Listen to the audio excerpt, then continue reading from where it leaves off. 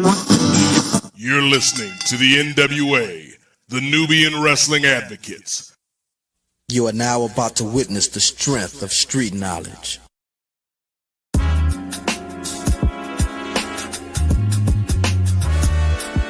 Yo, it's Righteous Reg. It's a case for the safe, keep a space for the Nubians. Unfiltered, off-kilter, the professor, the godfather. Post-wrestling, the NWA, not keep guessing, The views and expressions, you know the rest. It's pop excellence, get the message. Advocates for Nubian wrestling, you're listening to the best again. Black wrestling in the ring we invested in. Nubian kings and queens we invested in. It's for the culture and we reppin' it. It's for the culture and we reppin' it.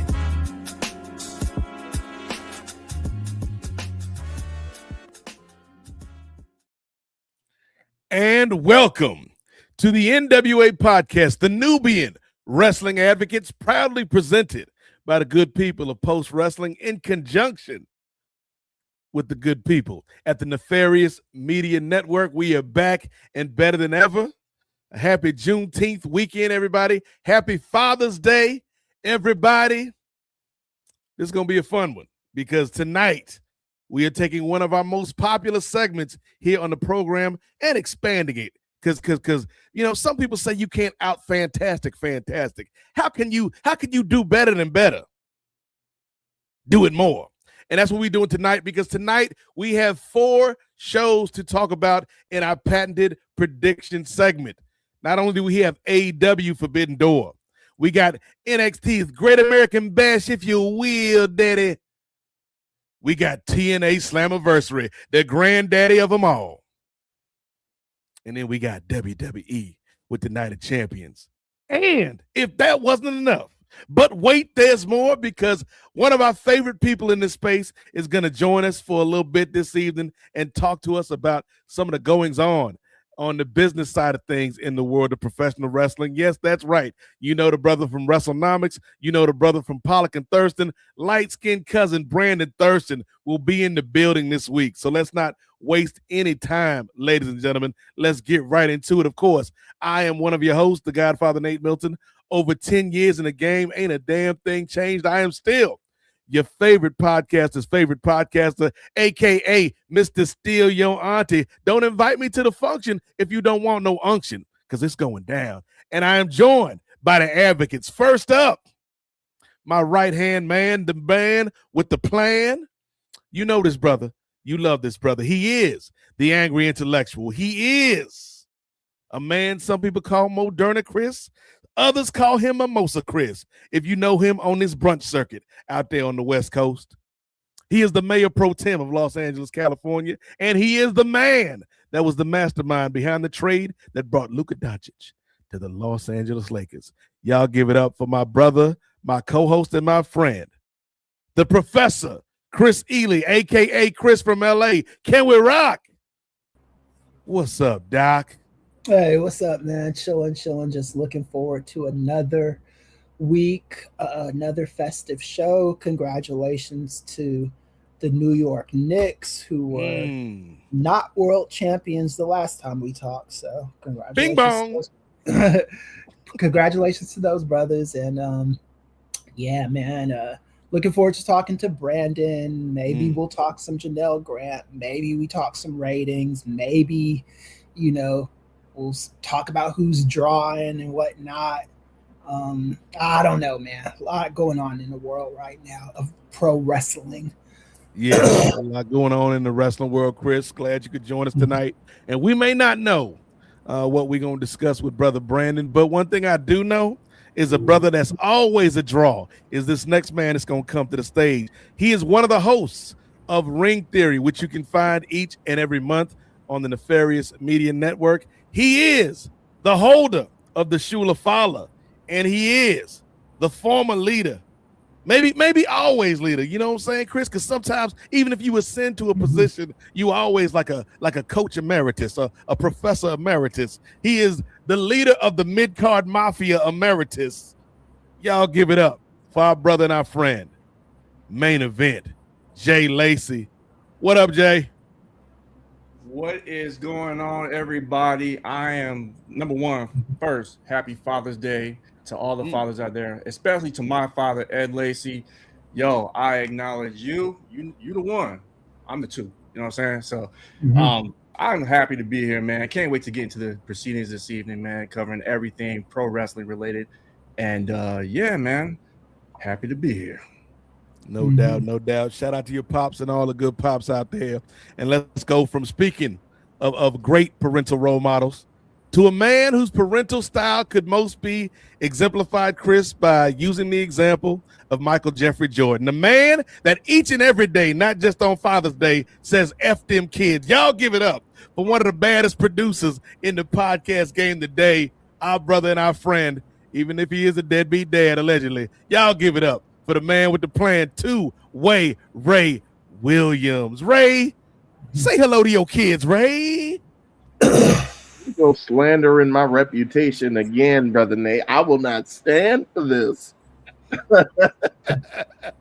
But to echo Brother Jay Lacey's sentiments, yes, happy Father's Day to all those who are fathers or act as fatherly figures. Much appreciated. And also, happy belated Juneteenth, brothers. Indeed. Freedom ain't free, brothers. Yeah. Freedom ain't free, and freedom ain't always on time. Yeah. Because these fools are co-opting Juneteenth, having like Juneteenth ice cream flavors, great value, and like just taking a holiday. And it's capitalism, ladies and gentlemen. Welcome. Yes. Indeed. It's always look. Even Alexa trying to get in on Juneteenth. This ain't your holiday, Alexa. Ain't got nothing to do with you. But yes, we got a lot to talk about. As I mentioned off the top, fellas, we have this. I think this may be the first time this has ever happened, where we've had 4 shows that are going to be occurring within the interim where we're going to be gone until our next episode here on Post Wrestling. So we're going to do predictions, our patented predictions for each and every one of those shows. Even TNA, even you TNA, get a shout out this month from the Advocates. And then, as Chris mentioned, our brother Brandon will be joining us at or around the 9 o'clock hour. So stay tuned, stay locked in for that. But before we get to anything, there is something that I would like to address, Ray Williams. Okay, because Brandon, one of the things I love the most about Brandon Thurston is that he can get into the numbers, Chris. He can get into the numbers, Ray. He can crunch numbers like no other, Jay Lacey. And so I want to drop a number on you real quick, Ray Williams. All right. And the number is 64, okay? Oh, right. Now let's 64 could connotate a lot of things. I could be talking about Nintendo 64, one of the greatest video game systems in the history of video games. It's undeniable. Shout out to Banjo Kazooie in them. Indeed. I could be talking about, this podcast does take a few motifs from the group NWA. I could be talking about Cruising Down the Street, okay, in my 6'4", one of the greatest opening lines in any song in American history. I could even be talking, you know what? I could take it all the way back. We could be talking about the Commodore 64, man. I know you and I know about that, Chris. The Commodore 64, man. Playing the trail and whatnot, cuz. Talking about it. Yeah. Anybody could get that dysentery on them streets. But in this case, Ray Williams, the 64 that I want to highlight and illuminate is the number that I saw when I clocked out last night, Ray Williams. I put in 64 hours at the shoot job this week. Ooh. It's hard out here for a pimp when they're trying to get the money for the rent, Jay Lacey. And so I want to spin that around, okay? Because here's the thing.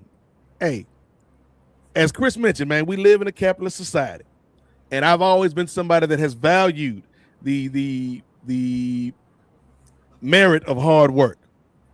But at a certain point, man, Chris, sometimes the hard work that you put in, the time that you put in, it becomes a law of diminishing returns, okay?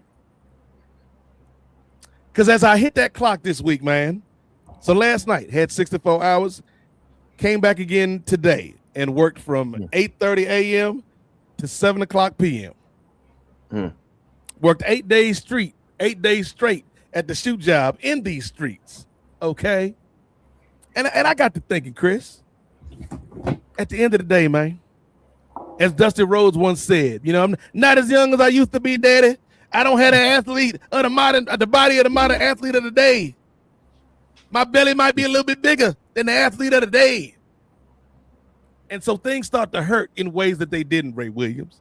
You start to realize your own mortality, Jay Lacey. You might not be at this stage, brother. You still in the prime, brother. You still prime LeBron on these streets. And I'm closer to Celtic Shaq than I am to prime LeBron. I'm not saying I'm Celtic Shaq, Ray Williams. I'm just saying as a matter of equivocation, I'm closer to Celtic Shaq than prime LeBron. My knees hurt in ways they didn't. My back hurts in ways it didn't. My eyes don't see as clearly and sharply as they used to. But because I'm working 60, 50 hours at the job, I don't have time to take care of myself in the way that I need to, in the way that we all should, particularly men of color, man. We need to be having regular checkups, brothers. We need to be seeing a doctor regularly, checking what we eat, what we put into our bodies. I don't want to sound like Dr. Umar on these streets on Post Wrestling Tonight. But what we do drink your alkaline waters, brothers and sisters. But we do need to, you know, kind of maintain and upkeep the body, because we only get one of them, fellas. And so it got me to thinking, man, because I've been thinking all year that there needs to be a change in my life.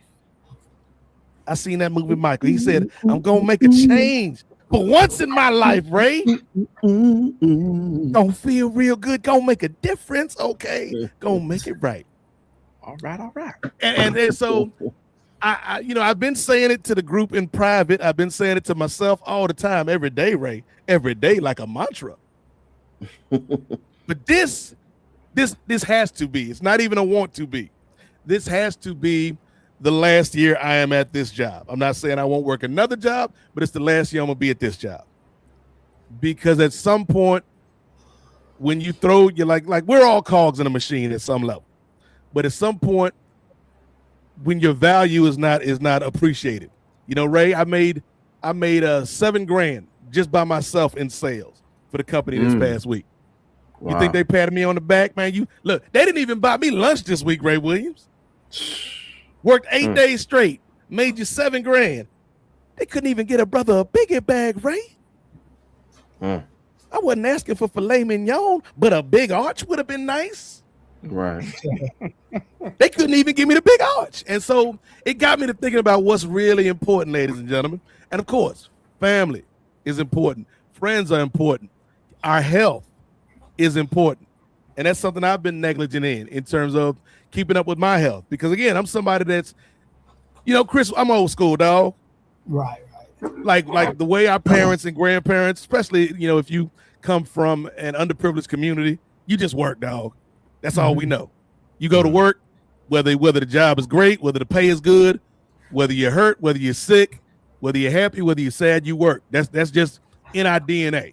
Right. And so, like, that's an admirable quality, but it's a quality that can be taken advantage of. And I'm to the point where it's like, you know what?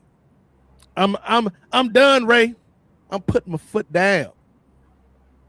And I'm not going to allow myself to be taken advantage of anymore, Ray. Because I'm sick and tired, okay, of being sick and tired. Come on now. I got to turn the page on some of this stuff. And the page I want to turn to, and there's somebody like, damn, they preaching tonight? It's Sunday service here at the NWA podcast. Because the page I want to turn to is the page that we are on tonight. And you can bring me out, Ray Williams, because I want to illuminate this point. Because when you look at what we do here at Post Wrestling each and every month with the NWA podcast, when you look at what Jay and Ray and our brother Gerard Brown, who is not here with us tonight, he may pop in. You never know. Brother might be in the rafters like Sting and Darby. He might just be waiting for his entrance. But when you look at the work that they're doing, when you look at the work that somebody like Chris is doing, not only on these podcasts, but with his Substacks and kind of the critical thinking and thought and discussion that he's bringing into this space. When you look at the way that we have people on our network, like Rachel Eiley, like Brittany Monet, like Steve Willie, like Jennifer Smith, like there's a lot of people doing a lot of good work. And Chris has been like kind of helping us behind the scenes, trying to figure out how to work with these algorithms and work with this kind of the way media is consumed. You know, John and Wade did a great job on the cafe the other week when they had the episode about the Louis Theroux documentary about In the Manosphere. And it's like, I don't know. Like they review that shit? Yes, they reviewed it. You gotta go back and check it out, Chris. I thought it was one of John and Wade's best episodes in terms of one of their documentary reviews. But I'm not, like, I consider myself intelligent, but I'm not smart enough, Ray, to understand what makes the algorithms work. What makes somebody like these cats in the manosphere who out here speaking this nonsense, who out here speaking this garbage, who out here speaking this hate. I don't know what allows them to profit off of this prejudice, Chris. I don't know what allows them to be enriched from this ignorance. All I know is the way I was brought up, man, is if you go in, you do the work, eventually you will see a result from the work. And I don't want anybody to think I'm sounding bitter, Ray, because if you look at where we are from a year ago, we've been doing some really cool things. This man, Ray Williams, MAGA Ray on these streets is what they call him now. This man, Ray Williams, was at the White House, ladies and gentlemen, the people's house, covering UFC 150, and he did a damn good job. And we're proud of you, Ray Williams. This man, Ray Williams, went to Ring of Honor, and he did a damn good job at the press conference. Got Tony Khan out here talking about his religious conversion. Who else giving you that in the game right now? This man, Jay Lacey, was at the pay-per-view press conference. He's going to another one. This man, Chris, y'all ain't seen the press conference till you seen Chris Healy roll up at the press conference. Chris is on deck, okay? Gerard was at the press conference. So we got something going on here. We got something building. And so I am very grateful and thankful for the people that have joined us on this journey. My question to the audience, to the people that tune in to Post Wrestling each and every month, and you dig what we do. Not only is the question, is there something that we are not doing that you would like to hear, that you think could open us up to some more eyes and ears? But the other question is, if there is stuff that we are doing that you dig, that you think enhances your life as a listener, tell somebody, man. Tell somebody. Because here's the thing. If we your dirty little secret that you listen to on the train going to work, Martin Bushby, I don't know why I'm calling Martin Bushby out. But if we somebody that gives you laughter and thoughts that you can work with during the week, man, get you through the day, we appreciate that. Because it's a relationship between the people in front of the mic and the people listening to the shows, man. And we have felt that relationship for years, and we appreciate it. But I think, as Chris always says, this is the level up year. So help us level up, because like I said, man, I'm a hard worker, but there's a line in the Bible, Chris, a verse that says the spirit is willing, but the flesh is weak. And after working 64 hours plus 10 a day, and I don't know if you're a mathematician, you ain't got to be Brandon Thurston to know that's 74 hours in 8 days. I'm tired. I'm tired, boss. I'm tired, boss. But I'm not too tired to come here each and every month with my brothers and talk about this world of pro wrestling and these combat sports and talk to you out there. And if you want to talk back to us, hit that super chat button, because you get to cut to the front of the line for these conversations that we have each and every month, where we can have fun and we can be thoughtful and we can be truthful and we can tell jokes without being hateful, without being ignorant, without being, I say it, Chris, without being stupid with some of this brofoonery that you see in the manosphere out here from people like, look, I'm going to say it. I'm going to say some names. Joe Rogan. Stephen A. Smith. Look, you ain't even got to be white to be involved in brofoonery, because Stephen A. Smith is out here clowning, shucking, and jiving with the brofoonery. Sage Steele involved in the brofoonery. Sick and tired of these people. And if you are sick and tired of stuff like that, and you want to hear good conversation, man, you ain't got to agree with everything we say, But when we come on the mic, we're not going to sell you wolf tickets. We're not going to tell you how we think it should be. We're going to tell you how it is in combat sports, in entertainment, in politics, in life. That's what you come to us for. And we are very appreciative of that. Help us level up to that next level, man. Help us get to that next level. Patreon.com/the Kings of Sport. For less than the cost of a biggie bag that my job that got 84 hours out of me this week wouldn't even give me for free. Less than the cost of a biggie bag, $3 gets you in the door for more than 300 hours of audio and video. And believe me, the Patreon is something we do want to make feel more exclusive. And to that end, there is an exclusive interview up right now with our good brother Jay Lacey out here on these streets, man. This is the type of stuff we want to do on the Patreon more and more. But one of the ways that you can help us do that is through your financial contributions. Look, we like PBS, okay? This is like PBS. We public black superstars, okay? That's all I can come up with right now. We public black. I told you I worked 84 hours this week. We public black superstars, PBS. We ain't got no tote bags. We ain't got no Bert and Ernie. We ain't got Elmo, who's getting jumped by Knicks fans online. We ain't got no Big Bird. We ain't got no Mr. Hooper, R.I.P. All we got is some good podcasts. And if you join us, man, it's brought possible by listeners like you, and we gonna keep going and leveling up. And that's all I got to say, Ray Williams. Well, all right. Well, piggybacking off of that, well, thank you, Brother Nate, for the call to action. So everybody go ahead, heed the call to action, not only on our Patreon, but also if you ain't got the money to spare on any of our social media platforms, whether it be right here on YouTube or X, Twitter, IG, Facebook, all the good places, Blue Sky. And hey, Ray, if you ain't got the money, because it ain't just about the money. Because you can offer somebody your treasure, your time, or your talent in life. If you somebody that is good with production, we need extra hands on deck to help produce.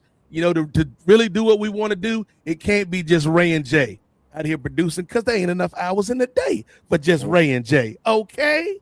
Hey. I got stuck in the rhyme scheme, y'all. I got stuck in the rhymes. But if you're somebody who's great with production, if you're somebody who knows their way around graphics, if you're somebody that is really keen on social media, if you're somebody like Chris that's into the algorithms and can crack the code, holler at us, man. Because we're looking for anybody and everybody who's willing to help us out, man. Also, and this is one of the things I've been wanting to do since the beginning, and we never really quite got that off the ground. If you're somebody that's already out here podcasting, but you are not amplified to the level that you feel like you need to be, holler at us, man. If you know what I'm saying, if we check you out and we vibe with what you're doing, we ain't got nothing but space and opportunity on this network. We can find you a home in Nefarious. And so this is something, again, it's not just about me.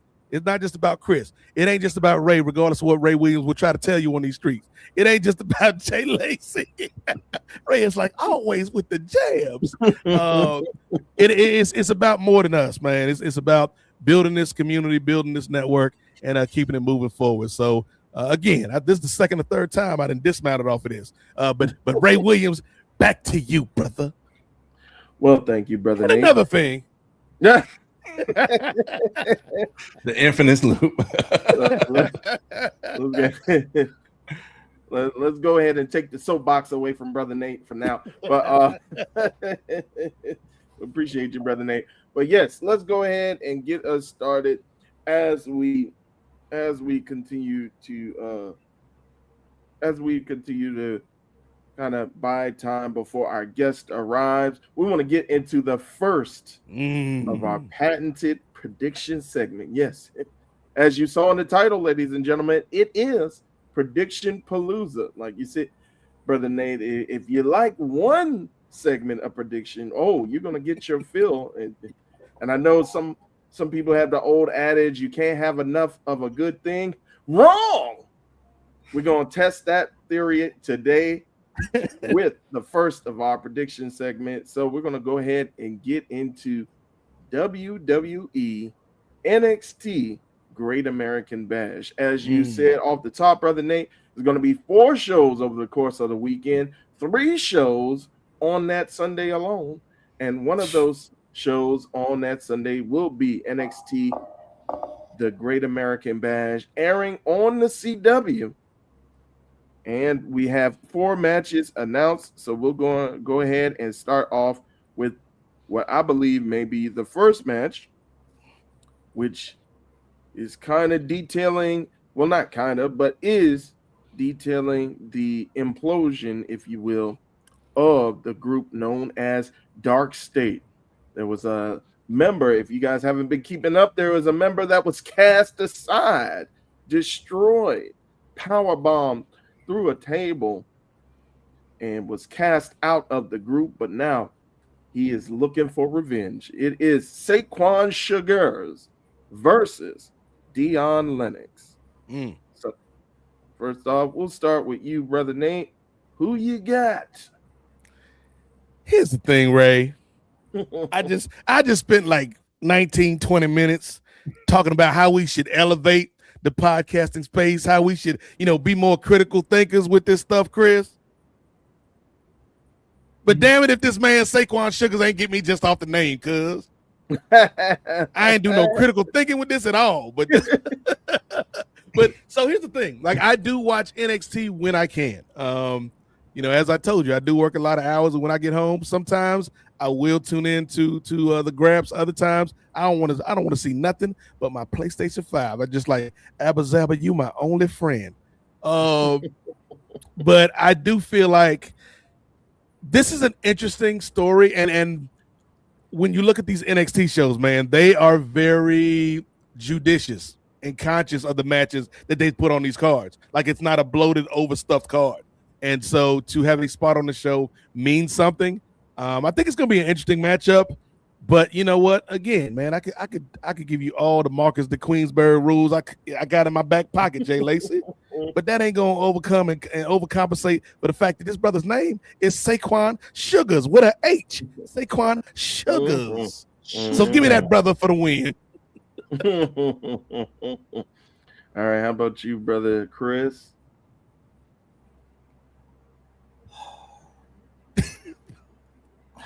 Okay, I'm sorry. Damn, he's scaring me. No, First it's prediction, just, Chris. It's already you already yeah, done. yeah, kind of. I just the names are so fucking silly. But I have seen a little bit of these two. Not really enough to make a judgment as to if I like him. And then the other guy too. There's another guy that I've been watching. The chubby dude that big boy. Yeah. Big boy's interesting. Rook. Big boy. That they had sitting in the audience and pretending he was a fan. So I guess I'll give it to this and why are they spelling Sugars with SH? I'm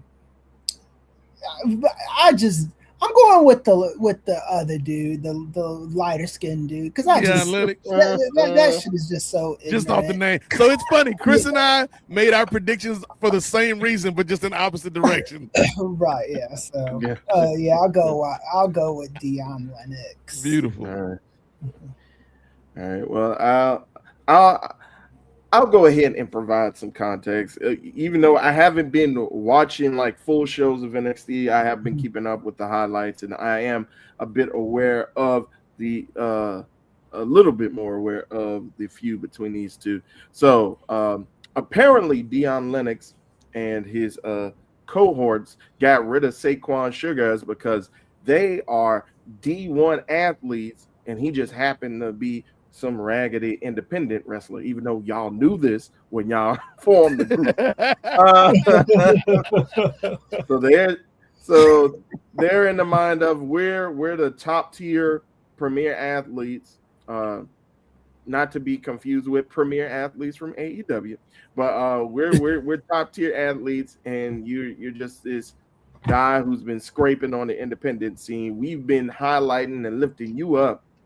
So, and there has been like some teasing of dissension earlier within the group as well. Sugar's been wanting to have more clout and more shine on his own, and Deion Lennox, he almost resorts to violence, almost resorts to kind of going off, but everybody coming back together for the good of the group for Dark State.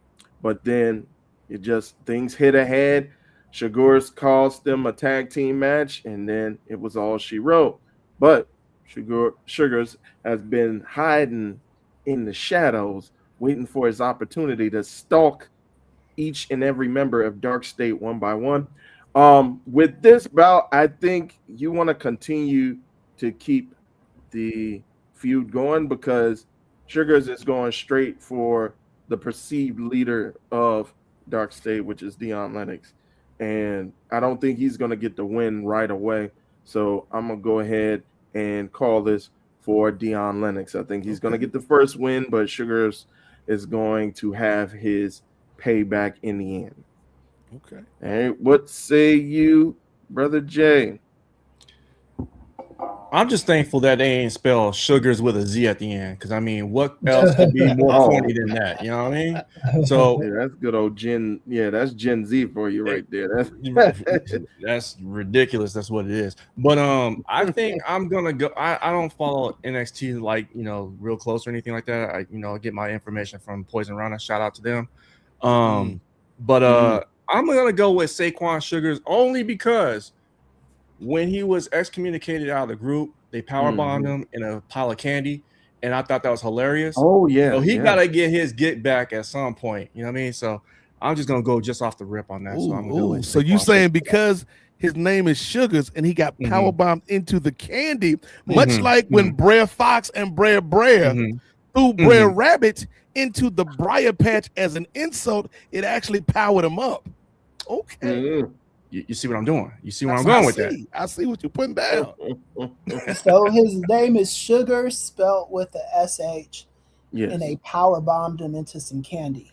Well, it just okay. So he was power bombed onto the commentary desk, and it was just so happened to be some candy there, and he landed in it. And I was like, was it a particular candy? Like, was there a product placement? You know what? It could have been. It could have been a happy accident. I tend to think that this was planned. They knew this spot was coming at the end of the show. Yeah, I spotted Jolly Ranchers. Yeah. My big back guy. Yeah. Some sweet tarts, some Jolly Ranchers, maybe So I just thought that was hilarious. So I mean, he got to get his get back. So I'm gonna go with Saquon for the win. Okay. All right. And before we move on to the next match, we have one more advocate who needs to chime in. If you wanted to give him the intro, if not, I could just bring him on. Say his name and he appears, but you don't know where his head gonna rear. It could be uptown. It could be out of town. It could be around town. Hell, it could even be in your town. But we gonna give it up right now for the 5th member of the crew. Y'all give it up for Gerard Downtown Brown. What's popping? How y'all doing? What's good, brother? See, I see y'all running down these NXT results. Yes, we on the first match. Deion Lennox versus Saquon Sugars. Well, hey, we got Mr. Sugars for the win, of course. Come on now. Hey, I heard my tag team partner already. That's why we a tag team. Doing his thing, but also Sugars. I'm just going to stick with Mr. Sugars over here. Mr. Sugars was one of the premier speakers in that group and one of the people who seemed to be a breakout star. And to see them now get this opportunity, I'm curious to see what they can actually do with it. You saw what Trick was at one point to be just like a follower to then take that front and get that own position for himself coming out in NXT. I want to see what Shawn Michaels can do with Mr. Sugars himself. So, Mr. Too Sweet on the feet. So let's see if he can get it done. All right. So I believe that's 3 for Mr. Sugars, 2 for Deion Lennox. Okay. I will say, as much as I enjoy the name Ray Williams, Part of me kind of hopes that he gets a name change when he gets to the main roster because they're going to run that into the ground in the first week. Yeah. Saquon with the sugar shock. Hey, he's Michael just Cole too don't get sweet, enough. brother. He is just too All right. Well, the diabetes drop. The diabetes drop. So I did want to pose this to you, brothers. Our guest is among us. So if you wanted to go ahead and get to our guest, or if you wanted let's look at a 20-second timeout on the predictions. Hey, look, we love doing our predictions, but when guests are here, we got to make room for them. I know all of us, at various stages of our lives, fellas, we watched a little program called Wildin' Out, you know what I'm saying, with Nick Cannon. Happy Father's Day 20 times over to brother Nick Cannon. And they had a segment on Wildin' Out called the Family Reunion. Y'all remember that one? Mm-hmm. At the family reunion, who we introducing. And to that point, I would say this, Ray Williams. It's our cousin Brandon. Don't you sleep, don't you slumber. He come from WrestleNomics, so he gon' crunch the numbers. Y'all give it up for the brother that's going to take you behind the scenes and behind the stage and let you know all about what's going on in the business world of professional wrestling. You know him from WrestleNomics. You know him from Pollock and Thurston. He is one of our favorite people to talk to whenever our schedules sync up. And, of course, he is our light-skinned cousin. Y'all give it up for Brandon Thurston. Brandon, welcome back to the NWA podcast, my friend. Hello. No one does an introduction quite like Nate.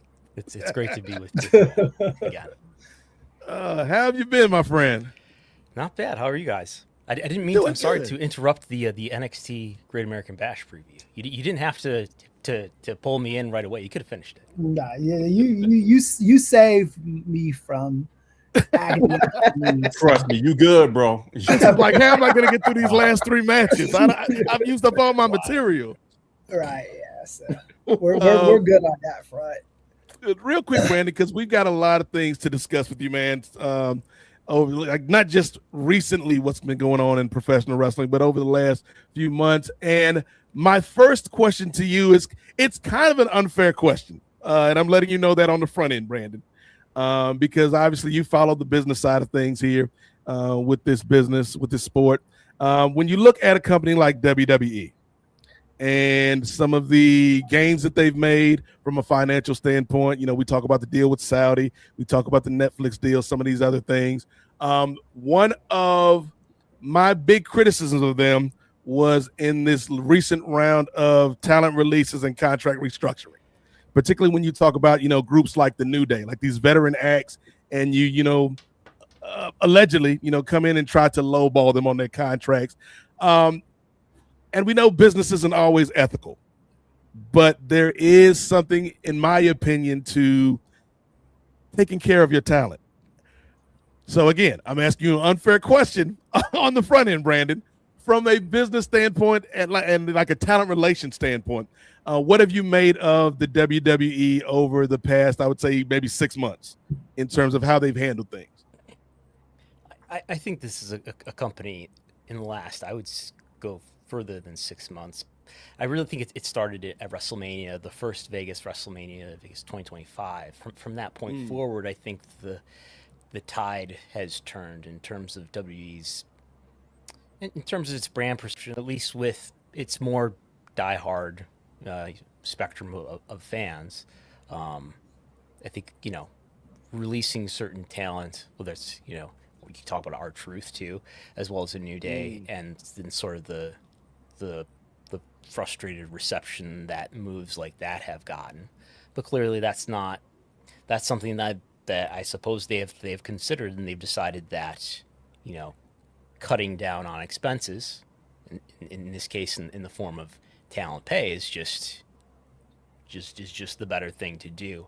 TKO is controlled by Endeavor, which is controlled by Silver Lake, which is a private equity firm, and what we're seeing seems quite a bit like out of the playbook of a private equity firm. You sort of like think about it as sort of they're flipping a house. I don't think WWE is going to be sold anytime soon, and I doubt TKO as a whole is going to be sold anytime soon. But I could see it happening in the next 10 years or so, and I'm sure they want to sell. They want to invest in this property for a long time, for many years, but then eventually turn it over and sell it and make this thing as efficient and as valuable and as attractive to a prospective buyer as possible. And the backlash that they're going to get from fans for doing an assortment of things that they've done over the last 6 or 18 months is a move it's a hit that they're willing to take. To that point, Brandon, and then I'll open the floor up to the rest of the advocates. When you talk about kind of the fan perception of this product as a consumer, we heard especially over this last WrestleMania, of so many fans that were priced out of going to this experience. So many fans, when you go back to like something like Cena's last match at MSG, and it's just like the exorbitant rates for like people having the mortgage stuff, and then like I got to take out a loan to take my kid to see this match. Do you think skates they've ever done in the last few years? Yeah. So that's the question, because from the company's perspective, that's amazing. But do you think we're going to reach a tipping point, or have we reached a tipping point where the fans are like, the juice isn't worth the squeeze? And I guess second point to that question, do you feel like if we haven't reached the tipping point, then that tipping point may be when it becomes crystal clear? Because right now, fans know WrestleMania is in Saudi next year. But I don't think they're going to feel that FOMO until like a month out. And it's like, oh, snap. I can't go to this thing that I've always gone to, that my family's been a part of, that my kid's been a part of. Do you think that there will be some fan backlash at some point? I think in terms of the ticket prices going up and up, that is, again, something that they've been able to get away with and continue to increase the prices for the last few years. But we're seeing in some of the data that I have, some of the data that we get through a company called Polestar, where they give us not every event, but they give us a handful of events over the entire year. And what I try to do is I look at, okay, the last time they had Raw or SmackDown in this given city, how does the average ticket price compare this time versus last time? And, from 2022, 23, 2024, 2025, the prices just went up and up and up and up and up. And what I'm starting to see for the first time is early 2026 or so, maybe even somewhat in late 2025, you're seeing they are no longer able to charge an even greater price. Now they're still sort of flattening out where they were. So it's still basically, they've doubled prices on average, I think, from 2023 to today. So the multiplication of the ticket price has sort of leveled off. But they're not going down. They're just, okay, I think they're hitting the ceiling here in terms of what supply and demand will allow. I don't know. I think it's an open question about, like, does sort of, arguably gouging people now, does that have any kind of long-term effect on the way that people feel about WWE later, when maybe their popularity, does decline somewhat? I think it has declined over the last year and a half, but it's still really strong compared to where it was, say, in the 2010s. If their popularity does decline, and they do have to come back with whatever lower prices than they're charging now, are people going to be more reticent to come back? And it's going to be hard to re-win some people. I think that's an open question that I don't have a strong opinion about.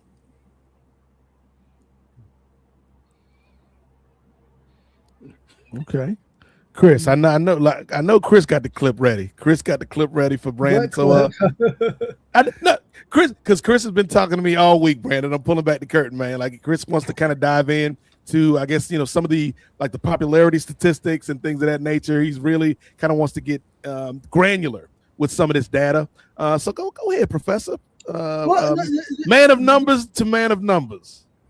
Well, for me, I'm just kind of like wondering, like, are they thinking, like, how forward thinking the company is right now? Because a lot of their thinking, in my opinion, seems to be short term. And, like, how much spillover do they want between, this is the main question. So how much spillover do they want between the UFC audience and the WWE audience? Because just when I watch the shows, they seem like two completely different audiences. I haven't sat through a UFC show in forever. You weren't at the White House last Sunday? Ray made that sacrifice. Ray was at the White House. Old Red Hat Ray was front row center. Red Hat Ray. Whoa. He took that bullet for us. It was a Nationals cap, Gerard, a Nationals cap. Yeah. Because I just watch, because when you watch UFC, the audience, sometimes Trump gets mixed reactions, but most of the time when he shows up to these events, from the clips that I see, he gets cheered.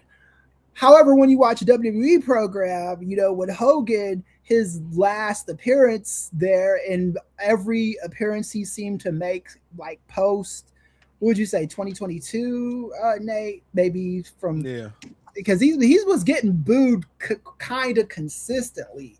The audiences don't seem to be the same.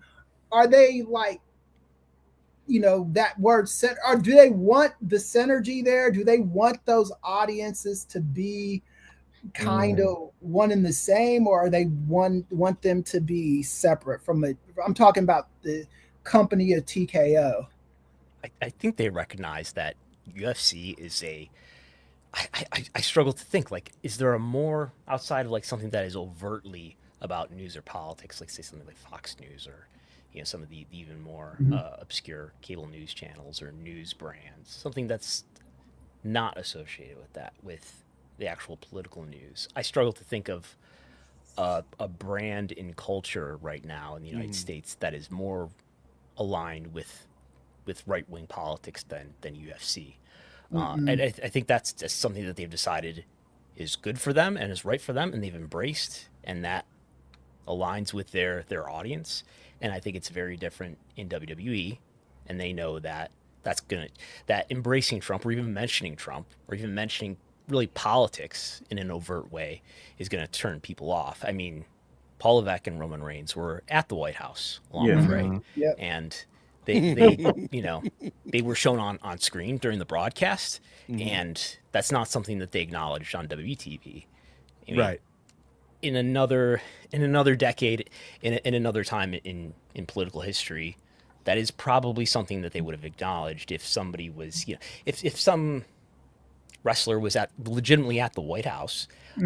That's probably something they would have highlighted for a second. But they're clearly deciding that this is a polarizing thing, and people have really divisive views about this, and we're not going to be embracing the right, even though Paul Levesque is going to the White House and whatever he's doing, teaching people how to do push-ups or whatever he's doing. I couldn't believe that they showed that on WWE proper. I was like, wow, because I just, Vince McMahon, we don't want to give him praise he doesn't deserve.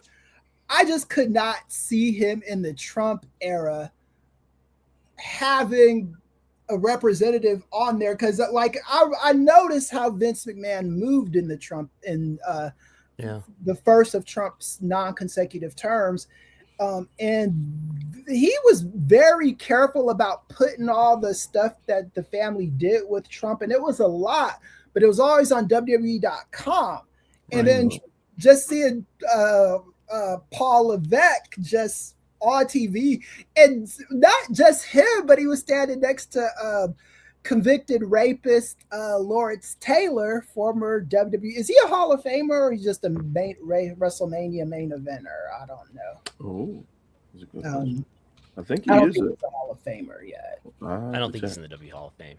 Yeah, no. I'm sure his day is coming though. Yeah, his time will come. But I was just mesmerized, because, like you said, under normal circumstances, it wouldn't matter who the president is, even meeting up with him. I mean, I know Kareem Abdul-Jabbar was never a Republican, but when the Lakers won the championship, him and Magic met with Reagan. I think the Lakers met with George W. Bush a couple times. No one thought about it, is what I'm saying. It was just kind of, meet with the president. That's what you do. Beyonce and Destiny's Child performed at the inauguration of George W. Bush. So I don't think it's necessarily the president being a Republican more so than Donald Trump having all the baggage that comes with him, convicted felon, liable for sexual assault, all that kind of stuff. I should have probably said SA for the algorithm, whatever. But yeah, I just couldn't believe that they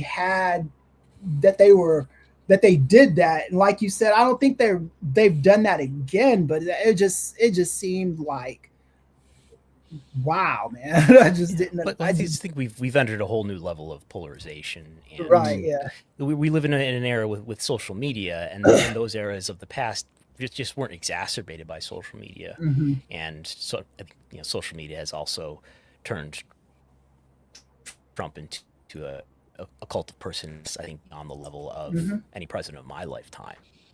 Yeah. Mm-hmm.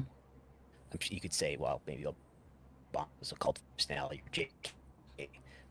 But I mean, this is into a new level of rising. I mean, when there's viral video going around, I think it was SummerSlam, where they were showing the clip of Paul Levesque going to the White House, and this was not shown on the broadcast, or maybe was shown on the broadcast. In any case, the crowd noise wasn't audible to people watching at home. Yeah. But of course, the crowd could be heard if you had your phone out there, and people were booing. So, I mean, that's a stadium. It's not like it was some small, super hardcore crowd. I think you've got a fair representation there, and you got people who are willing to pay maybe at least $100 or a couple $100 to get into SummerSlam. But you got a decent cross section probably there of wrestling fans, of your fans, and a lot of them were, enough of them were not liking it enough to be audibly heard booing. Mm-hmm. Mm-hmm. I think this stretches all the way back to even something that Vince was always trying to do. If I'm reading it from my little perspective, and it's trying to legitimize WWE. Right. Even if putting them in the White House on this committee can get them booed by a subsection of the audience, if it's not as highly publicized and everything. Now it's quiet. Maybe in 10 years, it's a louder move that gets lesser noise because we're just inching that goalpost away from folks, and we're trying to make our brand just as legitimized as the NBA champions coming to the White House after a big championship win. I could see if this company sticks down the timeline, okay, 10 years from now, after a great big WrestleMania, if they have that pocket in the White House, hey, we can have our WWE champion stop by to say hi to the president. And hey, that's now we're legitimizing WWE to such a degree. Whether it's talk shows and being on Good Morning America and all that, it felt like they've always, Vince wanted to run away from that carny nature of the company, whether it was in his language, on the show, the people they wanted on the show, the guest host era, trying to bring people in to make other audiences watch. We're sports entertainment. We're not just one thing. We're a catch-all. We're here for everybody. It's trying to, I feel like, legitimize the company in their further steps of, I mean, I hate to say it, but now federally, which we saw UFC with the past White House show, a bunch of, whether it's the war contracts and the different things and advertisements that they're getting to fund the company. I can see them trying to get that same legitimization for WWE. That's what I see. I see it too, but the audiences just don't seem the same to me for UFC and WWE. It's like WWE, and I agree with Gerard. It does seem like WWE is trying to inch. Maybe I'm reading too much into it, but it does seem like they're trying to make a play for a more right-wing atmosphere. It just doesn't seem like. I mean, and that's the duality of WWE over the years, right? Because Vince McMahon, his drive to become more mainstream and not be so much wrestling and more like just mainstream attention, making a movie studio and all this other stuff. I think they changed their audience's politics more left, over the years. And I don't think they knew they were doing that, or maybe they did know they were doing that, because I remember going to shows in New York City, original ECW shows in the 90s, and you would just hear like a homophobic chant in the arena of anybody. I remember a whole arena. I was there live for this at Shawn Michaels, and they're just chanting the worst kind of crap to him. I think if someone did that in a WWE audience in 2026, the audience would shut that person down. You know, I don't think it would. I don't think it would even leave that section of the arena. You know. But I think that speaks to a bigger point of what you're actually talking about. I could see them TKO trying to, because I felt like that's what we heard at the beginning. Oh, we want to attract a more luxury audience to this product. We want to increase the prices to make sure that it's matching this vibe and appeal that we think the brand should match. But the same way you're saying, okay, if they're going to chant something like that in a show today, that'll get shut down. I think that happens at AEW. I think at the right indie, that happens the same way. I think a lot of places, I think that's actually the culture of pro wrestling, because it's supposed to be, hey, we are all, you could have been the jock, you could have been the nerd, you could have been the band geek, you could have been the theater person. We all coming to love this one product that we love. You could be, doesn't matter how you identify. We all like this one thing, and we want everybody to enjoy the one thing we love, because we know how much people didn't talk down on it. And that's how we try to increase the brand of it not being some carny thing, by enjoying it and letting sure that everybody can love and enjoy the same. And I think there's just this, I don't think you're going to swing that pro wrestling audience to that side like the TKO on the other side of TKO with UFC, and how that audience might be swayed a different way, because it's one thing, we're looking for straight violence and fights. And I'm not trying to say that everybody looking for violence and fights is a bigot, awful individual or anything like that, because there's a lot of great UFC fans out there. There's a lot of great MMA fans out there. But maybe it's the nature of the sport that brings it out of you, versus pro wrestling. We're here for stories. We're here for narratives. Oh, cool. A death match is there. We can love that too. But at the end of the day, we're not looking for harm on people. We're looking for entertainment. So maybe that's also the ebbs and flows of why that can't be changed.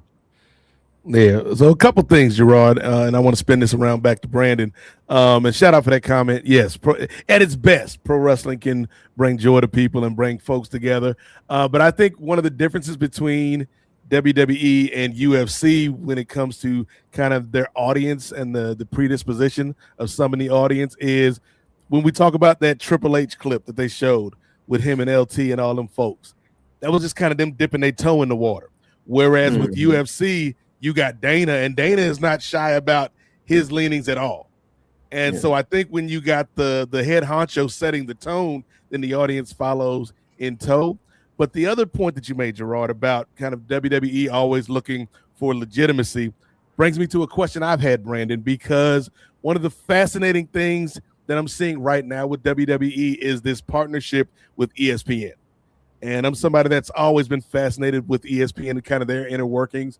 But what have you made so far of this partnership? Has it been a net plus for WWE? You know, not only having the, first hour of some of these pay-per-views on ESPN or ESPN2 proper, but then when you talk about the ESPN Plus aspect, and then having their stars like Cody Rhodes or Trick Williams or Lash Legend or whoever show up on Stephen A. Smith or Mike Greenberg or whoever it may be. Danhausen. Have you thought it's been a positive partnership thus far for them, Brandon? It's definitely like almost doubled the amount of money that they were getting over what they were getting from Peacock for similar content, right? Because they've gone from, it was an average of 180 million per year for Peacock, and now they're getting, I believe, 325 million. So they're getting more money. But, and they're getting a lot of marketing value that you're mentioning there too. You're getting whoever it is, Danhausen, and lots of people showing up on ESPN. That's worth something. That's worth a lot. But what they're losing is a lot of their audience that was watching these shows. I think Peacock had or has something like 30 million subscribers in the U.S. It's in a lot of households. This ESPN app has all sorts of issues with depending on what cable package you have, depending on what tier you're on, maybe you can authenticate into it, maybe you can't. Maybe if you want to watch the show, maybe the only way for you to watch it is to pay $30. But Brandon, R-Truth and Los Garzas explained it to you perfectly every week. That was a headache, man. It depends on what and hopefully before this deal is up, it will hopefully soon, within the year or so, but I don't know. Then maybe everybody who gets ESPN as part of the regular cable package will be able to get this. But like for me, for example, I'm a YouTube TV subscriber. As far as I know, I can't authenticate in. I would have to pay $30 or get on a VPN and just watch it on Netflix. But so the number of people who are actually watching these shows, we don't get numbers for stuff like this. And it does help that they're getting some of this stuff simulcast on ESPN proper or ESPN2.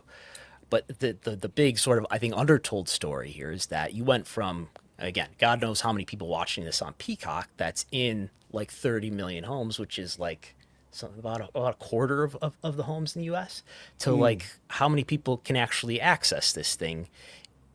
We don't know, and I'm sure it was however many people watched WrestleMania this year is I'm sure their smallest audience that watched WrestleMania maybe since the pay-per-view era ended in 2013, maybe early W Network, just because it's a smaller section of people who have it. You have to go through some friction to authenticate in and figure out how to get there. Whereas on Peacock, this was on a pretty wide distribution platform, and I think that did help them in a lot of ways enhance their popularity in the early 2020s. Yeah, because I have YouTube TV as like you have, and I have AT&T DirecTV Stream is what they call it now, and I have Hulu. It didn't work on any of those apps. You have three cable packages, Chris? Yeah, I'm paying for all this. He's a baller. He's a baller. It's a tax write-off for my Substack. If I look at it, man. Always thinking subscriptions. Yeah, like I can actually write my subscription to you off on taxes too, Brandon. Yes. So I've got that's how I take care of that, but.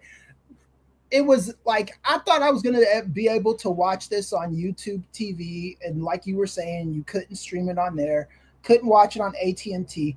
Hulu, so there was a way you could watch it on Disney Plus. Ray, you said you discovered how to watch it on Disney Plus, right?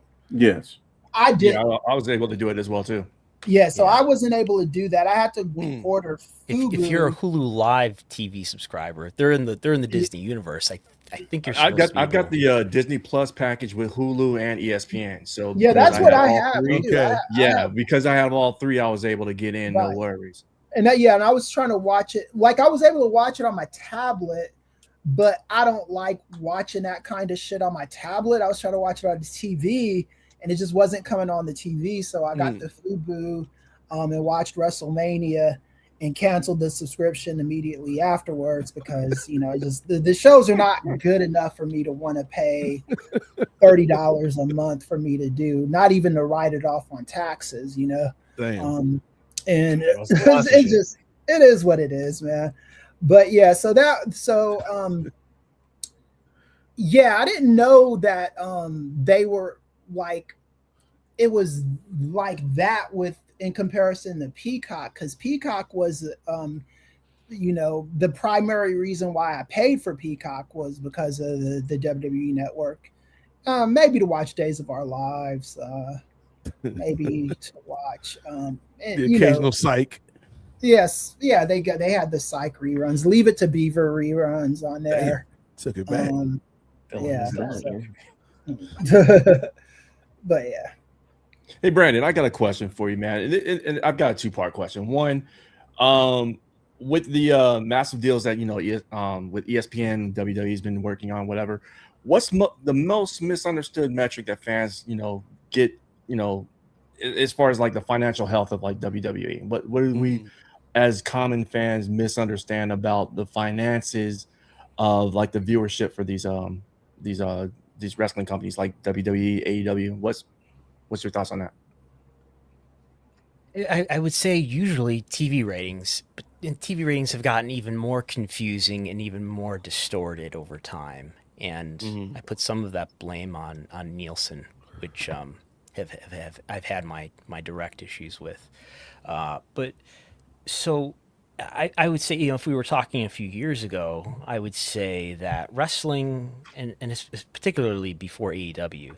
So with wrestling, it's going to be affected by cord cutting. Cord cutting started in earnest around 2014 or so, and that just gradually diminished the population that had access to something like the USA Network, and wrestling was in decline over that time. And it's really hard to parse the decline in cable homes, alongside the decline in, say, Raw TV ratings. And sort of what was happening at the same time is that I think wrestling, in a lot of ways, it sort of straddles this space in terms of consumer behavior. It straddles the space between live sport and scripted entertainment in terms of how people watch it on television. So for the sake of making money, WWE wants to tell everybody that they're just like live sports and everybody wants to watch us live. And that's mostly true. Like 80% of the consumption of, say, Raw, probably then and probably now, is people actually watching it live. If you watch something like an NFL game, you're going to have probably something like 95 or 99% of the people who are watching an NFL game are watching it live. I don't know if I can think of a time when I watched an NFL game on DVR. I'm sure there's super fans out there that have to catch up on their favorite team, but it's probably pretty rare. But so if you look at the DVR watching of something like some scripted network show, Sheriff Country is what they're always advertising to me on the Bills games on CBS. So whatever your network shows, it's like 50% of that watch time is DVR. And now we have everybody watching that stuff on streaming, so they're don't even have to bother to turn on the big network channels. So part of that consumption, part of that decline, you could explain by saying, well, it's people gravitating towards DVR, it's people gravitating towards things like Hulu when Raw was airing on Hulu or Peacock or whatever it is. But so all of that made it complicated enough to try to understand why Raw's ratings were declining. Now, I think it was also, you could also look at other metrics across the same time, particularly in years of like the late 2010s, where you could see attendance was declining in a lot of areas and merchandise sales were declining in a lot of areas. So I think there was a genuine decline in popularity in the late 2010s. But now with TV ratings, it's gotten even worse, because what we're seeing now is Nielsen's methodology has changed, and in the end of 2025 and going into 2026, we just had this valley in wrestling TV ratings in particular, sort of above all of sports did just fine. Some sports ratings went up, but for whatever reason, and I still don't know the answer. For whatever reason, wrestling ratings really suffered. And then sometime in this January, towards the end of January of this year, well, it kind of got repaired and things kind of went back to normal. And it just sort of raises the question about Nielsen in particular, in terms of what happened? Were the ratings, was the way that you were measuring TV ratings before, was that right?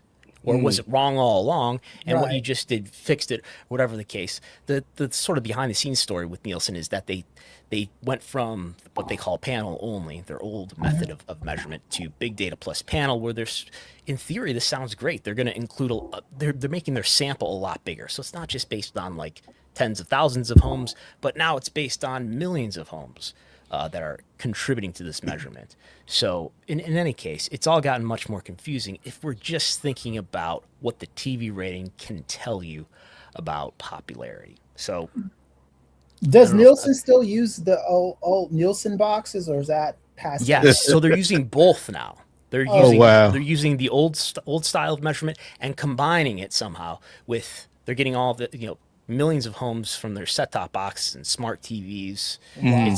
It's a huge percentage of the country now that's supposed to be contributing to this sample, but the TV rating becomes more and more confusing. So what I always would like to do is make these year-over-year comparisons, particularly because wrestling has some seasonality to it, whether you're going against football or whatever sports you might be going against. But now the year-over-year ratings, not only because of cord cutting that may be happening, but just because of the methodology changes, become all the more complicated.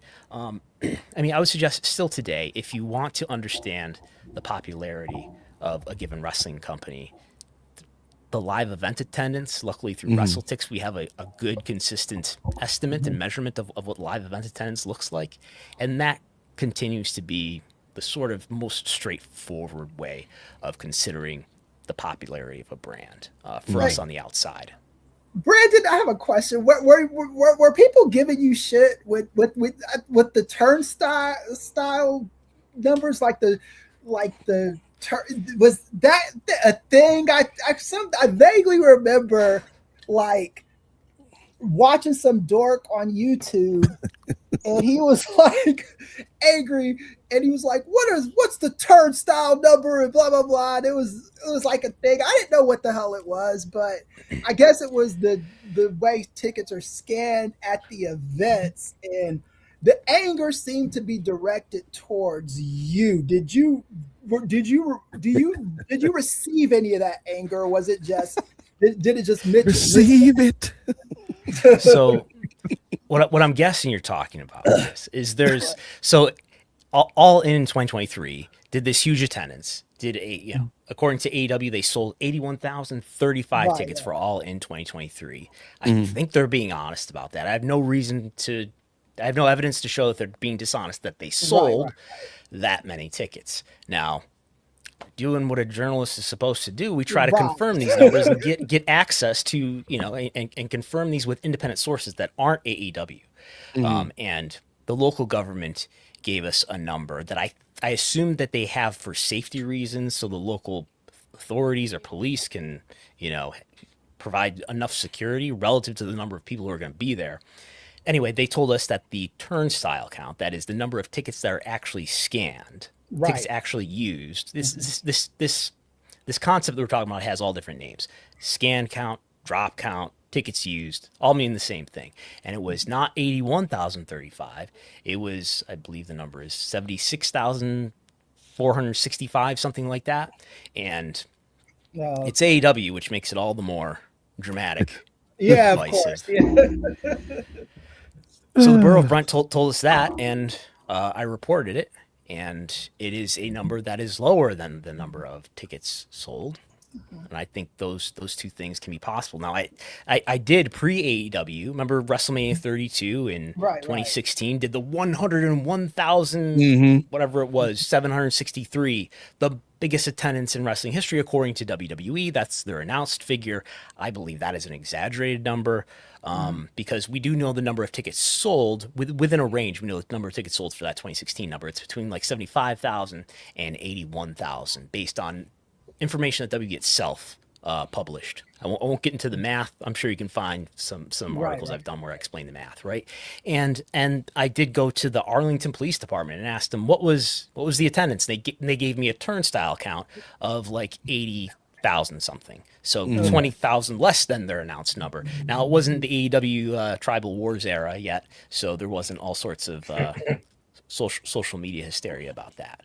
But yeah, we do get that number on occasion, that type of measurement on occasion for wrestling events, and it's, as you can imagine, particularly alarming when you hear a number that's a huge record and a huge success for AEW. Nonetheless, there are different ways to measurement. Now, I did ask Tony Khan before All In 2023 on the last media call beforehand. I said, "Will you give us the ticket report? Will you give us the ticket audit?" Because it was clearly going to be a record attendance of some sort, and it was going to be compared to all the biggest attendances of wrestling history. So I asked him ahead of time, will you give us the ticket audit report? And he deflected into, I think, asking me about like what would WWE do in this situation or something. So we never got that. The old okie doke. Brandon, going back to TV real quick. As evidenced by the cover art for this month's podcast, where we have these 4 shows that we are giving our predictions on as part of PredictionPalooza. Have we reached a saturation point? Because I just thought about it the other day, Brandon. If you are a wrestling fan that kind of watches a bit of everything, Monday night, we got Raw. Tuesday night, we got NXT. Wednesday night, you know what that means? We got Dynamite. Thursday night, the whole country's watching TNA Impact. Friday night, we got SmackDown. Saturday night, we got Collision. Sunday night, we got a damn pay-per-view. Like, is there too much wrestling right now? Or is it good that there's so much that is available that fans can kind of pick and choose what they want to kind of be consumers of? There's too much content, I think, everywhere in general, right? Like, I think if we just think about wrestling too, this is something I feel like we've noticed over the last few years or so, is that the libraries that were so exciting to have access to when, say, the W Network first came out in 2014, by God, now 12 years ago, it was, I'm somebody who grew up as a tape trader and was always, trying to watch stuff, but to have the W Network, I mean, that was access to a really big library that we didn't just have in our DVD collections. And that was really exciting. And I remember going through watching all the old WCW stuff at that time for that took me a long time to go through. And I think a lot of people have similar stories, and it took them, they spent a few years going through that stuff. And I think that the window of opportunity to monetize that stuff, or the window where people were really excited to watch that stuff, I think was around that time, let's say 2014 to, I don't know, 2018 or something like that. And that has sort of passed, like WWE, they sold the rights to the PLEs. They didn't sell any library rights to ESPN. Yeah. They've got some library. It's also getting sort of piecemealed out. And what we're seeing more now is some really interesting work with the W Vaults, the YouTube channel, but the video libraries, the time to yeah. No, real quick, does WWE owns that WWE Vault YouTube channel? Oh, they better, because they're publishing a lot of WWE IP out there. Right, yeah. Because there's that one in the WCW one. I watch them both semi-regularly, and I didn't know if they owned them or not.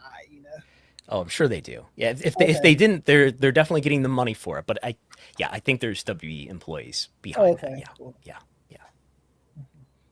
I got a question. Sorry, you guys go ahead.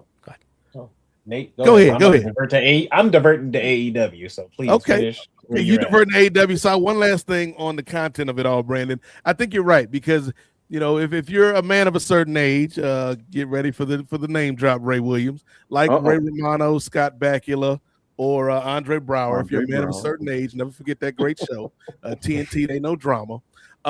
Like when the network first dropped, man, there were nights, Brandon, that I actually lived in my life where it was 3:00 in the morning and I'm watching the best of Vern Gagne. I ain't never cared about Vern Gagne in my life, Brandon, but because the Vern Gagne matches were available, I was watching Vern take on Wahoo McDaniel and Vern take on Baron Von Raschke and Vern take on Sergeant Slaughter. Like, this is amazing. All of these Vern Gagne matches that I've been denied my entire life. Cut to 2026. You can watch anybody's match ever as long as it was recorded. And it's just kind of like, even with the WCW channel, like I'm one of the biggest WCW fans you will find to this day, Brandon, to this day. And when they first launched it, I was like, oh, this is cool. And I think I watched about 3 hours one night and then maybe an hour or two the next night. And I was good, Brandon. Like I had my fill over a weekend and I haven't been back since. Right. It's good for if you're writing a wrestling article. That's what I use those things for. Yes, we're doing a classic review podcast or something. Right. Yeah. I can't watch it like I used to, because when I was in high school and in middle school, I used to be like, man, I can't wait until there's a 24-hour-a-day wrestling channel. And famous last words, man. I just think from 2014 to today, the fight for everybody's attention has just gotten so much more intense. Right? Yeah. That it was, intense enough when, I got a smartphone for the first time, probably late 2013. And that started to compete for attention with TV or with, doing things that I should be doing. and now we've got streaming services fighting for it, and social media fighting for it, and the businesses, and they want to fight for their piece of the pie, and TikTok comes out, and that's I never watched TikTok, so the Communist Party will never get me, but all the kids are watching TikTok now, and we got YouTube on our TVs. It's just the novelty. Not only the novelty, but just the competition has gotten much more intense, than it ever was before. The Netflix guy, Reed Hastings, I think, is known for saying, "Sleep is our competition," and that's to emphasize that everything that you do with time is all competing with, and all these media companies are trying to literally keep you awake. If you're competing with sleep with me at mid 40s, sleep is always winning that one. Gerard, you said you wanted to pivot over to AEW with your AEW. I do. But hey, here's the thing, Chris. As long as you fall asleep with the TV on, they don't care. They got you. That's how they get you. In 3 episodes, they're gonna ask you, "Are you still watching?" But they got you by the end of it. So we turn the TV. Yeah, we turn that TV off when it's turn the TV off. Turn the TV off. Turn the TV off. She, my wife works early in the morning. I got stuff I got to do, and I'm weird. I can't sleep without like the radio or the TV on. Like I need some kind of noise in my ear. I used to be that when I was still in my master's degree program. Once I got out of that, the days of me falling asleep with the TV on were over. But talking about TVs and things being over, well, hey, HBO and Warner Brothers Discovery is seemingly now with everything officially being infused into Paramount. And so with that, synergies and cutting costs and all that is a thing. And the guys of trying to acquire more money. Would the Ellison family be able to, I don't know how much the stake is that Warner Brothers Discovery owned in AEW, but could AEW possibly buy back that stake in this whole sale process and merging of the company? Just so they have the whole ownership of whatever maybe that small piece that Warner Brothers had at the beginning? Or is that something that now goes into Paramount and they are basically now forced to, like how Warner Brothers Discovery opted into supporting AEW, does Paramount now just automatically acquire that percentage and there is no buyback process in that?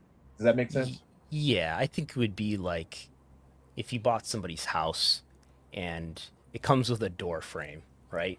As one of the many things. I think it's a relatively small. For one thing, we know that it's got to be under 10% because there's certain lawsuits that they're in where if they had more than 10%, they would have to clarify that.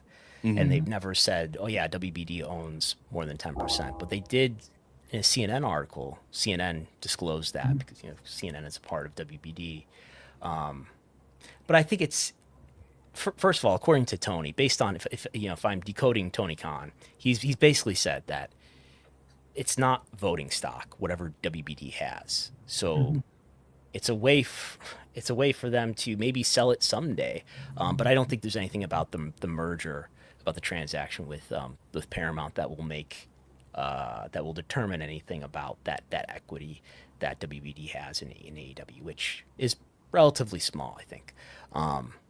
But yeah, I think the more interesting question is like for WBD and Paramount is like, will TKO through its relationship with Paramount be able to exude any influence on AEW's relationship with WBD and their willingness to renew? But we'll see. I think there's no legal reason. Like if it is better for AEW that a deal was not made with Netflix, because I'm sure with Netflix that there's some sort of exclusivity clause based on what we're seeing in WWE's past TV deals, which were made public recently, and based on what I see with a lot of their venues, they are putting exclusivity clauses to say you can't have any other wrestling here, with some very careful cutouts. I think like Lucha Libre was carved out, but I think if Netflix had acquired TNT and TBS, I'd be really curious to see how an exclusivity clause, assuming one exists. I don't know for sure one exists in the Netflix contract, but if one did exist, I wonder if it would apply beyond, or it could be construed to apply beyond Netflix. Or regardless, maybe in the next round of renewals, maybe they would do some sort of legal wrangling to expand the reach of an exclusivity clause. So, but in the case of Paramount getting WB networks, I mean, that's the relationship there is with UFC, with an MMA company, and I'm sure in UFC's TV rights deal, it doesn't say you can't have any wrestling. I doubt it even says you can't have any other. It might. It's Paramount. So I mean, in the case of ESPN, we know that ESPN aired UFC and then also aired PFL, Pro Fighter Leagues. Yeah. It aired other MMA, right? So there wasn't an exclusivity clause even in that case.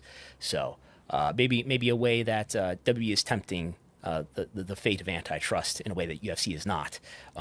So it is probably the better outcome for AEW if a merger did have to happen.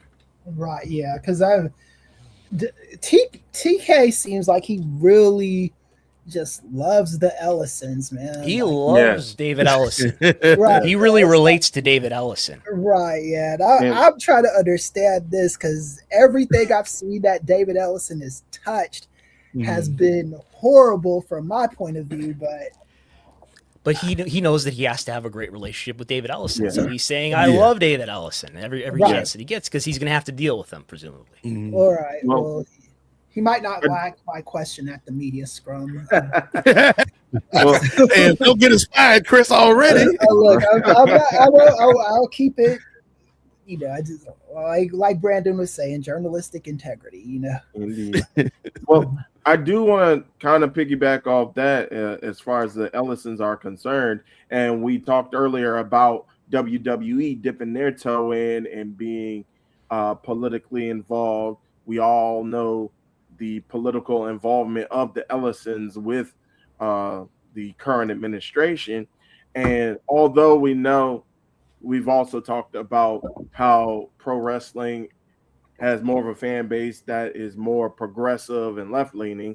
And we all know with AEW how their fans kind of get into it and how even their performers have been using their right for free speech to kind of prop up more progressive values like the LGBTQ community, like ICE, going against ICE, especially with everything that Brody King has been doing, and then the crowds kind of chiming in with their insight.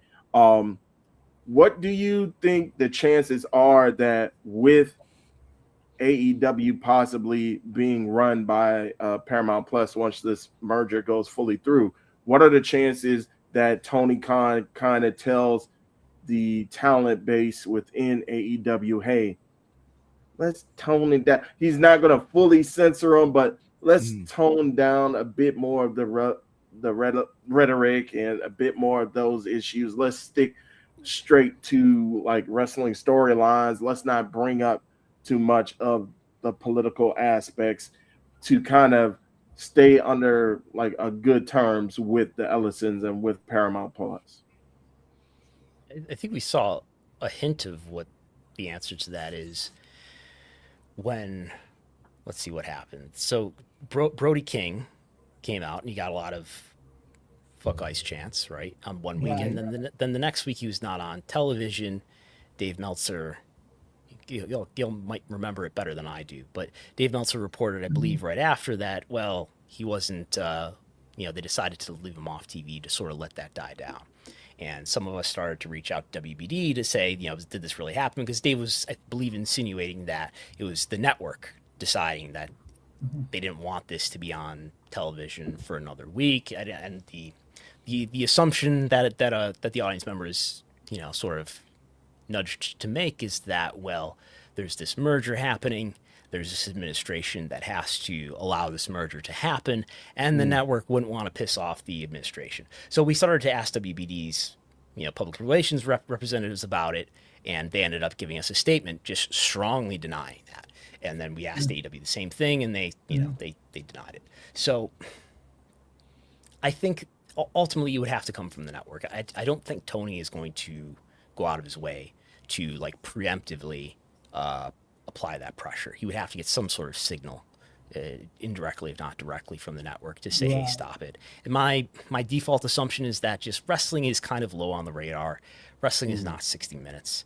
There would have to be like some direct meddling. Barry Weiss would have to become a wrestling fan or something. Oh and no! Say, hey, Oh look. no! I mean, the thing is, though, like Barry Weiss, she's not going to become a wrestling fan. I don't think, maybe she is. But what I do know though is that if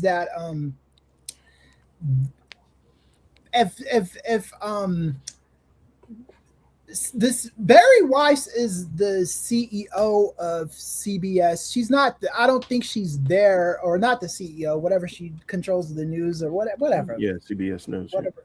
Yeah. Editor-in-chief of CBS. Editor-in-chief. Yeah, she used to be with the New York Times. She is not there to improve the ratings of 60 Minutes or the news or anything, because people are complaining about the ratings being lower.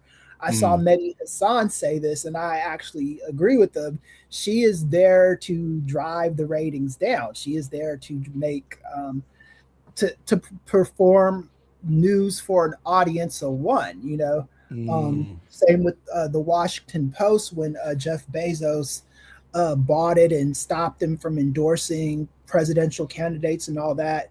The purpose of that was because one person read the Washington Post. It was Jeff Bezos, and he would report what he read back to Donald Trump. And I think that CBS is in that same alignment. I do think that wrestling is low on the radar.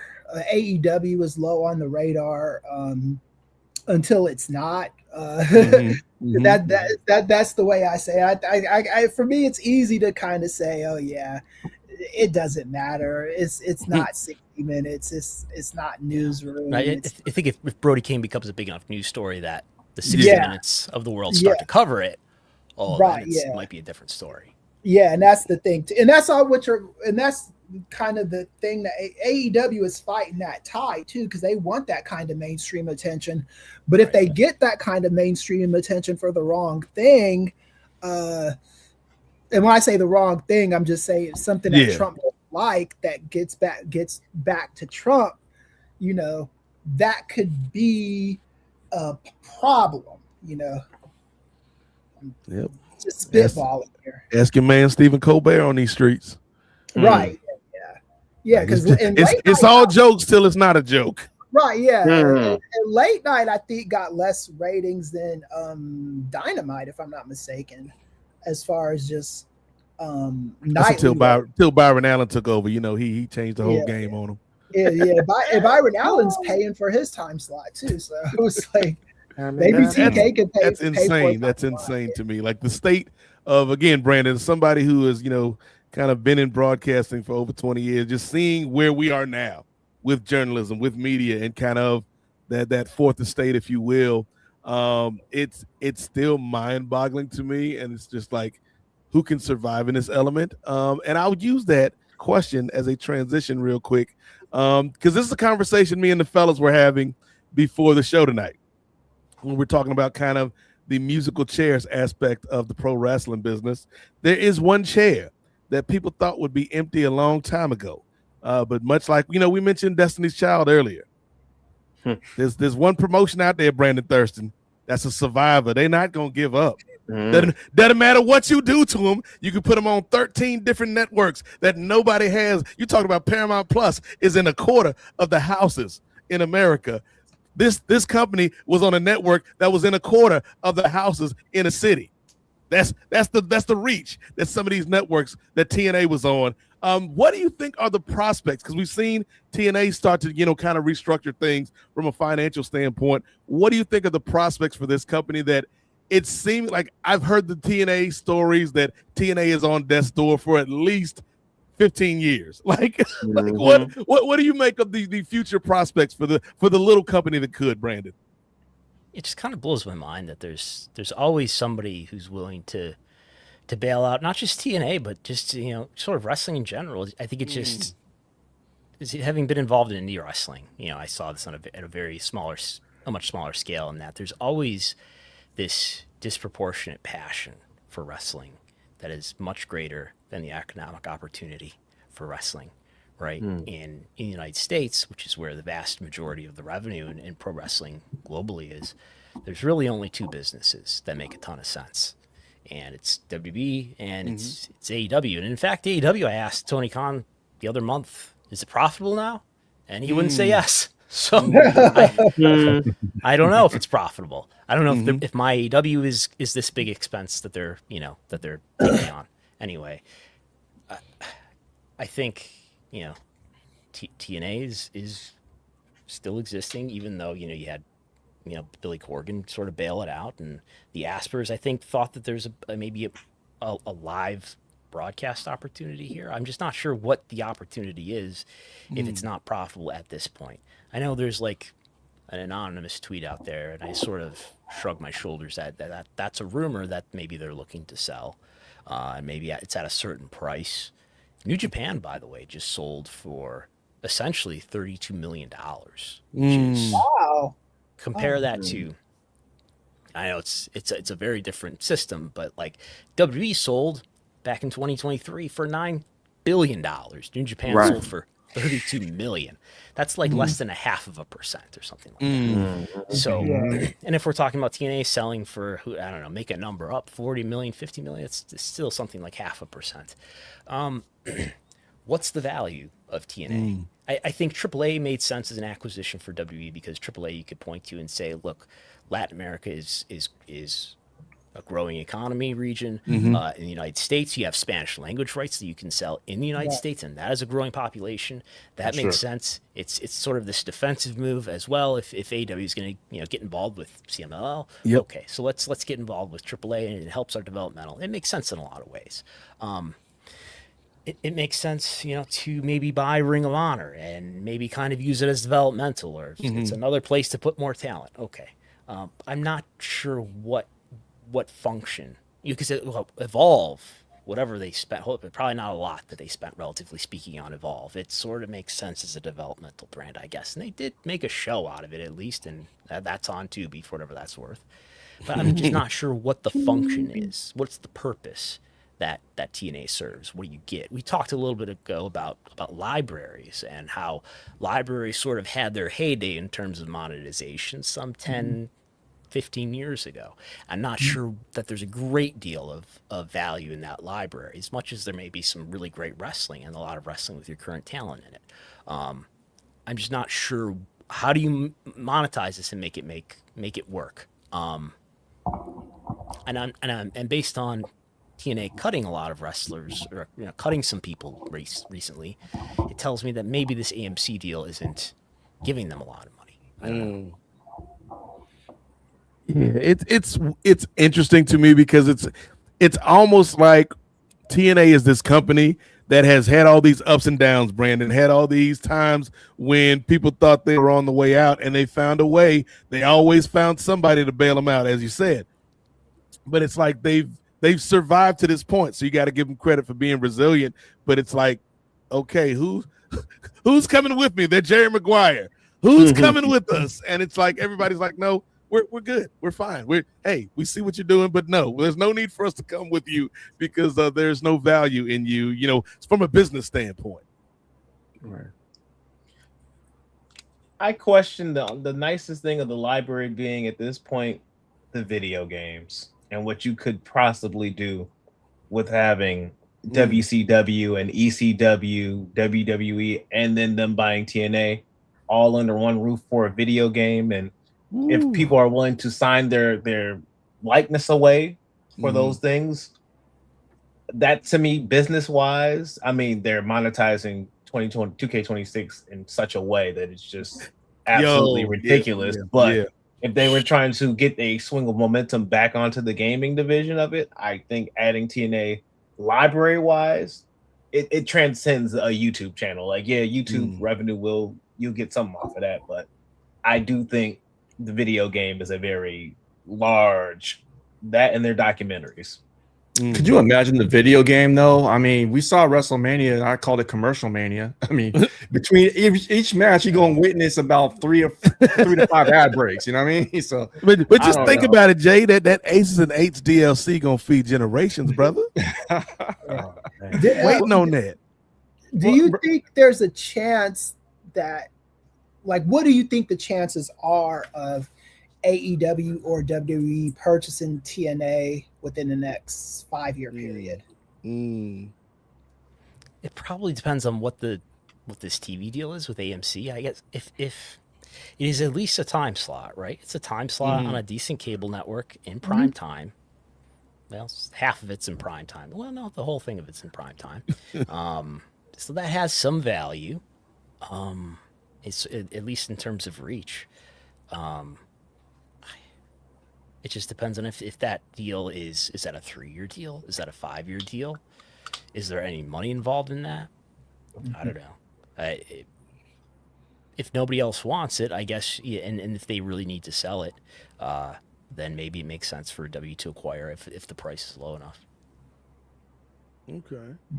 Brandon, I posed this question a while back to the fellas, and I want to get your take on it. I had mentioned a while back that I see WWE now more as a marketing company versus being a professional wrestling first company. What's your take on that? Because I mean, again, going back to the ads and everything that you see on the canvas, you see Slim Jim is a sponsor on the table now. What's your thoughts and take on that opinion? I think the ask of the wrestling fan is more so in the time that they're taking away during the show, right? I'm more open to the argument that, well, look, Vince just never wanted sponsors on the canvas or anywhere else, and now that Vince is gone, they're ready to go all out on that. And if I look at, like, boxing and other sports that use a canvas, that they've been doing things like that for quite a while, and that just seemed to be like a thing that Vince wouldn't do, and it was normal to have a blank canvas, and now we don't. The Slim Jim is on the table is pretty gratuitous, right? So there are gratuitous ways to do it, and to, like, sort of force feed these product placement moments, in the middle of the show. But I think what's asking a lot of the viewer is when. Of course, back in the day, we're used to watching pay-per-views where there were virtually no ads, or there might have been video packages and might have been a commercial here and there, but you were used to watching, a 3-hour show that had quite a bit of on the arena time on it, and to break that up into all these ads is asking a lot of the fan. I just went back and I found a quote from Mark Shapiro, who's the TKO president, in 2023, before the TKO, it was after the TKO deal had been signed, but before the deal had actually closed, and he was talking about how all the great opportunities they were going to have because their endeavor, and they know how to sell ads, basically, that they were going to help WWE monetize and sell sponsorships in the same way that they helped UFC. And he literally said, we're not going to push it to the point where, fans push back and get mad about it. We'll not go up to that point. And here we are some 3 years later. And certainly that is the discourse online, right? Enough that Mark Shapiro discussed it and acknowledged it in an all-staff meeting that we reported on. So, yeah, I mean, there's an interesting video that I believe Wrestle Talk just put out, sort of making the kind of semantic argument that WWE's not a wrestling company anymore because their PLEs literally are less than 50% wrestling in terms of match time, which is a way to look at it. Yeah, I think, I think Vince always, pre-TKO, I think Vince always had this sort of fantasy that WWE could be more than Wrestling Pal. And, he would, he didn't want anybody to think that he was promoting wrestling because he had this vision of himself as a media mogul. Yeah, because he always seemed like he's jealous of Ted Turner and all that. For sure. But what we're seeing now is literally that the time is being used for something other than wrestling. It's being used for commercial time in ways it has not been before. Yeah. Well, before you bring the juice, Oos, I think, Brandon, one of the things that I will say before we pivot back to AEW that, like, was the most egregious to me, even over all the advertising was at Mania when my man just bought a seat at the broadcasting table and then didn't say nothing. Didn't say a word. Like that was like so weird and random and gratuitous. I was just like, okay. But when you talk about kind of the fan reaction to the WWE strategy in terms of the marketing and in terms of their ticket pricing and things of that nature, Gerard's talked about the difference between his experience as a fan at a WWE event versus an AEW event. Is there any data on how AEW's consumer base kind of perceives that company versus the way the WWE's fan base perceives them? The only data I've got is what's online and on social media, and that's probably distorted by the most extreme views. But no, I'd be interested to hear, what your guys' experiences have been. I have not been to a wrestling show of either in quite some time now, so it's been a while for me. Say last year I went to WrestleMania 41 and then also All in Texas, so I was able to hit both the big ones for both companies. Wow. And for what I paid for WrestleMania, just a large regret. I think I enjoyed part of my experience because I had never been to Vegas before, so it was like I need a reason to go, and I was trying to hopefully use a UFC show to go because since the big ones usually happen in Vegas. But here's Mania. Rip that Band-Aid. I think SmackDown was fun.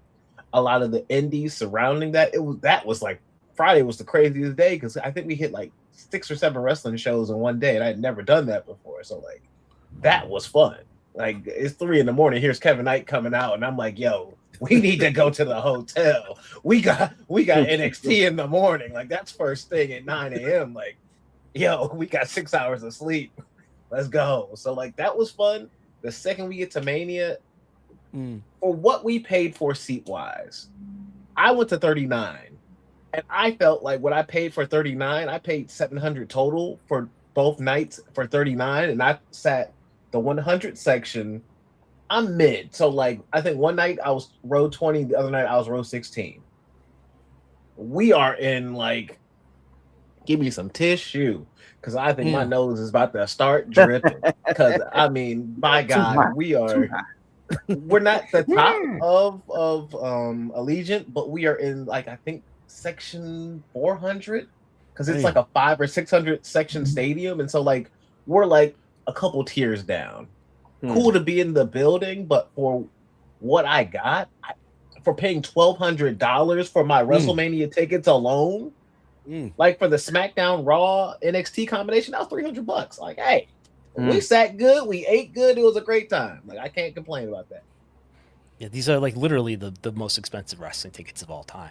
Like even adjusted for inflation, at least in a stadium that WrestleMania was. So, so Gerard, you went to Vegas Mania 1, but not the next one. Oh, and a lot of people made that choice. I'm curious to know your reason. I'm still paying it off. Fool me once, shame on me. Fool me twice. Not gonna get fooled again. I'm not a gambler. I didn't buy a bunch of merch. I bought a couple of T-shirts. I bought Oba and Ricky's shirt because I was like, hey, let's support them. I got a couple of meet and greets. I got to see like Trick and a couple of people for the cheaper day because I went to WWE World. But by God, did I feel like somebody had a gun to my face, basically picking it. Like if you want to pick the good stuff. Give me almost $100 for that day. 65 for Sunday. Okay, cool. I get in the door for 65. I can do the ring, the meet and greet stuff. Cool. But like for somebody who was the month previous at Chamber in Toronto, and it's like, hey, if you want to meet somebody, just buy the meet and greet and show up at the arena, and you can come on in. The fact that I have to pay you $65 to then pay you more money for a meet and greet, the entire operation was just a robbery. And that's my issue with Mania. It was just a robbery all around. And if you go to the show previous, a show that felt like a bigger show to me, I walked out of Chamber at the Rogers Center like, yo, that was amazing. Like, I don't even need to go to Mania. Like, can I return my ticket? Like, that was fun. Like, no Rock, the awful ending to Cena's, like, that being Cena's last Mania. Some of the matches and whatnot. Yes, it wasn't a great experience for what I paid for. Now we flash forward to Texas. We ate good in the neighborhood, man. We paid about $250 for those tickets. We're 100 section. we're dead in the front. So like they're coming straight down the ramp. It's gorgeous. I'm walking up my steps. There's people at the top in like the private booths. There's like a wrestler private booth right behind us, or talent's coming in and out. And there's some execs of something. Because they were talking about, I was walking past, I was starting to eavesdropping during one match. They're like, oh, hey, yeah, this XYZ for Wembley. And I'm like, oh, let me try to be Mr. Eavesdropping. But like, it was a great time because like Kyle Fletcher is walking past me as I'm going to the bathroom. I'm walking past the Before the Bell podcast because we're all in that same area. So like, it's all just great view, great show, great arena. Pre the show, they had this whole like I don't know, it's like a kind of like a sports bar venue, but it has like a very big open space. They had a pre-show there that fans could come to for free. Enjoy that whole experience, no charging you. Where are we at? There it is. Bada boom, realest guys in the room. I got my little official, like a referee with a whistle, playing card. They were creating playing cards there for free. Wow. Any fan could get a playing card. Is that Upper Deck? Upper Deck, yeah. You know your stuff. That's the part. If you saw their YouTube videos this past week, were all had like brought to you by Upper Deck, like right in the video title, which was weird. But I think generally there's a real opportunity here for AEW to take this opening that W is giving them to tell the story of like we're a fan friendly product here. We're not going to gouge people for ticket prices. I think there's a way to do that, and it's not by Tony Khan tweeting these things, but you know it's by doing them and highlighting them in certain ways. You know, we are not going to gouge people for tickets, and you know we're not going to do some of the things that W frustrates you with in terms of jamming all these ads and sponsors into the show. Is there this quick story because of that one thing alone? I think the issue is the word is just not out completely. I'm working in a different area at my university. I work at the University of Michigan. Just had me in a different area for the summer since students have moved out. And the person, my supervisor, son's a wrestling fan, and so she was like, "Oh, we're going out of town." And so we're not even going to be able to hit the WWE show that's coming into town in July. And I'm like, hey, do you know there's an AEW show 9 days after that? No. Does your son like just WWE or does he watch all wrestling? Oh, he watches everything. You should like check out those tickets. They're very affordable. And she was like, are you sure? Because like WWE, I mean, I felt like I looked at those tickets. She was like, I thought I was about to lose it. She looked at the AEW tickets. She was like, oh. She was a little further. She's like, oh, you can sit on the floor for 60? I was like, yeah, you get a pretty good view. And even if you go to the balcony, like that venue, there's not a bad seat in the house. She was like, oh, for this? We're going to go to this. Like, even if he didn't like this prior to, I'm sure he's going to like it after we get here. So, like, the word is not out about how affordable of an experience that is. And maybe it's the best kept secret, but it doesn't need to be a secret at this point.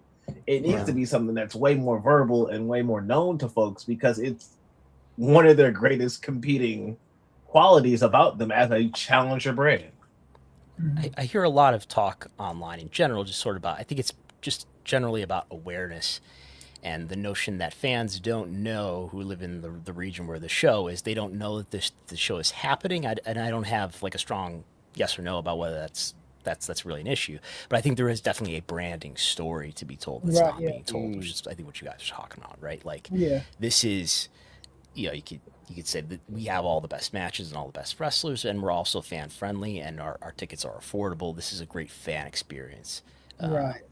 And just sort of leave it implied that it's the other guys who are really gouging. Yeah, and that's one thing WWE has always had over every wrestling company. Even when WCW was beating them in that 83 weeks in the 90s, people would still call WCW WWF. Like my mom. Anytime I'd be watching wrestling, it didn't matter what the show was. She's like, Chris, stop watching this WWF shit.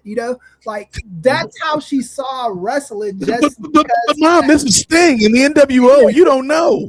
Yeah, she had no time for brand recognition or nothing. All that stuff was to her was like WWF. It was just like Popsicle. It was a brand that was just the thing that it Kleenex. was. You know? WWF really Xerox, Kleenex.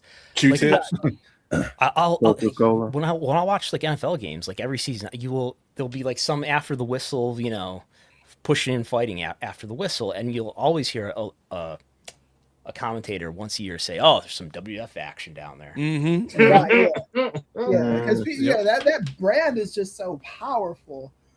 So it's been WWE now longer than it's been WF. I know, right? Yeah, which is crazy for a while because it was WWF first, and then WWF was only in business for was it 20 years, maybe? I don't even know if it was 20 years, to be honest with you. Because I think the rebranding into WWF started like 83, 84, something like that. So I don't know. Anyway, so I guess we've got to start winding down our questions to you. Thank you for being so generous with your time, Brandon. I did have a quick non-wrestling question I wanted to ask you, and that was, are you a Knicks fan, and did you go to the Knicks celebration? No, I live in Buffalo. Right. Yeah. So well, the Buffalo Braves haven't been there since. Damn. Since before I was born. They becoming the Clippers out here, you do see around Buffalo every now and then. You see like some throwback Buffalo Braves gear being worn, right. But no. I have some family in New York who are really excited about the Knicks, and I did watch a little bit of it. And I watched Game 5, but no, I was definitely not at the celebration with Miriam and Tommy. Okay. Are you a professor now too? No, I'm not a professor. Okay, someone told me you were teaching a class. So I did a guest lecture for Dr. Lavi Margolin. Okay. He did an entire course this past semester on sports and politics, and it was sports washing day.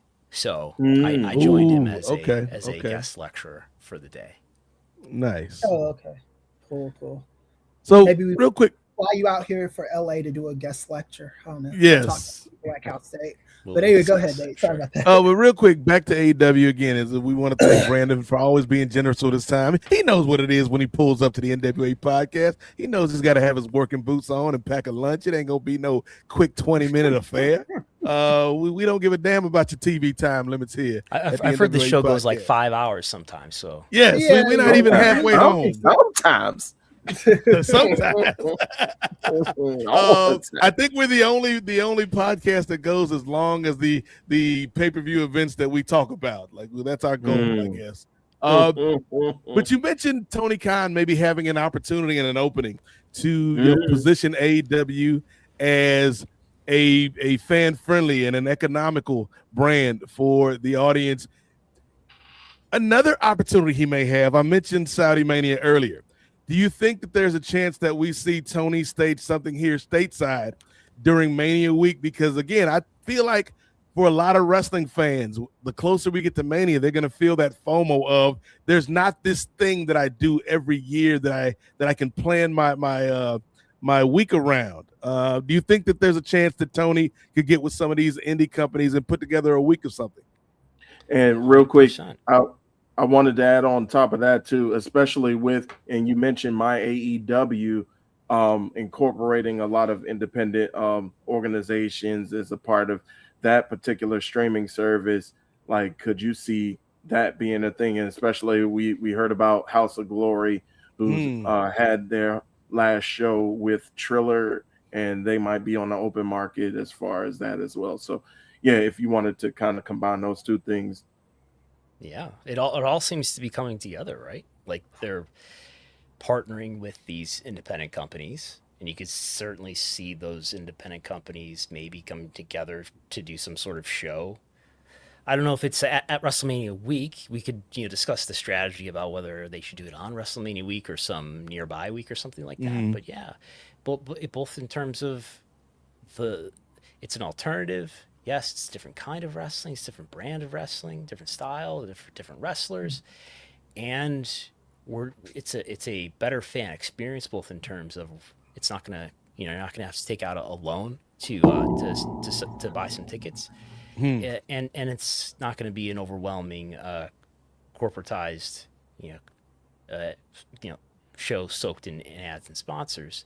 And then next year, there's not even going to be a WrestleMania for the super fan. Well, there will be if you want to travel to Riyadh. And I don't think there's going to be as many people who are going to be willing to travel to Riyadh for different reasons. Distance being one of them. But I think there's a huge opportunity there for AEW to say to the domestic fan that, look, this is your big WrestleMania week. Maybe you can't use those words, but this is your big WrestleMania week to come and embrace wrestling. And we're not gonna sort of silently tolerate these other wrestling brands. We're gonna actually embrace them. And, I think that's a huge branding opportunity for them. Nice. Does my AEW then become the streaming platform for that entire weekend? Yeah. So that way it's not just if you can't travel here, if you can't afford to, at least we give you the at-home experience of it being here. And we've been quietly building the Avengers initiative on my AEW. Okay. This all makes sense, right? Cooking. Yeah. Just imagine how wild it would be if TK just walked into your room at a random hour. I'm here to talk to you about an initiative. Like, hold on, brother. Bring it down a little bit. Bring it down a little bit.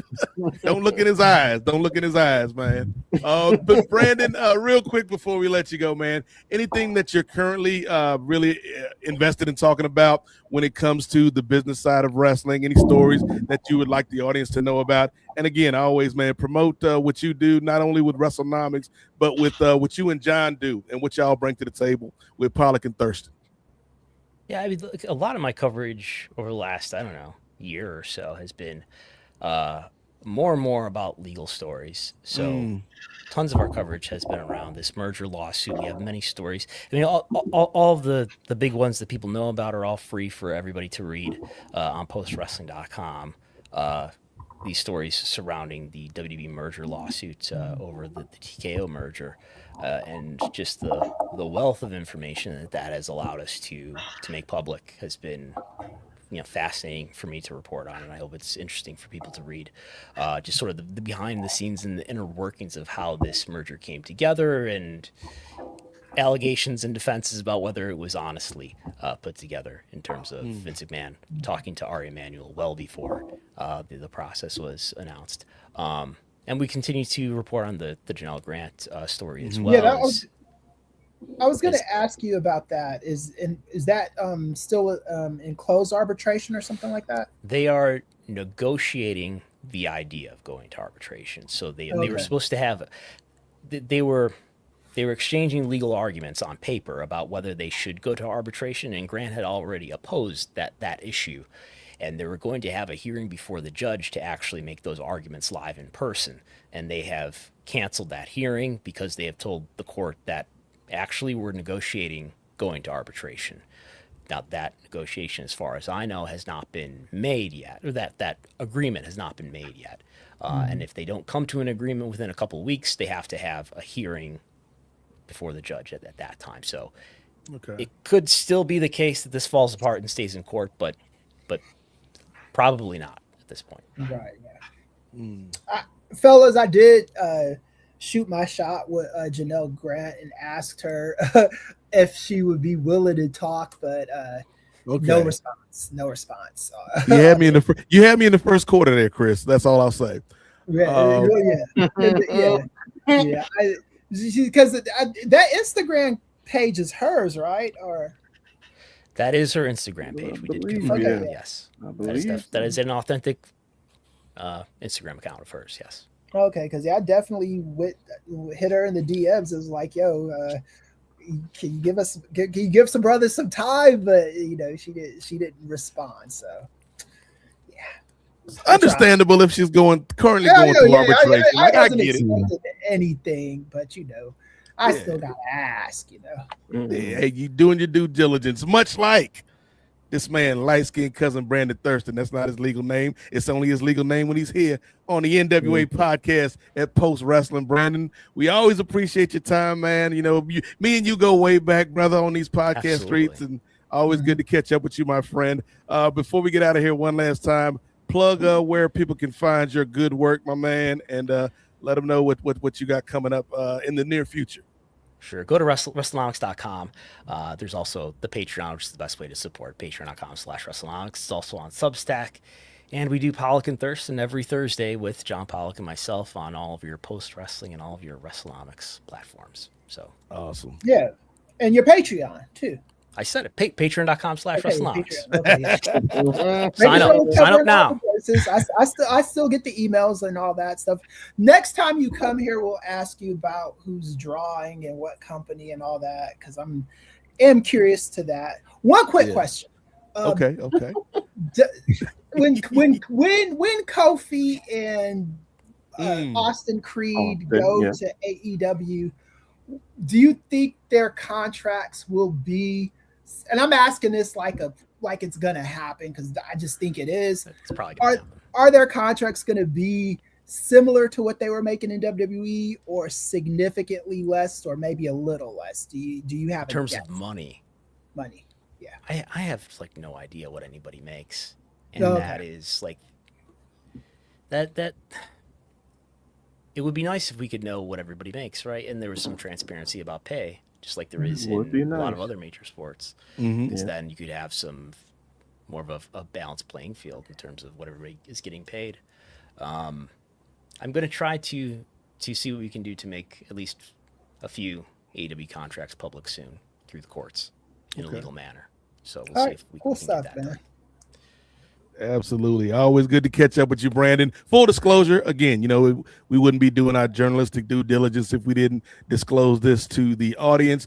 We did ask Brandon to stay and do his predictions for TNA Slammiversary. Brandon said, "I'm generous with my time, fellas, but I'm not that damn generous." So we will let Brother Brandon leave, man. But again, you always have an open invite to come and chop it up with us, man. We definitely appreciate you and the work that you do, my friend. Okay. Yeah, we'll be calling you this fall, Brandon. Okay, great. Thanks, guys. So it's always a pleasure, always an honor to be with you. Take care. Take it easy, brother. Appreciate you, Brandon. Thank you. That was Brandon Thurston from WrestleNomics, everybody, and Pollock and Thurston, which you can catch right here on the Post Wrestling Network. Always good to catch up with our light-skinned cousin. And speaking of catching up, fellas, we are one match in to NXT. Yes. Great American Bash Daddy. Let's get back to the predictions. It's time for our patented predictions, if you will. I know there's somebody out there that's like, when are they going to get back to these NXT predictions? But when family comes calling, man, you got to make space and time for the family. I'll make mine quick, y'all. So just all right. So we've all made our predictions on the first match with Mr. Sugar and Mr. Dion. Mr. Lennox, if you will. So where are we going next at NXT's Great American Bash, available only on the CW, Ray Williams? Well, we're going right into our championship matches, fellas. Okay. The men's NXT North American champion Miles Bourne will be defending his title against the up-and-coming Tavion Heights. So we can go into reverse order. Brother Gerard, who you got?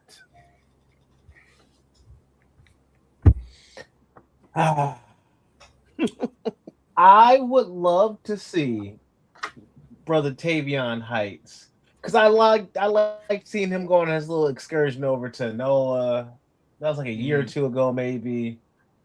I not really followed NXT too hard, but I've seen kind of the NXT 2.0 refresh, and he came in with his ball of energy, kind of attacking folks. I can't remember who specifically he attacked. I want to say it was Tony, but with that being the case, I would like to actually see him get a push, see him get his own actual opportunity to run with a singles belt, not the Speed Championship, but something actually with a little more credibility behind it. So I'm gonna go with Tavion Heights. All right. Go ahead, Brother Jay.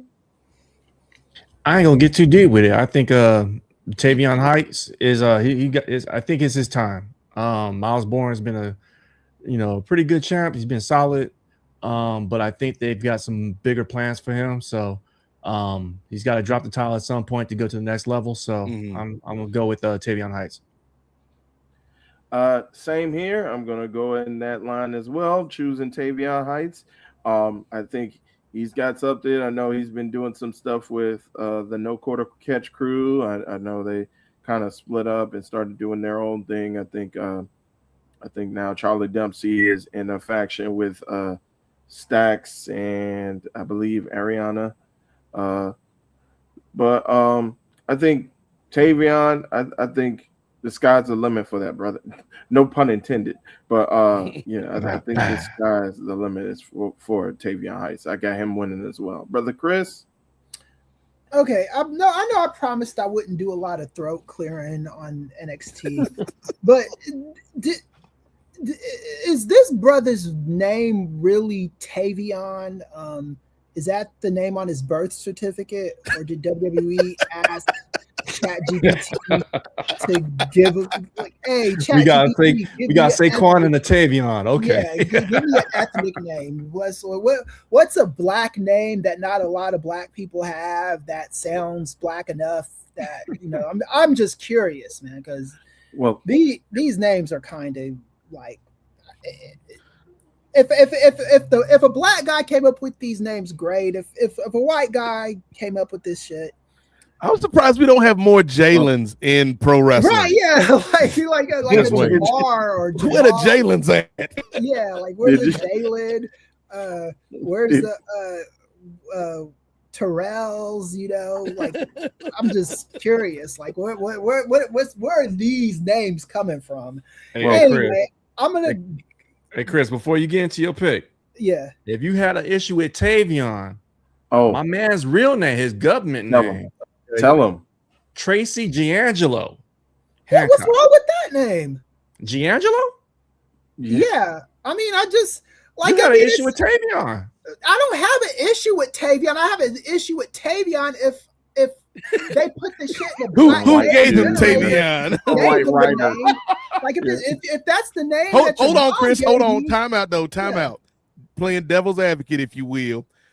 What if, because we know he's an ally to the culture, what if HBK was like, "You look like a Tavion, my man"? I would have a big problem with HBK saying. Damn. Sexy Red came up with it, Chris. It was Red. If Sexy Red came up with it, I'd be like a little bit more okay with it. Again, I have no problem with the name Tavion if that's what your mom gave you as a name. I don't name shame. Don't do that at all. So you said his real name is Tracy Giangelo.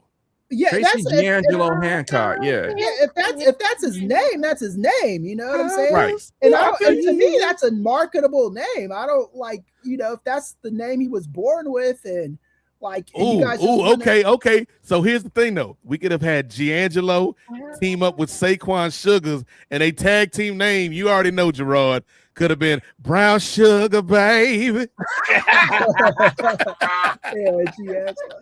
Like what? Like, did somebody definitely look at that name Giangelo and said that name is not black enough? Goddamn it! Giangelo is a wild name, man. Salute to that brother. But I've never met a Giangelo. I've never met one either. That's why I think it's if that's his real name, why don't you just use that? But they have to own everything. So to be fair though, if they brought this brother to the main roster as like Giangelo Heights, we'd be like, where did y'all make that name up from? Yeah, I would ask that, but if I found out it was his real name, I would be done with asking it. I was like, oh, that's the name his brother gave him, Like I got some, family members with mama name him Tavion, I'm gonna call him Tavion. Well, yeah, exactly. That's how I am, Ray. That's exactly how I am. That's what your mom call you that, your dad call you that, I'm gonna call you that, man. So on the same token, Javon Evans. Javon ain't his name. What's Javon Evans' real name? Javon is stretching it, but I do know a person named Javon. She is a woman, but I still at least know the name. That doesn't sound like name generator stuff to me. What is Javon Evans' government, Ray? All right. Well, I know Jay was teeing up to it. So Jay, if you want to go ahead and tell the people. Malachi Jeffers.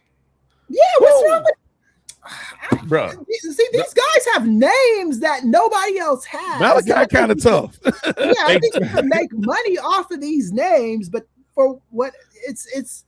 But can you be the happy-go-lucky babyface named Malachi though? That's a question. Right now, I don't know. Yeah, you man. just had a Malachi Black then. Yeah, yeah. And now you got a black Malachi. It's wild. I know, right? A Malachi Black and a black Malachi. Go fig, you know. Go fig. Yeah. So yeah, my final pick is Tavion. I have seen the brother. Shout out to Javon Williams. Shout out. Young OG. All right, so you went with Tavion as well, Chris. Giangelo. Yeah. Mm-hmm. Giangelo. So here's the thing. You got to give credit to Miles Bourne, man. Like Miles Bourne is somebody who I think, given his story, like his real life story, is somebody who could easily kind of fall into a caricature of what a wrestling company thinks a person with a disability would act like. Yeah. And to his credit, like I think Miles Bourne has been like excellent, like even with his mic time. Like I think Miles Bourne is somebody who's been getting better on the microphone. So I do think that there is an upside to Miles Bourne, but you know, put the graphic back up, Ray. Put the graphic back up because you know, Postonomics. as much as I love Miles Bourne, now we ain't getting Postonomics this early, and you know, you don't want to, get through all your stuff this early, Ray. I just want people to Don't see. blow your load too. Miles Bourne, I wasn't gonna be so vulgar, but you could take that, Ray. Hey yo, Ejectocito, cuz. But Miles Bourne is a non-traditional North American champion if you look at the lineage of that belt. Mm-hmm. Oh, and being that it is Juneteenth weekend, time for that North American championship to come on home to Giangelo. So my prediction, we're making it a clean sweep. Tavion reaches the heights and goes home with the belt. All right. Clean sweep for Giangelo Heights. All right. Giangelo Heights sounds like a character in a Lin-Manuel Miranda musical about the Knicks winning the championship. Bing bong, bing bong. That's what they say. Did you go to the Garden to see the Knicks play? Stop it.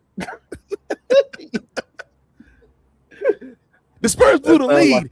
It was a stench. I guess it's because Wemby is French. Hey, bing bong. You sound like edited lines from the Curtis Blow basketball. Yeah, they needed that, Leo. Like I know Bow Wow did an updated version. They need to do like somebody like Lil Yachty or somebody needs to do like basketball 2026. Basketball is my favorite sport. I like the way they dribble up and down the court. Too many French people in the NBA. Now you're getting xenophobic. Little Bo, don't do it. Don't do it. Out here sounding like Melly Mel. This is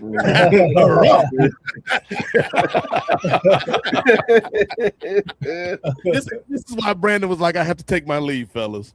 Ray Williams, you said we in championship water. What's the next match, brother? All right. Well, we're gonna shift on over to the NXT Women's World Championship as Lola Vice defends against Kendall Gray. All right, so we can go ahead. We'll start with you, brother Chris. Yeah, so this one I'm a little bit more up to speed with both of these women. If I were gonna pick, I'd probably say Lola Vice. Just not any real rhyme or reason to it, just from what I've been seeing on TV. All right, I'll go ahead next. I'm going to agree with that pick. I'm gonna go with Lola Vice too. I think Kendall Gray has a lot to offer in the future. She came out the gate swinging, whether it be her becoming Evolve champion and then getting thrust right into the NXT, the new rebuild after so many of their stars left on both the women's and the men's side. But I think Lola Vice is going to be holding this championship for quite a while. So I got Vice as well. Brother Jay? Yeah, I also have Lola Vice retaining. I don't think it's Kendall Gray's time yet. I think Lola Vice is going to retain the title. I just don't see 3 title changes on one card. Just that's not NXT's MO. True. Oh, so that might be spoiling who you got. That's called a tease. That's called a tease. Okay, well played, brother. Well played. Well played. I see that. Downtown. I'm going Lola. We in Florida. I'm going Lola. So that's our home base. And brother Nate. Can you believe, Ray Williams, that we got the mayor of Vice City holding the championship before GTA 6 came out? Cuz I'm gonna make it a clean sweep. I'm going with Lola for a couple reasons. I think she's doing a great job with the belt, but I also think a key point you made, Ray, is we just had an exodus of talent from NXT, particularly on the women's side of things. Especially whenever Blake Monroe finally arrived, she's just writing in her damn diary all this time. Like if you look, hey, I gotta be fair, Ray Williams. Viewers of this show will know how adamant and strident I was for that man Darby Allin when he was up on the mountain. Like, Darby, get your ass off that mountain and go to work. Blake Monroe, if you don't stop writing in your diary like a character from a Judy Blume novel and get your ass to work, ain't nobody got time. Dear diary, I'm here looking at Rhea Ripley. She might be injured, but Pride is going to be injured next. Dear diary, I'm looking at Charlotte. We know who on the show, Blake Monroe. We know who on the roster. You know who ain't on the show? You get to work, Blake Monroe. We appreciate you though, but get to work. But yeah, I think you need to kind of reestablish kind of the hierarchy of the women's division in NXT. So I think it's a little too soon for a change. So I would keep the belt on Lola. Okay, I got a quick side bet now before we move off this whole thing. All right. So look at the poster, and this ain't no poster nominee. Just play into the question. The date say June 28th. You brought up, the mayor of Vice City. Cool, chill. I see what you're doing there. Well, GTA 6, the pre-orders start on June 25th. Woo! 3 days before the Great American Bash. The game comes out on if all just succeeds. I'm gonna knock on some wood now. November 19th is when the game comes out. Will Lola Vice still have the NXT Women's Championship when GTA 6 comes out, or will she lose it before then? What's the over-under, everybody? We're going to start with you, Jay. I'm going to say she's going to lose the belt before GTA 6 come out. Okay. She don't make it to November, all right. Nah. How about you, Ray? Yeah, I think I'm blanking on my girl's name who hangs around with Shallow Hill, but I think she's due for an NXT title run. So dang, what's her name? It'll come back to me. But I think that young lady, she's due for a title run with that. She recently won the NXT Women's title. She kind of went back and forth with the aforementioned Blake Monroe and then with Izzy Dame. But yeah, I think she's eventually going to win that world title. And then we got so many things popping off with other women. We saw our girl, why am I blanking on so many names? Well, Jada Parker. She had a tough fight with Natty on this past NXT. So I think she's in the running as well as being a champion within this time period. So yeah, I will say no. Lola Vice will not be the mayor of Vice City with that belt come November. Okay, especially I liked that last pull with Jada Parker because they had a feud which Lola won. So hey, Jada coming to get it back in blood for the belt. I ain't mad at it. So how about you, Professor Chris? Yay or nay? Does she keep it to November or does she lose it before then? You said till November. GTA comes out in November, so can she make it till the game comes out? She'll be champ till November. She'll be champ till November. I don't know. I'll say she could. I don't know what kind of promotional tie-ins WWE has going on. Yeah. Okay. All right. So we got a one yes. All right. How about you, Nate? What you got to say, brother? So Gerard, I appreciate the question, brother, but your first mistake was making a bet with a gambler, cuz we know how to hedge our bets, brother. I'm gonna say she gonna lose the belt before then. But if they are smart and they are play, look, we just spent an hour and a half talking to Brandon Thurston about how we dislike the marketing. I think this would actually be a cool marketing tie-in if they could make it work. I say she loses the belt before November, but she gains it back right before that game come out, cuz. Okay. Two-time. Oh. Two-time there. Real. And I can see, like, I love. What if she get a DLC character, Ray? What if she DLC in Fight That's City? what I'm thinking. In GTA like, 6. If you can include her. Oh, and if we gonna go down this road, and we're gonna have the conspiracy theory with the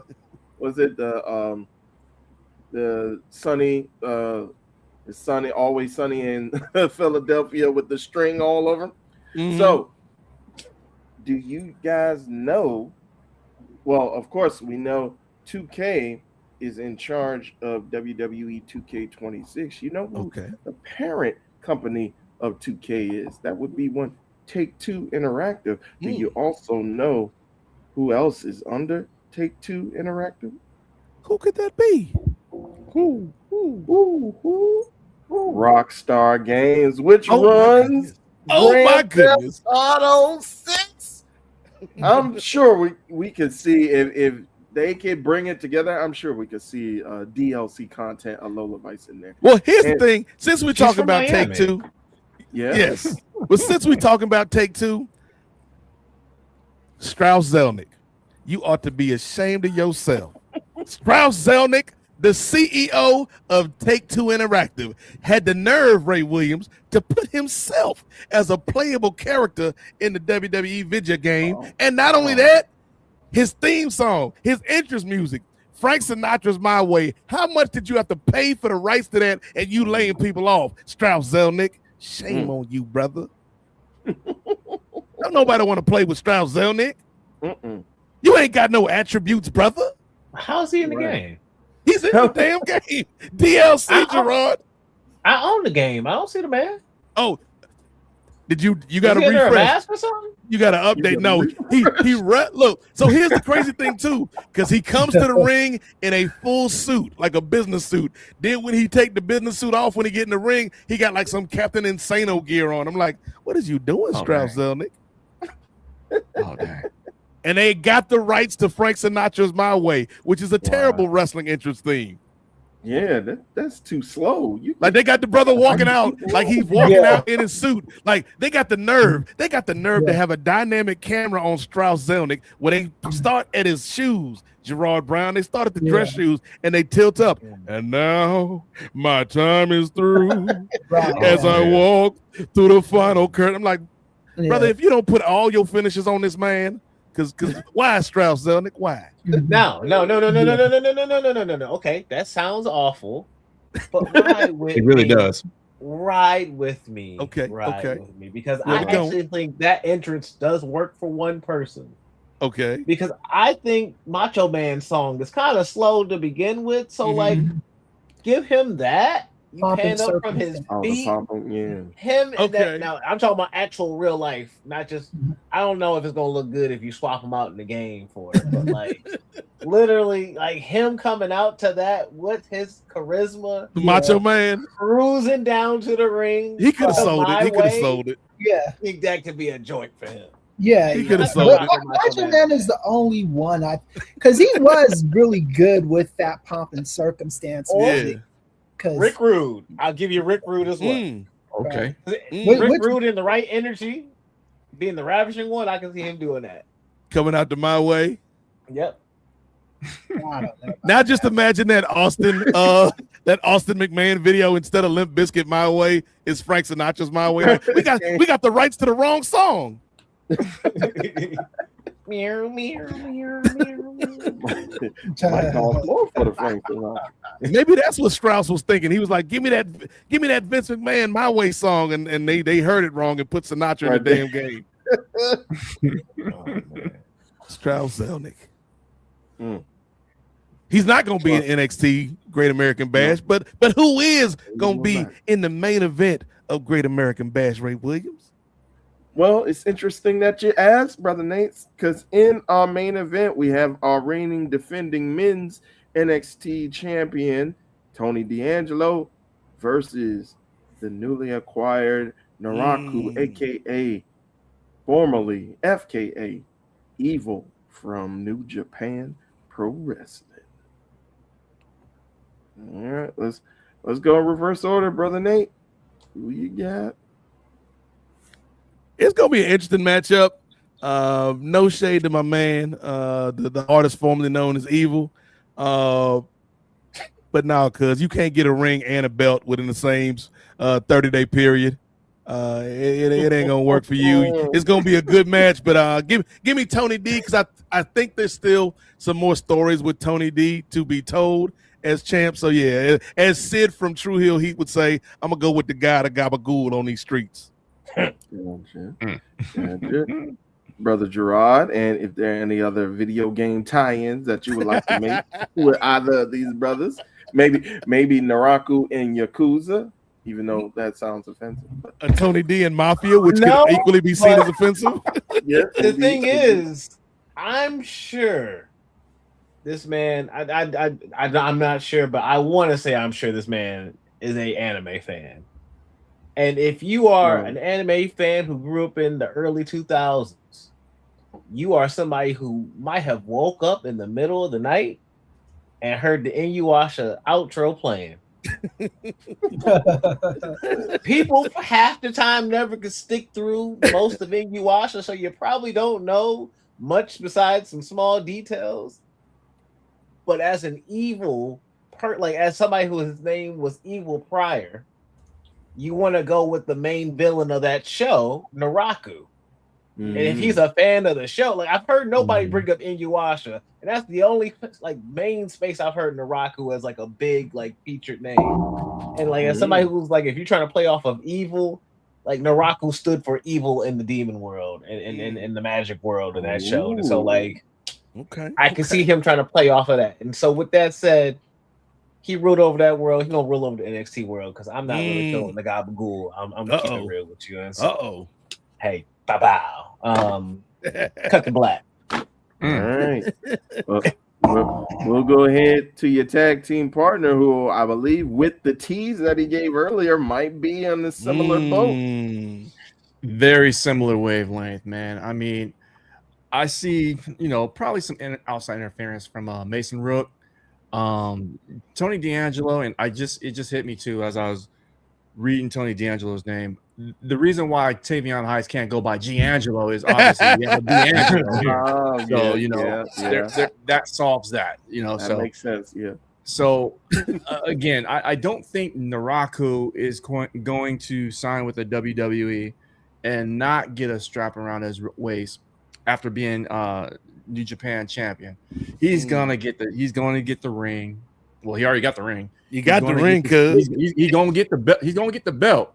And I think that's gonna set up for some more challengers for Tony D'Angelo, because I think Tony D'Angelo, in my opinion, is better chasing. I mean, his character has evolved, but I think he's a better performer as he's chasing the brass ring versus him having it. And I just think that Naraku would be a better person to wave the NXT banner at this point before he eventually goes on to the main roster. All right. For those that are wondering, keeping score at home, Tony D'Angelo's government name, Joey Areola. Oh. Hey. Okay. I'm just going to leave it there. Yeah, exactly. That point of fact. I was just thinking that could be an Injectocito cuz as well. But we'll go ahead and I'm just saying the man's name. His mama named him that we gonna Exactly. I ain't touching it. That's the family name. That's the family name. It's a family show. Yes. hey. All right. Well, I was kind of leaning towards D'Angelo at first, aka Areola, but I think my stable mates in the House of Black Right. have convinced me. I think I'm gonna be riding with Naraku. I think it's his time, and kind of to reiterate Jay's point, yeah, I think Tony is better with chasing as well, and I think he's gonna be one of those constants in NXT where he's gonna win the belt multiple times. So Okay. he can come back from this. Brother Chris, who you got? I don't know, man. If I was gonna choose, maybe D'Angelo. But I haven't. This isn't one of the matches I've been like watching the most, or one of the things I've seen on NXT. So Okay. Gotcha. So lukewarm support for the Don. yeah, lukewarm. All right. Well, fellas. All right. So Ray, real quick. Yes, sir. First things first, if you dig what we're doing, I see some people, and I see my man Jordan in the chat. He's been real active. If y'all have thoughts about our predictions or anything we talked about with Brandon, let us know in the chat. And also hit that super chat button that gets you to the front of the line. And as we mentioned off the top of the show, man, if you want to support what we do and the kind of content we create and the kind of programs we producing, hit us up on the Patreon, patreon.com/Nefarious Media Network for $3. One millionth of the cost of Gerard's WrestleMania tickets. You can get over 300. Sorry, brother. I'm sorry, Gerard. I know you're still paying it off, fam.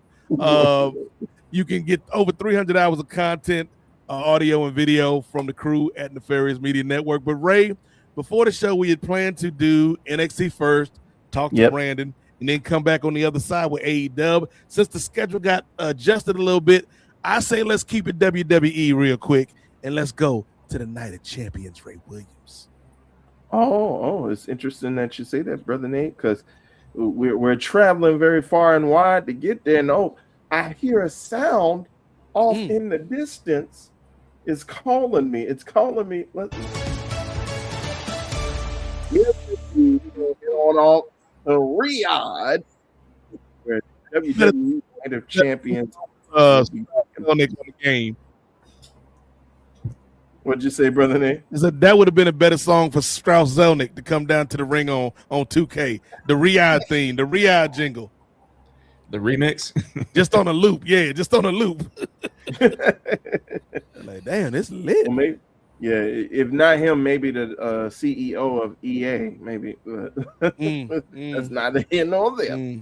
All right, let me first off get this banner off the screen real quick. Again, patreon.com/Nefarious Media Network. I'd love to make this mistake. All right. All right. So, yes, we do have Night of Champions Riyadh coming up. So, yes. That's a poster for you right there, Ray Williams. Indeed. So, we'll go ahead and start off with a match that is not for either a championship or for a tournament final. And but it is a grudge match between two former stablemates. We have the I believe they call him the badass something. I forgot what his nickname is.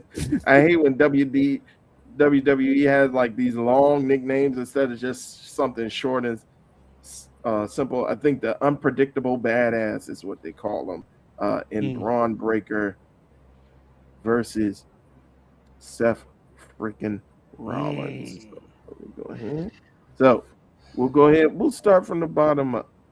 Starting from the bottom, now we're here. Brother Gerard, who you got? Braun Breaker. Just for the future. Oh, sorry, of course. Man. Like, hey, yeah, he got to win. Just to help push him to the path he needs. He does not need to be losing any big feuds from this point forward. He lost that last match, cool, great. He needs to knock this one out the park with Seth. I think the first one and their last couple were good, but he needs to win this one moving forward. Brother Jay. I agree with Gerard. Braun Breaker needs the win. However, I don't think he's going to get the win. They're in Riyadh. They ain't here to see Braun Breaker.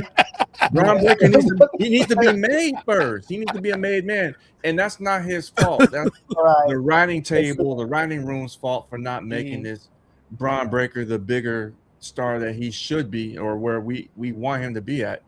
Seth Rollins, I think he's going to win. If he loses, it's going to be because of Montel Ford.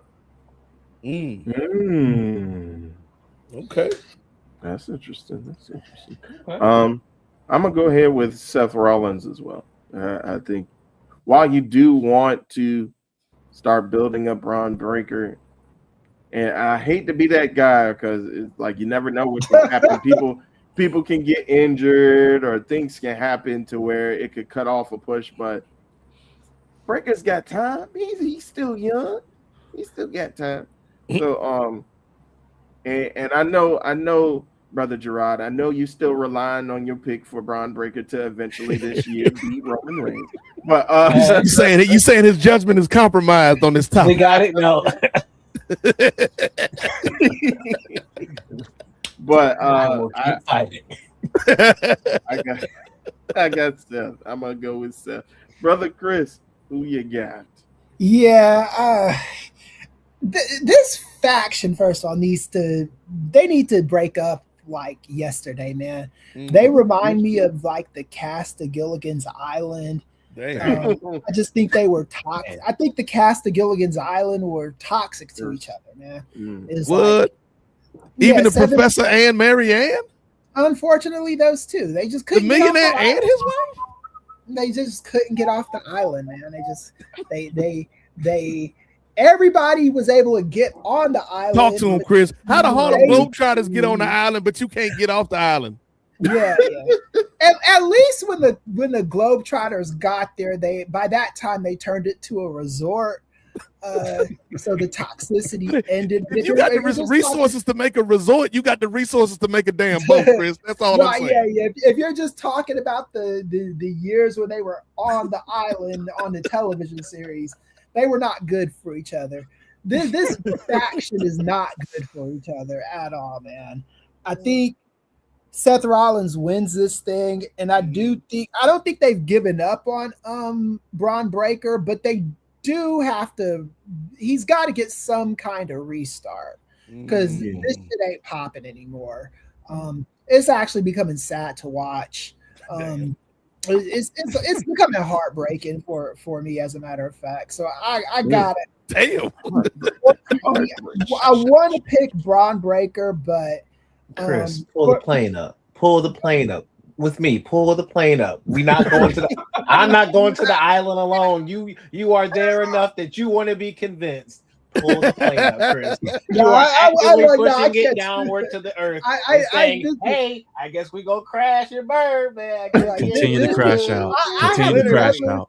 We want to restart them with a win. I've never seen a faction this bad ever. With snake bit. I agree. It just seems like, and I think Seth Rollins is already a made man, so he's gonna be fine.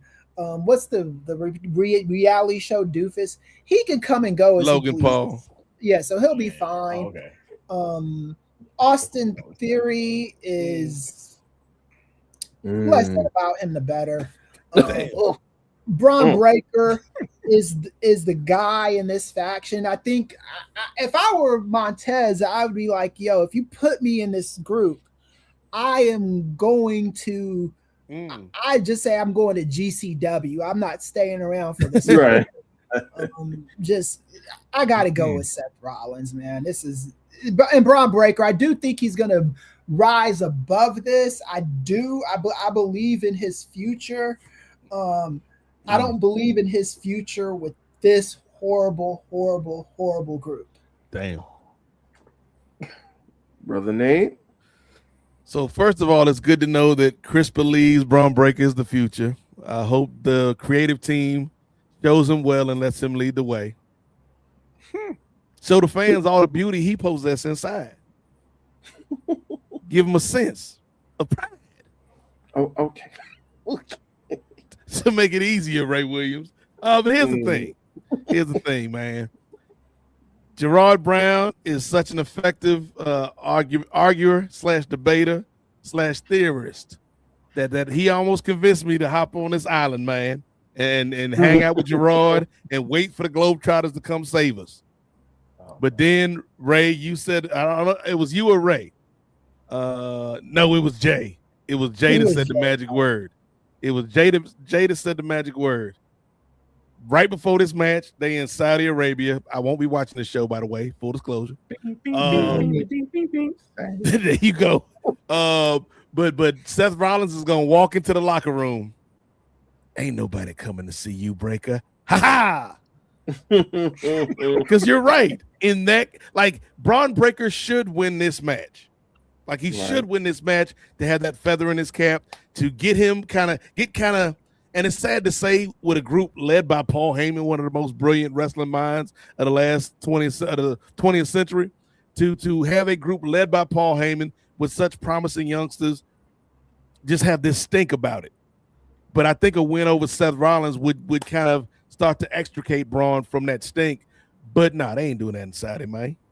Seth Rollins is going first thing Seth Rollins gonna do, Ray Williams, is wake up in the morning, I'm gonna get up with Greeny, and then later that night, go Bears, even though we in Indiana now, and then he's going to go to that ring in Saudi Arabia and stomp on Braun Breaker's head and beat this man 1, 2, 3. So sorry, Gerard, you on that island by yourself, brother. Y'all asking for resets. A reset could easily be he beat Seth Rollins. He then immediately turns, he looks at Paul, and is like, why is Gunther getting world title shots while I'm coming back from injury and I don't have something immediately lined up for me? Get it together, or else it's going to be your head next. And he could literally start, and then once he gets his shot, he can kill Paul off.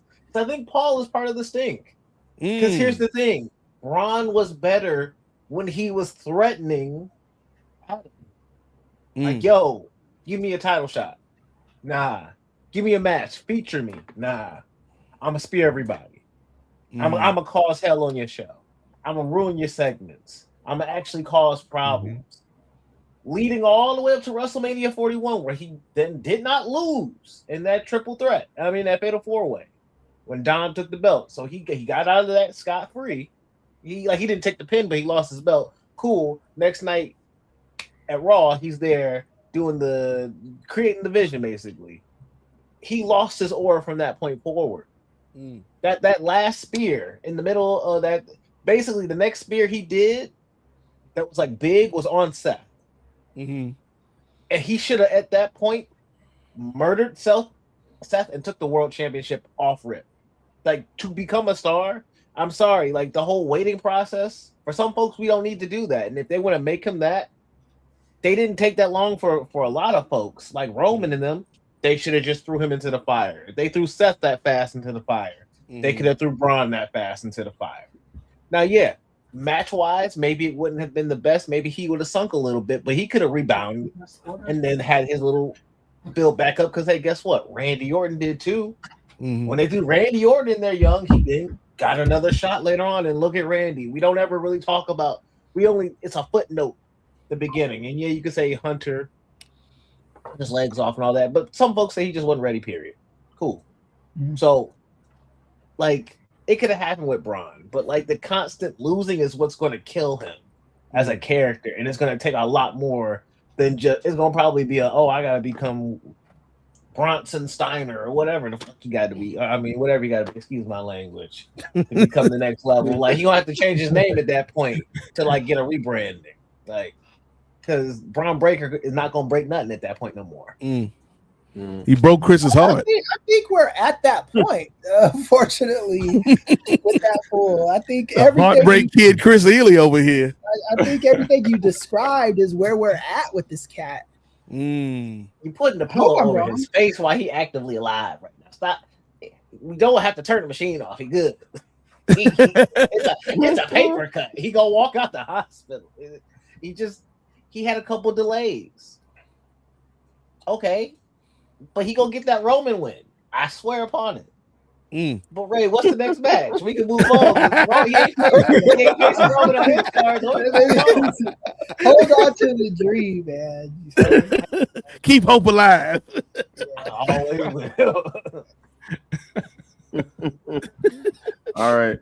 Well, we're gonna go on to a couple folks who still have championship dreams in their sights as we move on to the final of the men's King of the Ring as Jey Uso takes on Oba Femi. All right, so we'll do reverse order, brother Nate. Come on, man. Ray Williams. Ray Williams, who you trying to convince, me or yourself? Jey Uso ain't winning this damn match, Ray. No. For what? For who? Oba. That's all I got to say. All right. Brother Chris? Can we add something to the prediction? Does Brock show up? That's what I was gonna. I think Brock shows up. I don't think Brock interferes during the match, though. I think he sneaks Oba after the match. All right, brother Chris, who you got, and does Brock show up? Yeah, I gotta agree with Nate on this one. I think I can't see Brock showing up because they pay him a lot of money to show up to Saudi, and you know how Brock is with his money. If you run it to him, he'll do what you need him to do. But I just don't see any reality ever where they tell Oba to lay down for such a lukewarm character like Jey Uso, man. This would just be ass. It would have made more sense for him to lose to what's his name? Dominique Mysterio than Uso here in Saudi. You have Oba. How often are these? And the thing is this event is still, to me, there's still a question mark in the air about this particular event. But I don't think you bring him all the way to Saudi just to the Saudis want this fucking Oba to win, man. I don't. That's what I think they want to see. I think if you give them anything other than that, I think it's a problem. It makes no sense. Make Oba, call him King Oba, and the good thing about Oba Femi is you don't really have to do the gimmick stuff that comes with King of the Ring. You just call him King Oba. He looks like a king anyway.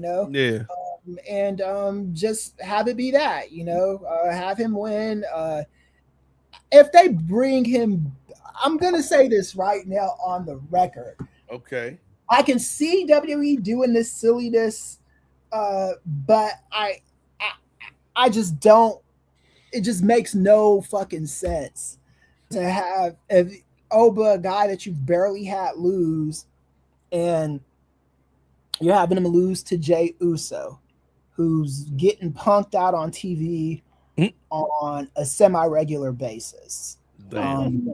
Oba's winning this shit, and it needs to be fast. It doesn't. If anybody comes up, if someone comes up to Triple H and says, "But what if we?" The second he said, "But if," Triple H needs to have him fired, or whoever runs it, they need to carry that word to Ari Emanuel and be like, "This guy, but what if?" We to Oba, he came out. He used the phrase, "But what if we?" He needs to be fired. That's what's got to happen. All right. Chris has Oba as well. So we got 2-0 for Oba. Before we get into my pick, while this is not a super chat, I did want to recognize the good brother from up north, our good old comic book extraordinaire, Brent Chittenden. And he's kind of going in your vein, brother Nate. Chris is right about Braun because, as Whitney taught us, believe the children are our future. Keep them and let them lead the way.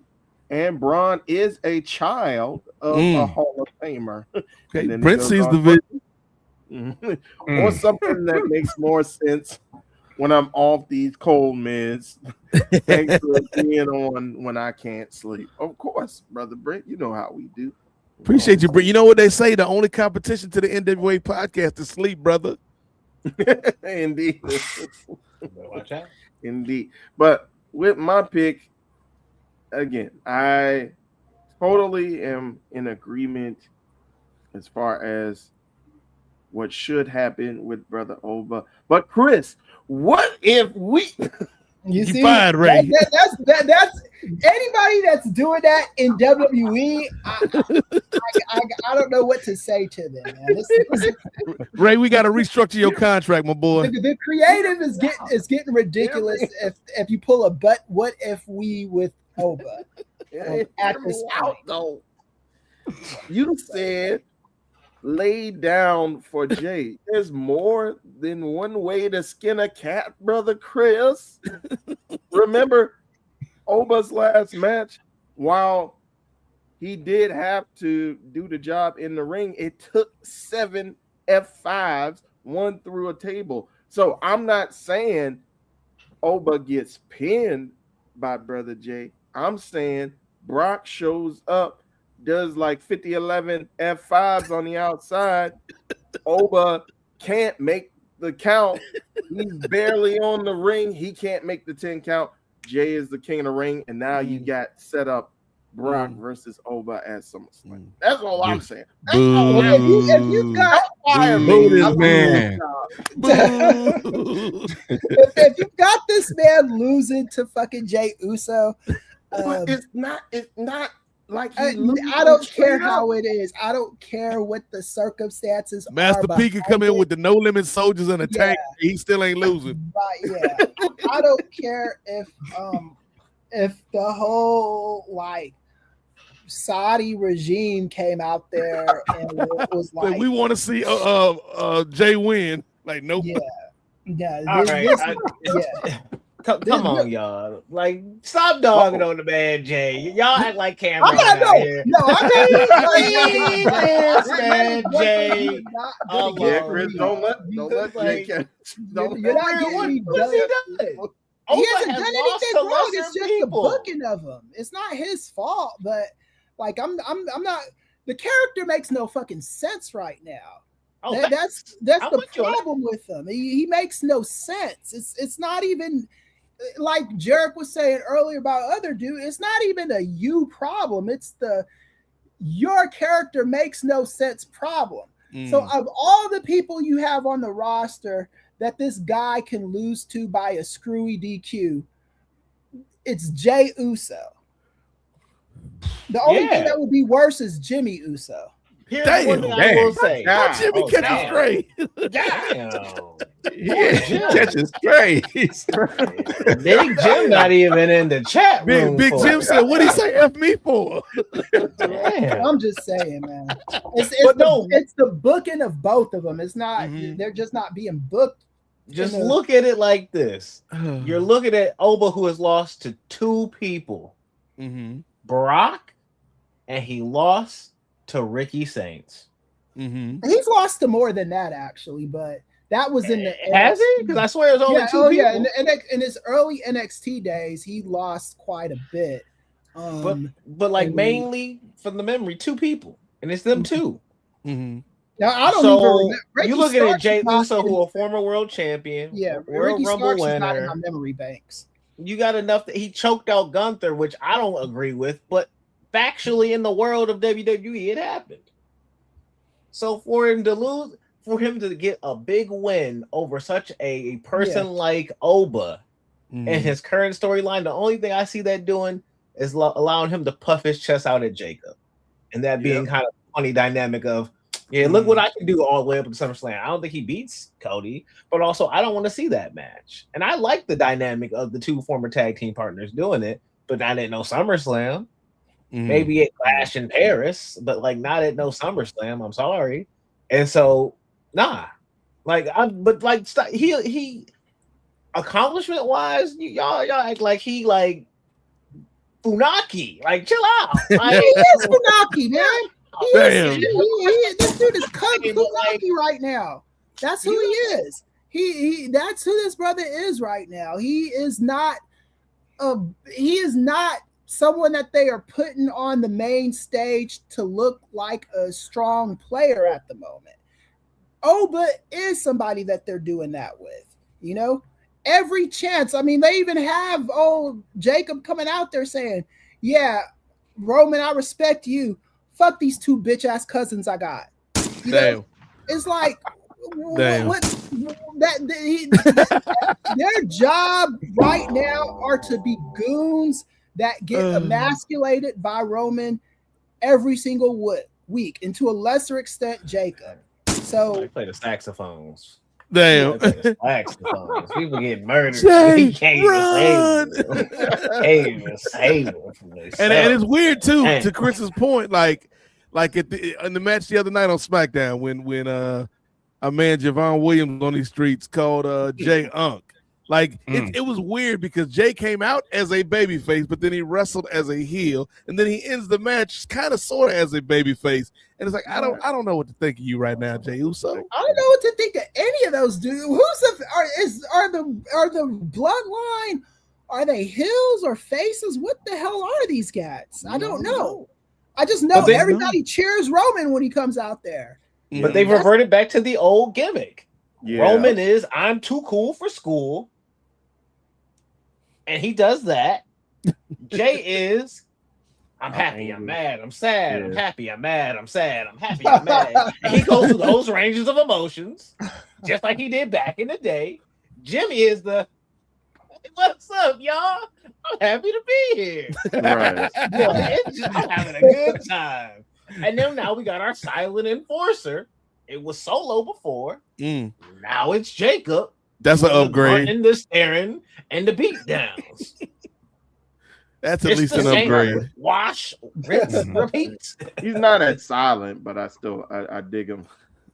He definitely not. He's all business. He's all all business, no play. You know what I mean? Jay's got Jay Uso, and Gerard's got Jay Uso. Hey, no, Gerard. Hey. Whoa. Hey. Hold on. Don't do that. I'm just saying. I just asked you to put some respect on the person. Gerard said, all that being said, that's a big ass. No. The respect I put on Jimmy Uso's name is I don't think his championship run was a failure. I don't think it was a resounding A either. I think it was I think it was something that happened. Right now, it was a great WrestleMania moment. Right, yeah. Now I could put respect on the guy. You know, which one is he? Jonathan Fatu, or was he? Damn, you playing? I could put some respect on. You said, which one are you? Yeah, I could put some respect on his real name. Right. I can't put any respect on the character. Jay is Joshua, and Jimmy is John. I only remember that because of the mnemonic I have in my head: Jimmy, John, and Joshua J. Okay, well, that's a good mnemonic to have. It is wild that they both chose separate J names that aren't their actual J names. It's a WWE. We got to own everything thing, you know. And like Jacob, like Johnny Uso and what was the other one's name? Josh. Johnny and Josh Uso. With Jacob Fatu, they went and asked him. Triple H was like, "So, what do you want your gimmick name to be?" Jacob Fatu was like, "Jacob Fatu." Like, exactly. Okay, Jacob. Okay, I Jacob. was like, I don't know if we can do that. I'm a dog walk your ass. Okay, then. I'm a dog walk Got your bitch ass. And they're like, You all got right. Jacob, it is. We don't want those problems. We don't want those problems. You want some too old, man? I'm too old. No.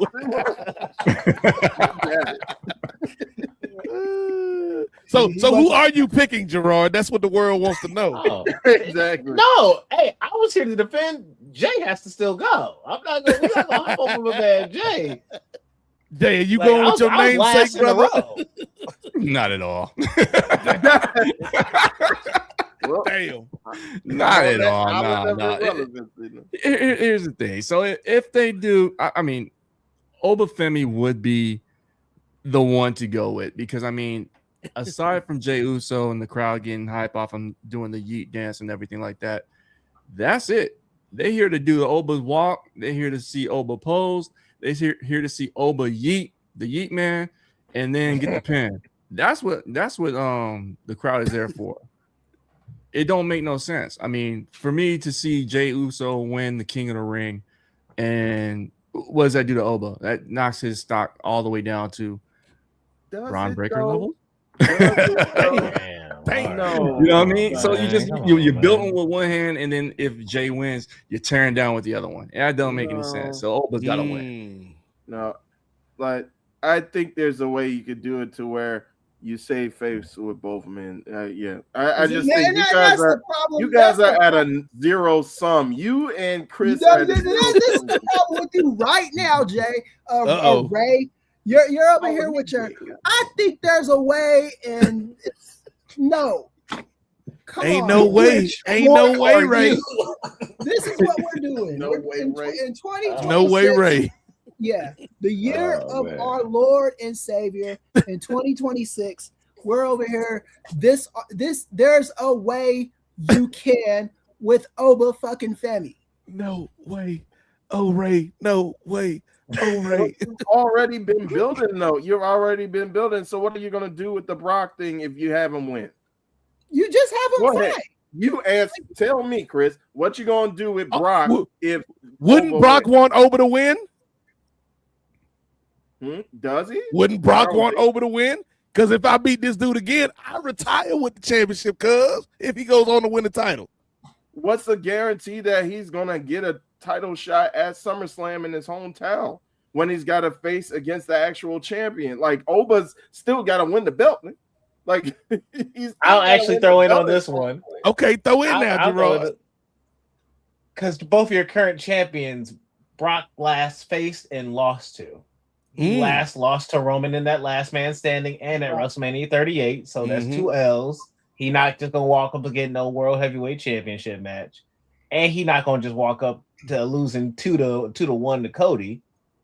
So at that point, the easiest route is if Oba goes through this tournament, wins, beats beats one of them, or just wins the championship opportunity alone. At least now I can say, hey, give me your opportunity so I can at least get a shot at one of them.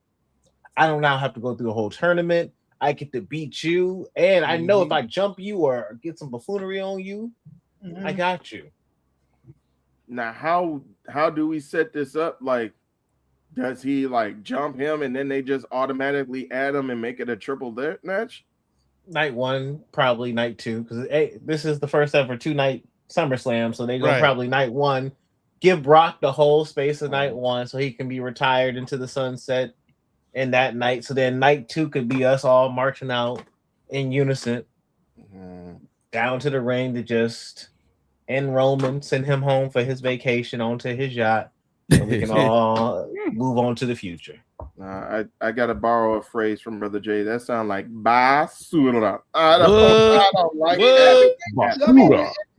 And like what about this whole thing with Oba and Brock has not been basura? I mean, it's like in Gerard's defense, like the tables have turned. What can you fucking do? Like that's like the first of all, they had dude retire the guy, crying in the ring, taking off his gloves, hugging Paul, I love you, man. a couple weeks later, comes out and F5 the motherfucker like 7 times. and that's supposed to make sense. All right. So that right there is it's even worse than that, man. Basura. I think that there's level of basura, Chris. That there's the day where you gotta put the trash out on the curb, basura, and then there's 2 days after the trash been picked up, basura. Like you still it's like halfway there. I think you could have came. All right, we know this build up, especially with Brock coming back. I think I could say without a shadow of a doubt, none of us agree that he should have came back, and none of us agree that Brock should have won that second match. Am I right? None of us. Yeah. All right. I agree. The only good thing that came out of that, Ray, was the promo that Oba cut on Heyman leading up to the match. So I think you can make. I think with the trash that you're in, like what they say, one man's trash is another man's treasure, Chris. So I think you could find the treasure somewhere in here with Brock finally being overcome by Obafemi. But I think that you got to crack some eggs and make an omelet, brother. And I think you could still keep. You making trash omelets, Ray? You making omelets out of trash, brother? Weak old eggs. You making omelets out of? This dude went to the Waffle House on the worst side of town with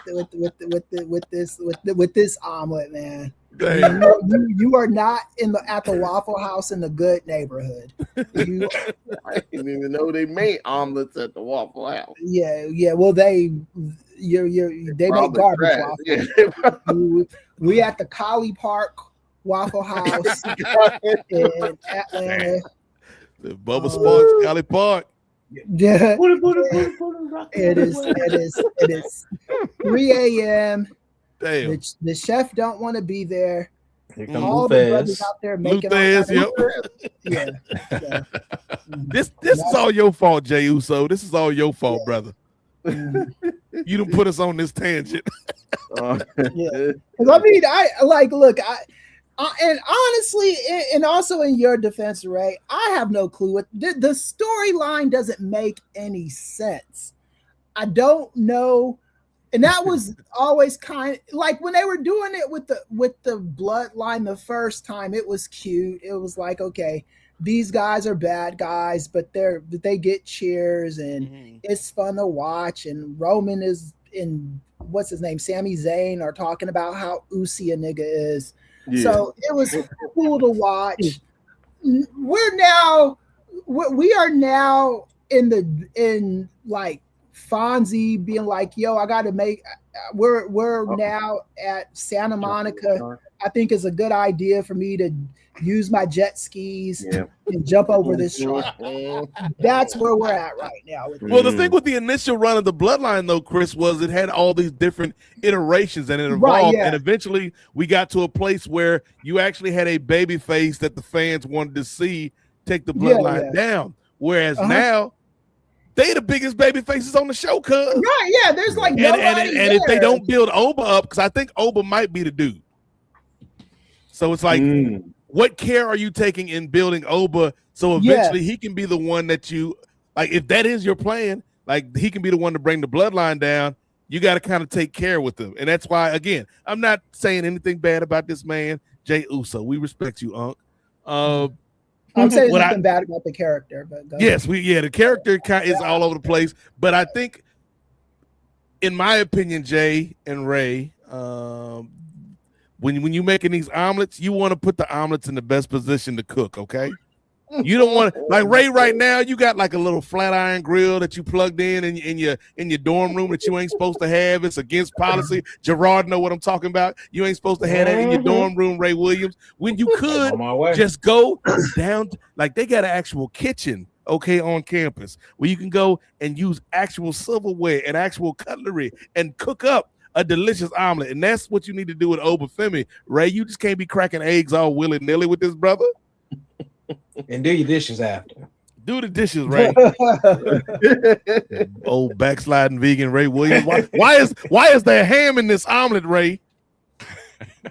The deception. Is this chorizo I see? He said, "No, it's soy riso." Soy riso.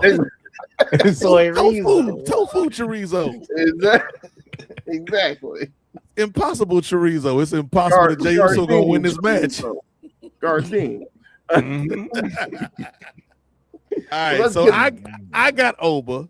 Chris got Oba. Ray, did you ever make an official pick, Ray? My official pick, Jey Uso. Even though I was about to, you guys were about to talk me out of it. Gerard kind of talked me back into it, even though Gerard just said he wasn't picking Jay. Okay, I'm confused. Gerard got you to hop on the island. I'm saying, yeah, and then Gerard leaves you on the fucking island. Exactly. I'm gonna say, I left the rations at least. I gave a logic to why you could do it. He gave him a boat with a hole in it. I just don't want to be on the island, okay? Can I leave?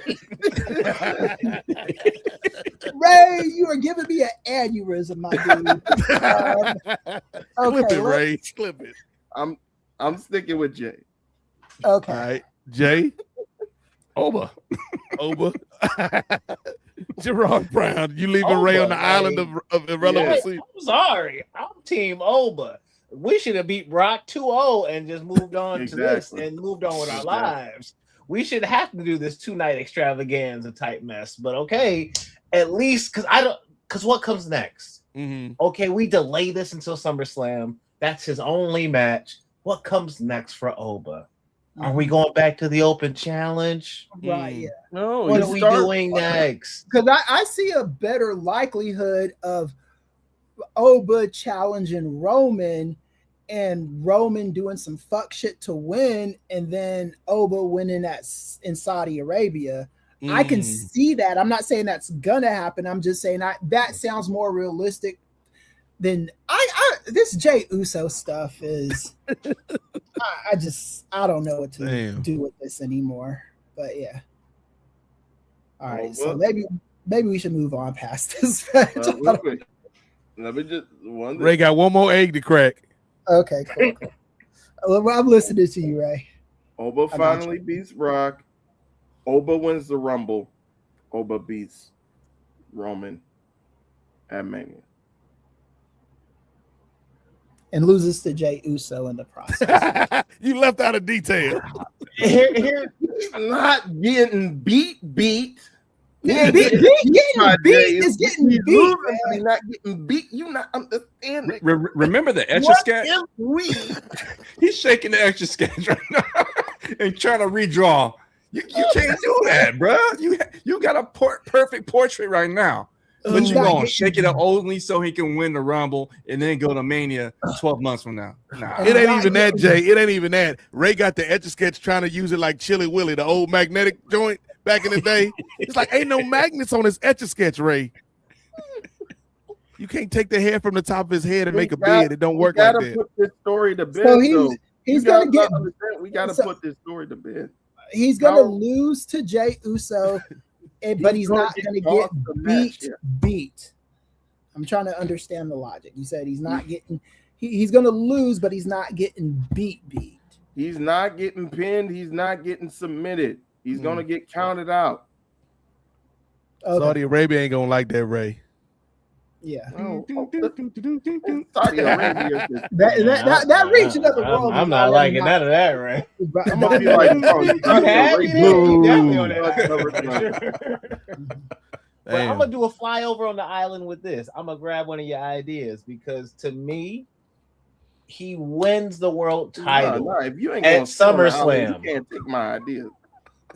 Well, this was my idea from the first place. This was one of my ideas from the first place. Was Oba should have initially gone past Brock, gone and won King of the Ring, gone straight to SummerSlam, beaten Roman because I said he's literally doing the next big thing path.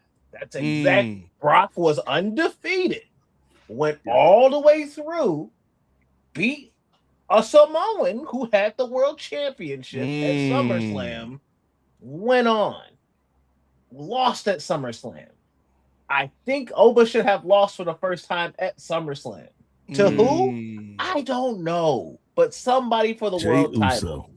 Oh, hey, I'm not getting on that one right now. But then he goes to the Royal Rumble to then win the Rumble, just like Brock did in 03. And then he goes to Mania to main event and win the world title off of Gunther, the man who they had destroyed and bungled up.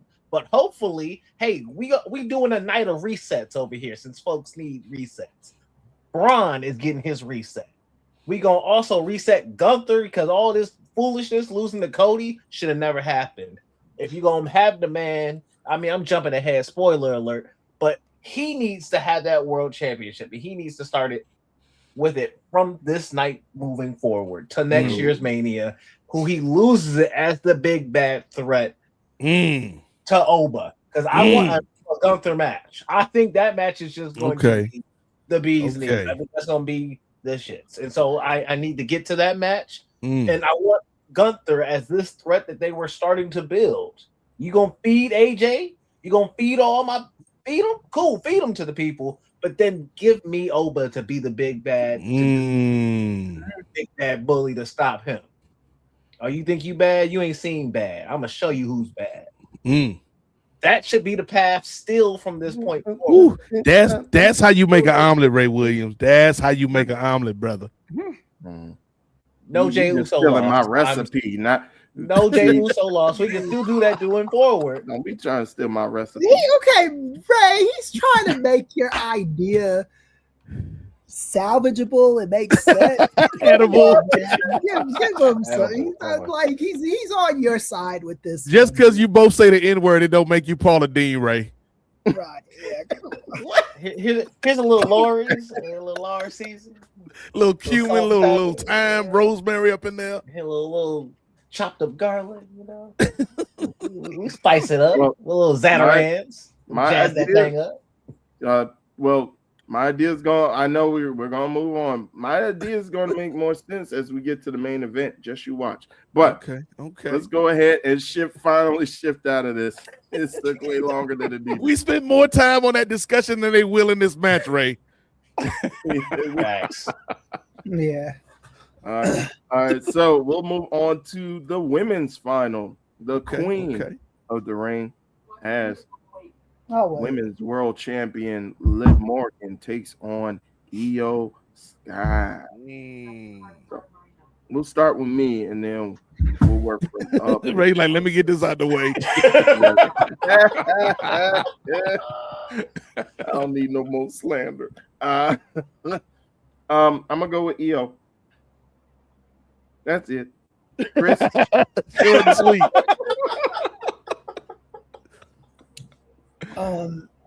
Yeah, I'm gonna go with Io as well. Nate, I'm gonna go with Io. I'm gonna say we get some backfiring shenanigans from Raquel and Roxanne. Plus, whenever we get Mommy back, I think this sets up something intriguing between Mommy and Io. So yeah, give me Io. True. Brother Gerard. Well, hey, Brother Nate then kind of took a little bit of my thunder. Took your recipe. It's definitely gonna be Io because hey, I've been speaking about this for a hot minute. Io is going to face Rhea at SummerSlam, and she's going to beat Rhea for that championship. And that is just going to just eat Rhea inside something fierce because the last time she almost had her crack right before Naomi cashed in on her. And so she almost had Io cracked. And so with that said, I think we're going to finally see babyface Rhea go bye-bye. And I think heel Rhea will be returning when she finally snaps and kills her best friend. You're supposed to be my friend. I'm about to say, you remember how Batista had, right? But let me bring up to you and MKS PPDO 6463 has a good point. He says, What sucks is if we don't know how hurt Rhea is. We know that been pulled off the card and that her belt might possibly be vacated. Thanks. So I think they're gonna give Rhea every opportunity to come back before they vacate that thing, though. Yeah, I think so too. I don't know who else they trust right 30 day title defense rule be damned. Right. And hey, you know what? No, let it all play into the story. If she's kind of hurt, let Rhea come back. She faces EO at SummerSlam. If she's able to do a match, a light match, instantly beats her. And but how she sells the whole thing from the moment EO picks her is, all right, hey, yeah, like cool. Like I can't wait to face you at SummerSlam. But then after when she comes back and she's healed, she's like, hey, yo, you sucker, you picked me thinking I was hurt and I was injured. You could have picked Liv. You beat Liv. But you came after me instead. I'm your friend, and that's how you did me. You snatched that. We could have both been world champions together, but no, you came after mine. And she could see it. She could see it from that angle instead of. And so, and maybe she even somehow gives her blessing. Like Eo's like, I'll only do this if you're cool with it. And Rhea's like, yeah, but not really. In that same regard of like, oh yeah, you can date her. I'm cool with that. I'm actually not cool with that. And they start getting up. It's like that episode of the Cosby Show where either Theo or Cockroach could get on the show Dance Mania. And Theo was like, no, you go, Cockroach. And Cockroach was like, no, you go, Theo. And then Theo was like, no, man, I insist. And then Theo thought Cockroach was going to pass him the ball back. Cockroach was like, cool, I see you. And he dancing on Dance Mania. Dance Mania. Dance Mania with the hotties and everything. And Theo sitting home with his bad Gordon Gartrell shirt on, mad because he wasn't on Dance Mania. That's how getting mad at everyone in the family. That's Mania. Well, I don't know if that's a 6 degrees of Motown minute or what, but we're just gonna move on. So far it's a sweep for EO. Jay, are you riding unanimously, or are you gonna be on an island? Nah, I'm with y'all. I think EO's gonna win, but what's gonna happen is a rubber match. Like Liv Morgan is like, wait, she lost. EO's gonna be like, hey, I like that little shiny belt you got on your shoulder. I want it. That's how EO gets the title.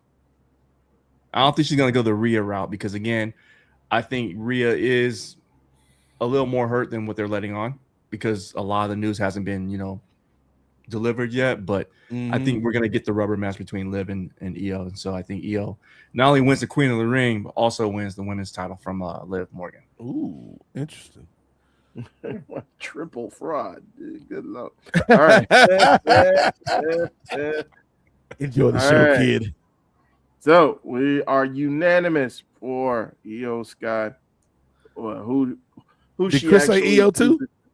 I said EO. Yep. Ooh, clean sweep. EO, but who she chooses to face will still remain a mystery. But we'll go ahead and move on to our U.S. title matches.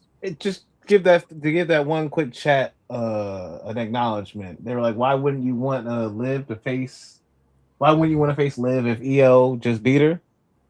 Because if you think about it, if you got to fight with Roxanne and Raquel and everybody else and their mama and the cousins pulling up, but you can go fight a 1v1 with your good friend, what you gonna do? Sometimes when you get annoyed with playing them online video games because of the lag connection, you get on the 1v1 with your good homeboy and you just enjoy the good time. So your homeboy gonna take some of them L's because you just mollywop him. It's Tekken. It is what it is.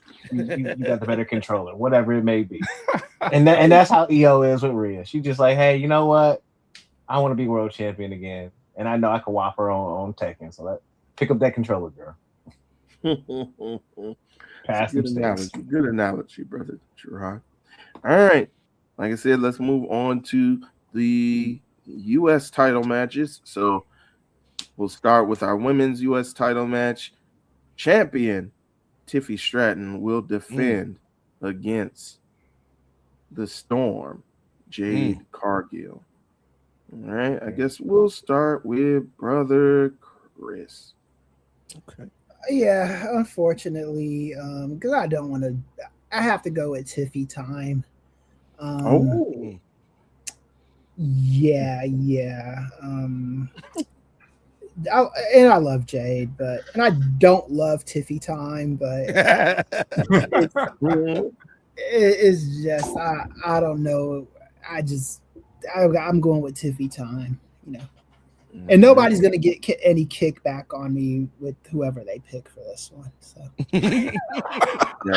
you free to make your own decision, Ray. Chris sounds defeated. You don't need permission to make your own decision, Ray. It's your prerogative, brother.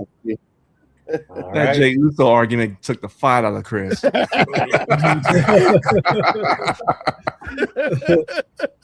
Chris is like, damn, I'm spinning. We ain't even hit AEW yet. Right. Brother Nate, who you got? Man, I gotta agree with the good doctor here, man. This is Basura, man. This is Basura, man. Because here's the thing, it's Basura on a couple different levels, man. First of all, the fact that I do believe that Tiffany's gonna go over. Second of all, we've seen the reaction that Jade has gotten in Saudi Arabia before. And I'm not looking forward to seeing if that behavior repeats itself. But also, at the third level, man, I know some people are into the Tiffy Chelsea Green story. It ain't for me, dog. That don't work for me, brother. Because here's the thing. Tiffy gave us this big thing the other night talking about Chelsea, we can't be friends because you was calling me all types of names and this and that. And I'm like, first of all, she was a heel. That's what heels do. Ain't you ever watched wrestling? Second of all, you was a baby face and you was talking about somebody's husband and extramarital affairs and whatnot. Talking about it. And like neither one of y'all is like likable. And Chelsea, despite being the one who is most recently a heel, is more likable than you, Tiffany Stratton. And fourth and fifth of all, I don't even know what point I'm on now, Ray. We just waiting. I'm just waiting for Blake Monroe to finish this damn diary so she can come and get this title up off you. Because I'm tired of Tiffy time, man. Time is over. Time is up, Ray Williams. Time is up. Blake's time is now whenever she decides to come to damn work. Blake Monroe being like Veer Mahan. Look, Ray, we started the show. I told you I worked 64 hours this week. I would have loved to sit at the back of the shop and be like, this is a wonderful day at the shop. I wonder who's going to show. That's Bob. Bob is a manager. Bob has a lot of problems. Just writing in your diary. Just writing in my. Could I go to work and get paid just to write in a damn diary all day? Can I have that dream? old Judy Bloom character looking ass character. Are you there, God? It's me, Margaret ass character. Amelia Bedelia. I run out of Judy Bloom stories. Amelia Bedelia looking ass character. Nancy Drew looking at. Now I'm just naming women in books. Nancy Drew looking ass character. They ain't even got nothing to do with diaries. Pride and Prejudice ass characters. Dang. Little women ass characters. All right, I'm done, Ray. Let's shift it to Gerard. Who you got, brother Gerard? Buckle up, since Professor Chris said he ain't got no time for this one. Because Jade for sure gonna win this match. Okay. About it. Juneteenth. Come on now. We gonna go for the folks and we gonna go for the people for one. Two, I just like the fact that, maybe Tiffy just can't get past her no more. Maybe that's the one that she lost and that's an L for her. So if that is the case, I love her to lose that championship. Let her and Chelsea go be good friends and build a friendship in the tag team division while they work on that and figure out who they are. Let Jade and her girls take the belt, the U.S. title. Let Charlotte then come after that belt. Because like I have been saying for years, hey, what can help Charlotte? Building extra stories besides just the world championship. And I don't think, yes, we're testing the waters. Crowds are reacting decently to her going for the world championship. Okay, cool. Let's slow it down a little bit more still. Let's build our way there to the U.S. Championship. Okay. And so now that we got her on the same show with the belt, she on the same level with the belt, let Jade now have the belt to add to their first ever match to be a championship match. Because it's not like Tiffy doing that with that belt, no way. So like, give it to Jade. Why not? Now, if it's at SummerSlam, okay. If it's I don't know, Survivor Series, cool. I don't care. But give Jade that mid-card run, because her taking the belt, it still keeps her at a certain level that if she ever needs to be bounced back up for a world title match, maybe she doesn't get the world title again, but at least you keep her at a level that is of importance on the show.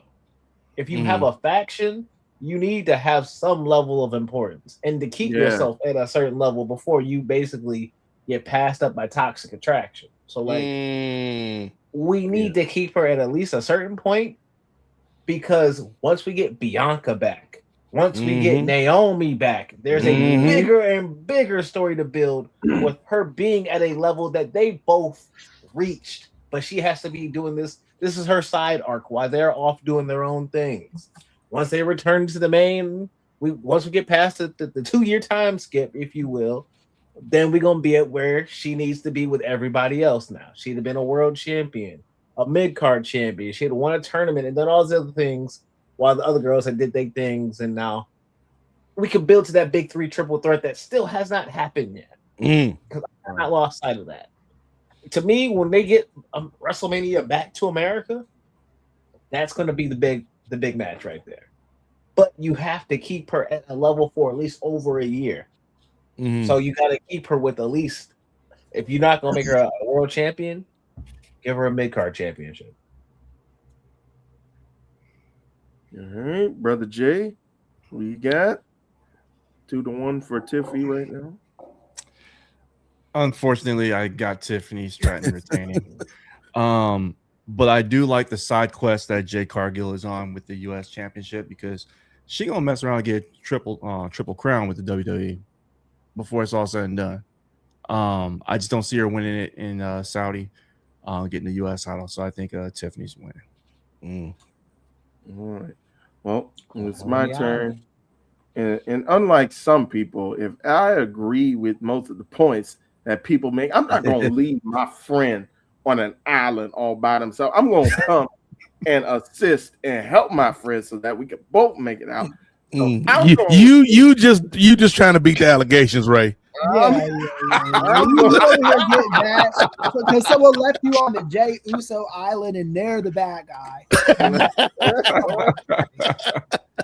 And here's the thing. You said it yourself. He sounded like he was on my side, and you could have got off the island too. That was your lifeboat, man. Y'all could have got off the island together. Yeah, you should have been like, you know what? I'm off this island. Let me just go ahead and go. Ray's like, no, I'm gonna stay here and make some coconut omelets. Like that ain't how omelets work, right?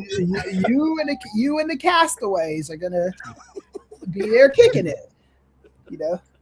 Well, I'm gonna go with Jay too, because I think this Chelsea Green thing could lead to Chelsea Green getting involved, and it's like, oh well, Tiffy, if you don't want to be my friend, then I'm gonna go ahead and take you out. And then in the point that Jay or Gerard was making, I think you can have Chelsea still be the sympathetic figure, because it's like, all right, well, I'm trying to change my ways, and you're not giving me a chance to change, and you just as bad as me. Like you like said, Nate, like you talking about people's divorces. Like I ain't mentioned nothing about. All I did was call you tacky. Like I ain't mentioned nothing about you and Ludwig or whoever that man is under the mask that done left you. I ain't saying nothing about him. Brother moved to a whole nother country. We spend more time fantasy booking this than WWE actually does. Actually books it. Booking. Real talk. Real talk. We put more thought behind it. Yeah. Indeed. I don't think WWE is thinking as deep as that. I just don't. Call me crazy. I think you could still sneak. I think they always WWE still loves their we'll have our friend turn on them. Mm-hmm. So I got Chelsea turning on Tiffy losing the belt, and like Gerard said, you got to have some importance with somebody having a faction. You can't just be out here with no belt, and you got two people who follow along with you, and they're like, "What you doing?" It's like we gonna get somewhere eventually, right, B-Fam? I guess so, me Chin. Right. Top flight security of the world, Craig. I got Jade winning. Okay, 2 for Jade. I hope you guys are right. I hope y'all are right. Mm-hmm. All right. I do too. Thank you, Ray. Mm-hmm. All right. Appreciate your company. All right. Let's go ahead into the men's U.S. Championship match. I think this is going to be a quick one. Brother Chris, I don't think you got to worry about no debates on this one, brother. We got the champion, Trick Williams, taking on Ricky Saints, a.k.a. Ricky Superdome. Ejectocito, cuz. All right, we will start with Jay this round. They ain't come to see Ricky Saints. They came to see Trick Willie. Exactly. They came to see him and his lemon pepper steppers, and that's what they gonna get. Trick Williams is walking out the champ. He's walking in the champ. He's walking out the champ. Yep, I agree. Trick Williams for the dub. Chris. I don't even know why they put Ricky Saints in this match. Come on, man. Trick got to fight somebody, cuz. He got to fight somebody. Is that another shot? So, yeah, I'm picking Trick right now. All right, brother Nate. But I'm just saying, you could have had Trick fight anybody else that with Trick the man who beat Oba. Kind of. Trick couldn't even beat Oba himself. This the man who beat Oba. You talking about? Come on, man. You keep going back. You keep going back to these NXT rules from a long ass time ago. You said it don't count on the main roster. They don't exist anymore. Yeah, they don't exist. Records revert back to 0. It doesn't matter. Like if you go back to Oba's early career, he was losing to some slobs. I don't even remember the names of these people, but it was a bunch of them, and it exists, and you can find it on YouTube. Those losses that Oba got back in the day don't matter anymore. You know, they're like Goldberg's losses when he was still at the power plant. None of that shit don't matter no more. Yeah. And as far as Ricky Saints is concerned, I can't. Like if they put anybody else, if they put like Ricky Saints against like Sheamus, even what's his name, LA Knight or somebody like that, you could at least suspend your disbelief for a second that they might win. Ricky Saints, come on, let's Trick, man.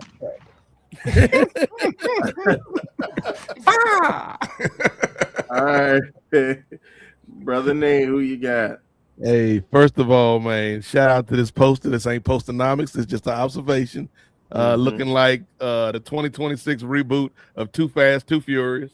Right? Oh, I know, right? Facts. Swooshing, y'all not in the car. Why are these squiggly lines? I don't know. Second of all, no disrespect. I don't want to start beef between shows, but I did hear a good friend, more than our good friend. He's our man Neil, Neil Flanagan and Way the other night on Rewind to SmackDown, and Neil was speaking disrespectful on Ricky's theme song. I happen to like Ricky's theme song. I think it could be a little bit more New Orleans-y, but I like it for what it is, and I like Ricky in general, like for what he is. I just think timing is everything. And you brought Ricky up when you brought up Trick, and you brought up Oba, and you brought up Javon. And it's like, hey, dog, you at best, you the fourth top, the top that don't nobody know about in the music video. Oh, the fourth top. You the In the fourth back. top in this one. Yeah. You one of the pips. You ain't Gladys Knight. Trick Willie is Gladys Knight in this match, and like the fifth Beatle, the fifth Beatle, Clarence. That's Billy Preston. R.I.P. to Billy Preston. Yes, they used to call him the fifth Beatle, Mhm. and he pretty much was because he helped them on a bunch of their hits. bunch of tracks, yeah. Mm. And one of Billy Preston's big songs, Ray, was "Nothing from Nothing Leaves Nothing," and that's exactly what Ricky Saint's gonna be leaving Saudi Arabia with, nothing, because Trick Willie is retaining. Damn. Mm. All right. Call this man the fourth member, Boys to Men. It's like the dude. What was his name? The one with the MS that had the cane. What was his name? Was it Michael? Is that his name? Michael McCreary. Yeah. Mm-hmm. Shout out to Boys to Men. Shout out to Boys to Men. Yeah. Shout out. It remind me of Dogma with Chris Rock was playing the 13th Apostle. Yes, yeah. Oh yeah, 13th Apostle. And he said Jesus. He said nigga still owes me $20 or something like that. That was a good movie, man. Yeah, that was a fine movie.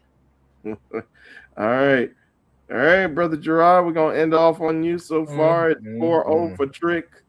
Who you got? So I'm going with Trick. We just gonna say that off rip. But go ahead and say in defense Ricky Saints. But I do think that the Ricky Saints disrespect in the chat is beyond wild. It is just beyond disrespect. Wild. He said it's earned I know that disrespect. he Damn. is not some great star. I think he should have stayed in NXT. Yes, he should I have agree. been allowed to be one of the bigger figureheads of that show right now in its rebuilding phase to help it get to that next level. Yep. Alongside of Tony D and all them. Yep. But with that said, it's like it's not like MMA because I'm not going to use that analogy, but it's like wrestling. When you put people in spots that sometimes they're not supposed to win, but it's for you to get a good look at them in that spot. Do they compete in that spot? Could they future at one point be that champion at that spot? Ricky Saints, two brothers. Yeah. Juneteenth, come on, let's be excited about that. Let's be excited. Right. Wrestling for a championship. Let's also be talking.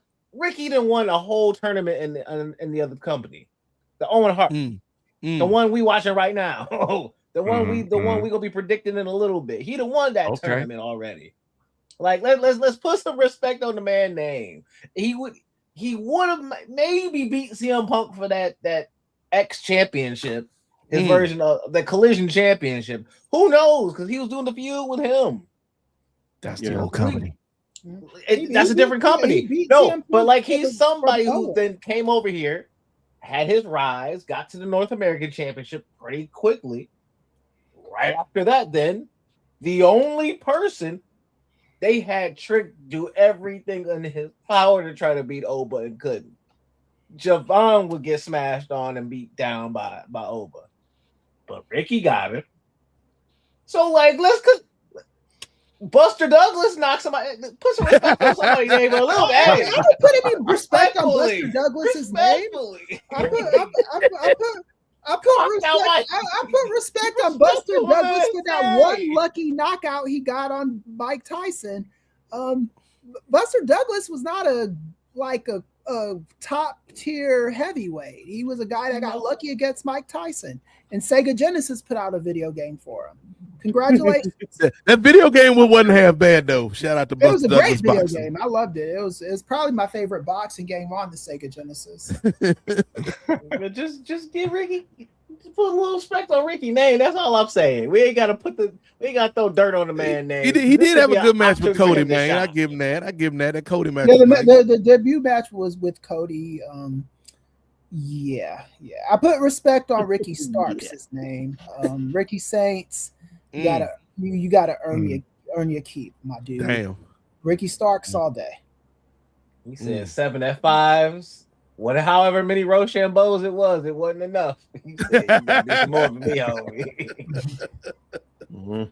All right, so clean sweep for Ricky Saints, although we do put clean sweep for Trick Williams, I should say. Yeah, clean sweep for Trick Williams, although we are putting respect a little bit. No, don't put that we on. I never said I was putting respect on Ricky Saints' name. It's a law of averages. You always like to talk about it, brother. I'm not putting any respect on that guy's name. Well, you're not putting any, but then Gerard's putting a lot, so they even out. No, it doesn't even out because that's Gerard. Gerard's got his own opinion. Here's some stains from this vote. Respect on Saints' name. Shit. Chris recuses himself from the vote. Yeah. Come on, man. Don't qualify me in that shit. He said Ricky Starks get respect. Yeah, give Ricky Starks his respect. I get Ricky Saints. I don't give him disrespect, but I ain't putting respect on that dude. And I bet you anything, if he ever mentioned in the promo that he beat Oba, Triple H would have that full release so fast. Damn. Yeah. What if back to Evolve? You're not allowed to say that. Why we act like he snuck him in a backstage fight or something? Like, you can't say you actually got him. You got him like that. It's just not something that's allowed to be was talked about on scripted television. Triple H said delete that footage. Yeah. All right. Well, since we're talking about the man, and since we're talking about real names, Richard Starks is his real name. We put respect on Richard Starks, the man. All right. Okay. Richard Starks sounds like he could have been the fifth Beatle. Richard Starks, hello. Cowboy shit, bruv. I'm Richard Starks, y'all. I'm Richard Starks, y'all. All right. All you need is bruv. Let's go ahead and move on to the main event. I think you need to put a little bit more respect on all you need is bruv, Ray. That was beautiful. It hit me late. Look, it's layered. It's definitely layered. Spoiler alert: whenever Will Ospreay wins the title, that's going to be the title for that edition of the NWA podcast. All you need is bruv. All right. Well, let's go ahead. Let's bruv on this main event. Okay. Bruv is not a verb, Ray. Let's go ahead. Let's go ahead with the WWE Championship, undisputed championship, being on the line in a triple threat match. It was led up to through Friday Night SmackDown, where it was supposed to be a one-on-one match between Cody Rhodes and Gunther with special guest referee Sami Zayn. Sami Zayn got involved. Cody ended up retaining, but through nefarious means. So we're going to have ourselves a triple threat match for the championship. So let's go ahead. We'll start in the regular order. We'll start up top with Brother Nate. This is a real GoBot situation here, fellas. Mm-hmm. You know, I know some of y'all may be a little too young to remember the GoBots, man. I remember. They was the original Transformer robots on these streets before the Transformers came out and blew up the whole game. Leader One, Scooter, Turbo, all of them. All these generic names. The girl one, the girl one was the pink and black one. I forget her She name. was like Crash. Yeah. Crasher. Yeah. Get it, Crash Her, because women can't drive. It's the 80s, y'all. Dang. See, even as a child, I peeped that. I was like, wait a minute. That's misogyny. I didn't even know how to spell misogyny back then, but I knew what it was. But here's challenge of the GoBots, man. Here's the thing. Why I say this is a GoBot situation, because when I was a kid, man, I'd be like, hey, moms, that Transformers was hot, man. Optimus Prime, Starscream, Soundwave, all of them, Megatron, Bumblebee. And she was like, don't worry, I got you at Christmas time. Went down to the tree, Ray. Excited. I knew the box was just about the right size. It could be one of them Constructicons, because they kind of small and they combined to be a bigger robot. So she probably got me, we was on a fixed income back in the day. She probably got me like 2 Constructicons, put them in his box, and then my birthday, I'm gonna get 2 more Constructicons by the end of the year. I'm gonna have Devastator. Okay, that's what I was thinking when I opened the box. Wasn't not 2 Constructicons, wasn't not 1 Constructicon. It was Leader Dan 1. This little gray airplane that only had 2 movable parts. Like Transformers, the whole thing with Transformers was they was elaborate, Chris. You know how long it took you transform Optimus Prime? It was like a Rubik's Cube. GoBots, it was 2 moves. Pull them apart and then turn the arms up. And so that's a situation. A GoBot situation is where you get something similar to what you want, but it ain't what you want. For years, we've been talking about Sami Zayn winning the big one in Saudi. That's what I wanted, Ray. That's what I wanted, Jay. That's what I wanted, Gerard. That's what I wanted, Chris. But not like this. Not like this. Right. Even though I wasn't going to watch it whenever he won that moment, I'd watch it on YouTube or something. You know what I'm saying? But I have a feeling Sammy's going to win this, man. And it's not the way I want this to be. Because I feel like it should be a one-on-one. I feel like Sammy should be the outright babyface, the outright good guy, if you will. But I think either way, QB1 ain't leaving the ring with the belt. It's either going to Gunther, Slim Walt on these streets, or it's going to Sammy. And to me, for storyline purposes, I think, and you know, there may be some debate about this, but I think to me it makes more sense to have Sammy, even if it's a short title reign, a transitional title reign, to win the belt. So I'm gonna go with Sammy, even though it is a go by situation. Brother Chris?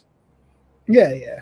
And again with the GoBots, just like Hydrox cookies. Hydrox cookies came before Oreos. They did.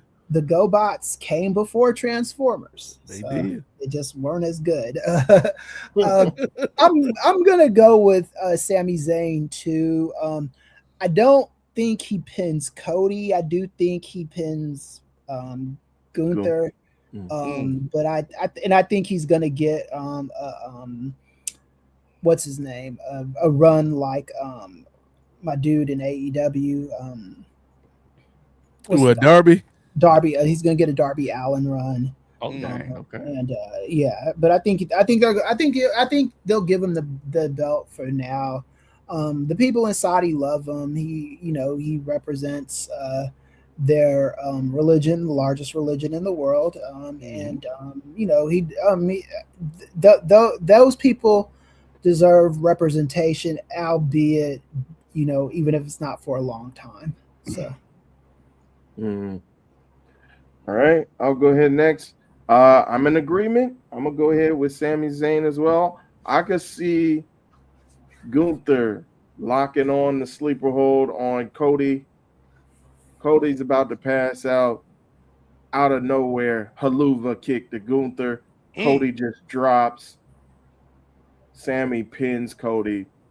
We get the title change, and then at SummerSlam, as I've already predicted, we get the Uzi. Are you Uzi? We get the reunion, but is it really a comfortable reunion between the champion Sami Zayn, the honorary Uso, and his brother Jey Uso? Is it a comfortable reunion? I don't know, but we get a settling of that story, and who knows, maybe the bloodline gets involved in that as well. So I got Sami Zayn winning this one as well. So Brother Jay, who you got? Is 3-0 for Sammy right now. Who you got? Ray, first of all, that was a 2-hour payoff. This 2-hour-old omelet. The omelet is cold, Ray. Let it play out. That's all. This cold ass omelet. Put it in the microwave. You'll be all right. I eat that trash sandwich, man. That's crazy. It's not what we wanted. It's not how we got here. But guess what? We here. All right. So Sami Zayn in the triple threat. He's getting the title. I think he's pinning Cody because, as Sami Zayn has said, he is the last real good guy. He's pinning Cody, and how apropos that we're the American Nightmare is in that part of the world.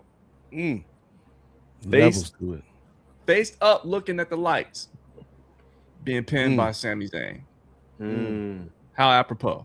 I think that's what's gonna happen. And that's when you're gonna see all the pyro go off, all the fireworks and everything, and they're gonna coronate. You beat me to the punchline. You got the fireworks. Good night, ladies and gentlemen. We'll see you on Monday Night Raw. Boop, boop, boop, boop, boop, boop, boop. That's exactly what's gonna happen. All right. It's 4-0 for Sammy. Brother Gerard, are you in another island, or are you going to come comfortably on this airplane with the rest of us, brother? I'm going to just comfortably put the feet up on this island by myself. Oh. Okay. That's crazy. Dogs out. Right. Dogs is out. Who let the dogs out? I ain't Mike Brown. No Roman Reigns. But with that said, Gunther will be winning this match for me. Ooh. I already said it. We've already bungled him enough. It's time for him to win. Why are we doing a triple threat? Because we have to protect Golden Boy Cody. Because that's what we always do.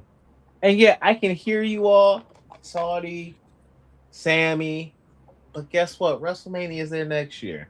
And my humble opinion, we don't get to this championship win with him in this frazzled, weird state. So, during the match, maybe at the end, Sammy protects Cody from something because of this whole weird friendship shit they got going on. Knocks Cody out the way, does something that basically Sammy had to win, and then because of Sammy's own actions, loses the match. Sammy takes the pin. Gunther takes the title. Gunther's now walking down the aisle with the title. Sammy laying on the one end of the ropes on one side. Cody on the other side, looking at each other like, hey, get into my fucking way, bro. And it's the same thing of them going back and forth, like, of their anger and like, yo, what are we doing? Look at what our friendship has now cost us. Either of us could have been champion. Now neither of us is champion. It's not the happy ending, but then you build to Sammy finding himself over this time period. That's building real good, himself Gerard. back up, taking the elimination chamber, and then going after the world championship, the world heavyweight championship next year at WrestleMania. And you piss off the whole Saudi government and the Enjoy the show, kids. Right. You thought it was bad in 2019. They ain't letting this plane get off the ground. Damn. Restart the match. It took forever for this brother to get allowed to even be in the country. Damn. Saudi Arabia. And on top of that, you're going to lose to a German dude. Damn. The allegories. All right. Well, like a Judy Blume novel. Oh, full circle. Did she write the Rats of Nim? Did she? I forgot. Who did The Land Before Time? Oh, you got me I on don't know that if it was Judy Blume or some other something. I don't know. Not familiar. Media's franchise. Judy Blume has never had this much run on a wrestling podcast ever. Bless you. Thank you. All right, film, soundtrack. All right. Was The Land Before Time a book? Because all I'm seeing is it was a movie. TV. Oh, a movie. So she used to write. The writer. The author used to write books first, and I think she transitioned to movies. Okay. Oh, the dinosaur movie? Yeah. So I'm seeing created by Don Bluth, Judy Bluth, that's who it is. And Tony Geis. Yeah, okay. Don Bluth. Don Bluth. Diana Ross on the soundtrack. Just the dinosaurs right before they get extinct. I'm coming out. I won't go where you know. What's that meteor in the sky? Like to let it go. Yeah, but too much fun with you, brother. Right. So we finished Night of Champions. We made it. We halfway home, fellas. We got through NXT. Great American Bash, if you will, Daddy. And we made it through WWE Night of Champions from the Kingdom of Saudi Arabia. Now, Ray Williams. Let's go where nobody has gone before, except for the other times that AEW has gone there. Let's go through this Forbidden Door, brother. Indeed. AEW Forbidden Door, in conjunction with New Japan Pro Wrestling and LL and Stardom. So, we'll start with the match that has been announced for the buy-in. So it'll be a women's tag team championship. What's going on with your microphone, Ray Williams? Can you hear me? There you go. Oh, much better. There we go. I just gotta bring it up. All right. We had to get you back over from Saudi Arabia. You was on that flight delay. All right. So we're gonna go ahead first with the match that's already been announced for the buy-in. So it will be the women's tag team championships up for grabs as the champions Divine Dominion will be taking on Thunder Rosa and Olympia from CMLL. So we'll go in reverse order. So, Brother Gerard, who you got? This might be a quick one. Yep. Jake? Champs retain. Same. Champs retain. Chris? Who are the champs out of these two? I don't even. Divine Dominion. So Megan Bain. Yeah, Divine Dominion is who I got. Yeah. Yeah, Lena Cross. And brother Nate. It's a damn shame. San Antonio keep taking L's, man. Love me some Thunder Rosa. But yeah, champs retain. Sweep it. All right. Thunder Rosa does prove there are beautiful women in San Antonio. Not just them big women that eat them churros all the time, Ray. Thunder Rosa's still fine and she still eat churros. So and AEW, as someone that's going to be working press for this event, they are going to. I got to show up there at 3 p.m. and sit through all this pre-show shit. So they gonna get on West Coast time. They gonna get honorary Chris at the press conference. Yeah. Well, Jarek will be there too. Yeah. So. little good cop, bad cop, if you will. Yeah. I'll be fine. I haven't been to an event that took 15, 17, 18 Just make sure you got some snacks, Chris, so your blood sugar it stays right. Oh yeah, my woman's gonna take care of me at the concessions. No, that's right. Get you some churros. All right. Let's go ahead and move on to a triple threat triple threat tag match featuring, as if you were watching Collision, 3 of the world's most renowned factions, with a tag team from the Elite facing a tag team from Unbound Company, facing a tag team from Sky Team, not to be confused with Sky Flight. So we can. I'm confused already. Exactly.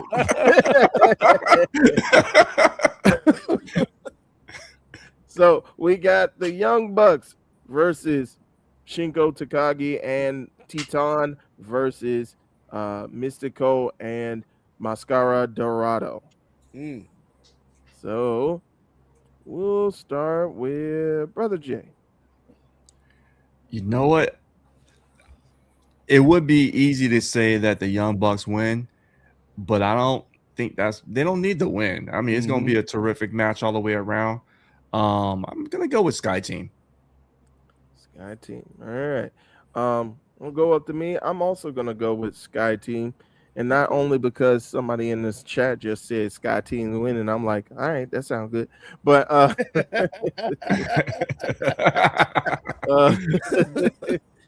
your boy Mystico, like he is a star. They got to continue building that brother up, and the Bucks can take a loss. And sorry, New Japan, y'all gonna be eating L's all over this card.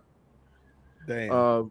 I think when Mystico's theme song hit and the arena go up, I mean, he's a superstar. You know what I mean? So that's why I'm picking Sky Team on that one. On that strength, bro. Same. Brother Chris, who you got? I want to pick Sky Team, but I'm gonna pick the Bucks to win this one. Okay. Brother Nate. So here's the thing: whenever you have a show that got a lot of people on the marquee, we got AEW, as you said, we got New Japan, we got Stardom. We ain't worried about them in this match, and we got CMLL. Somebody got to get some wins somewhere to make everybody happy. And so the only thing I'm sure about in this match is the Bucks ain't winning, dog, because they are the expendable team in this. They can absorb a loss and be fine as long as the match is fire. Right. I would say New Japan kind of need this one because, as Jay said, the pickings is going to start to get a little slim as we get deeper down the card. But for where this match is taking place in San Jose, come on, man. Sky Team 6 all the way, Ray Williams. All right. 3-0 for Sky Team so far. Brother Gerard, who you got? WrestleMania 2000 is upon us, and I keep saying it. They are building to this big tag team match at All In. And so because of that, the Bucks is a part of that equation. They need to keep rebuilding themselves. A great way for them to pin Teton and move on with their day. Okay. Hold on, Gerard. Hold on. I'd like to bring up a theory that I like to call the Jey Uso hypothetical. What if the Bucks You're fired? No, the Bucks lose, but they don't lose. What if they're not the ones that take the pinfall? Does that protect them, Brother Gerard? I can tell you, if you end this 3-way tag and a count out, we're gonna have some major problems on this pay-per-view. I'm not saying a count out, but what if New Japan takes the pin from Sky Team and the Bucks ain't involved in the finish? See, that makes sense.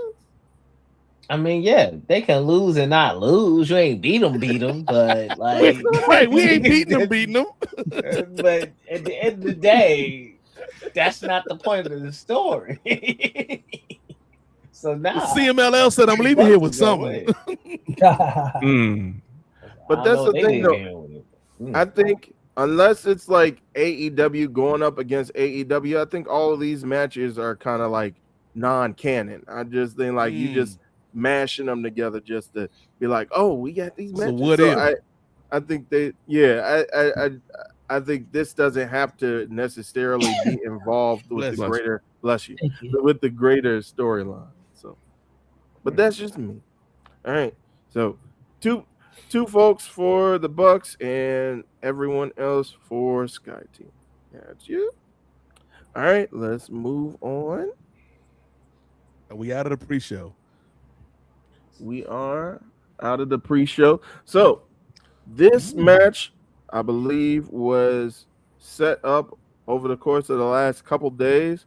So we had Yota Tsuji, who was the I believe the IWGP Global Champion. Okay. So no, not Yota Tsuji.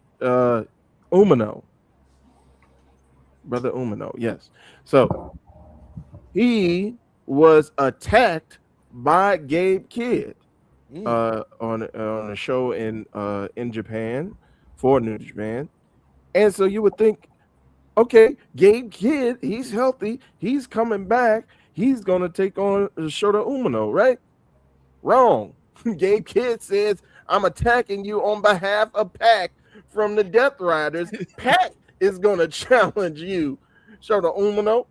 So it will be Pac versus Shota Umino for the IWGP Global Heavyweight Championship.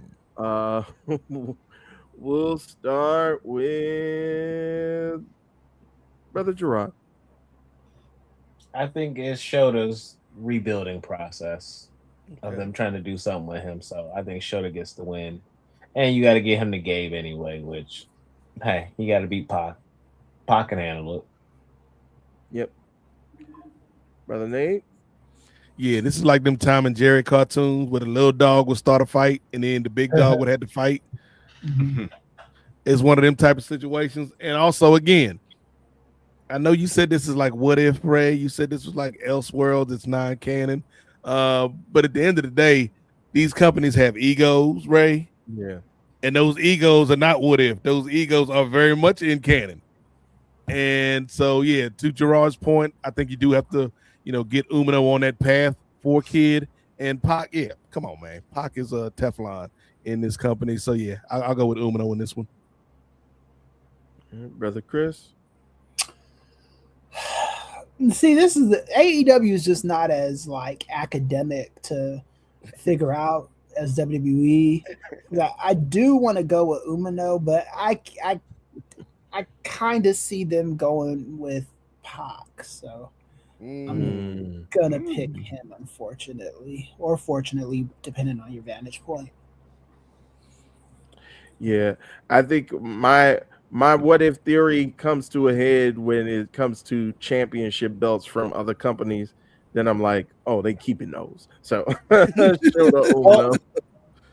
Can I give you a little something, Professor Chris, to see if your answer changes real quick? Yeah, go ahead. That championship already just changed hands from Andrade to Shota. Yeah. Yes. Mm-hmm. So do you think it would already go to somebody else with a Pac that fast? Yeah, I can see that happening, but I do see the thing is when we get like the MJF situation is makes us a little bit interesting because I do think something's happening with that. Do I think they'll do it twice with two different belts? Yeah, I can see that. Okay. All right, and Brother Jay will end off on you. We got, I think, three for Umino, one for Pac. Make it 4. All right. So, 4-1 for Shota Umino. 2. Chris's first time on the island. I left the keys under the map for you. You good? I just hate predicting these AEW shows because like they always make sure that you're wrong. So but the thing about it is like when you're wrong, it's like it makes it that much more enjoyable because like I'm not mad at the decision. Yeah, I'm not complaining about it. It's just it is what it is with those cats, Mm-hmm. It would be interesting, Ray. Like again, this is more work for you. But like if maybe this is something we outsource to the audience. If you could go back on our prediction shows and like get the percentage rate for each company, like WWE versus AEW, what is our hit rate on these predictions?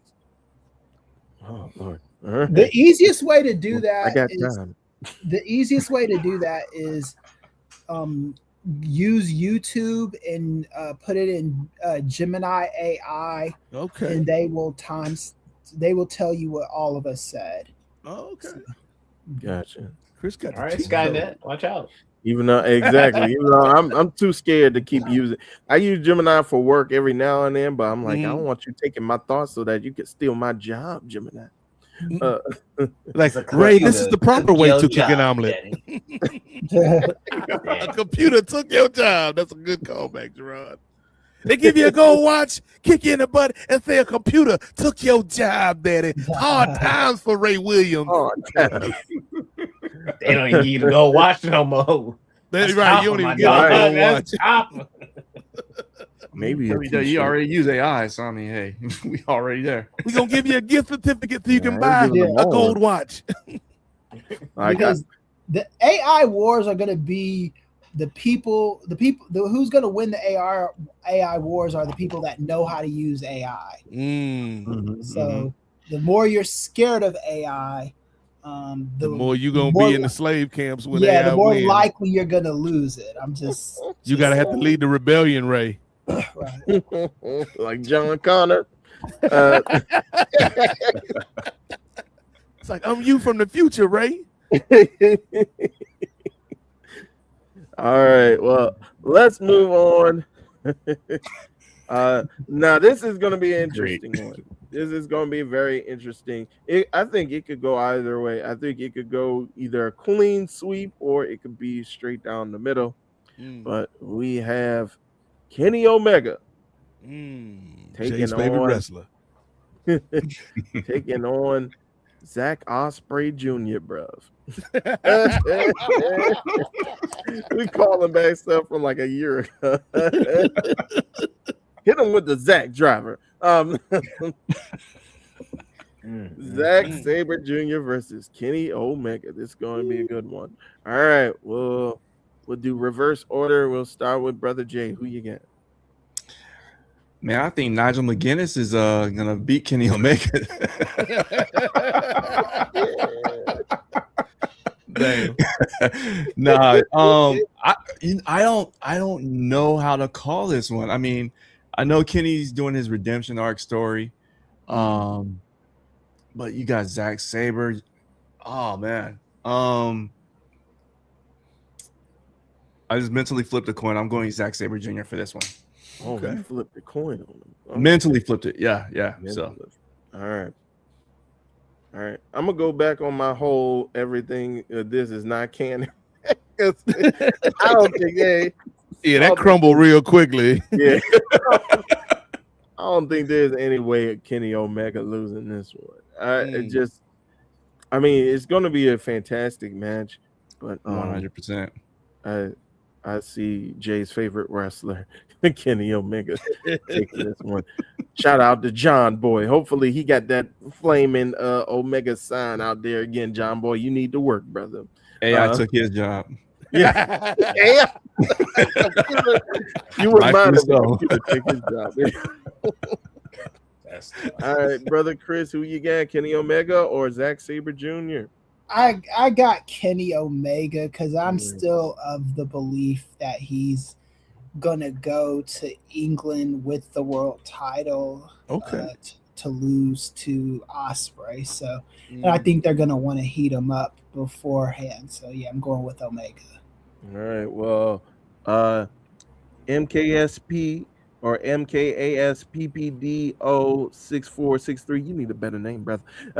He agrees with you. He says Kenny Omega winning.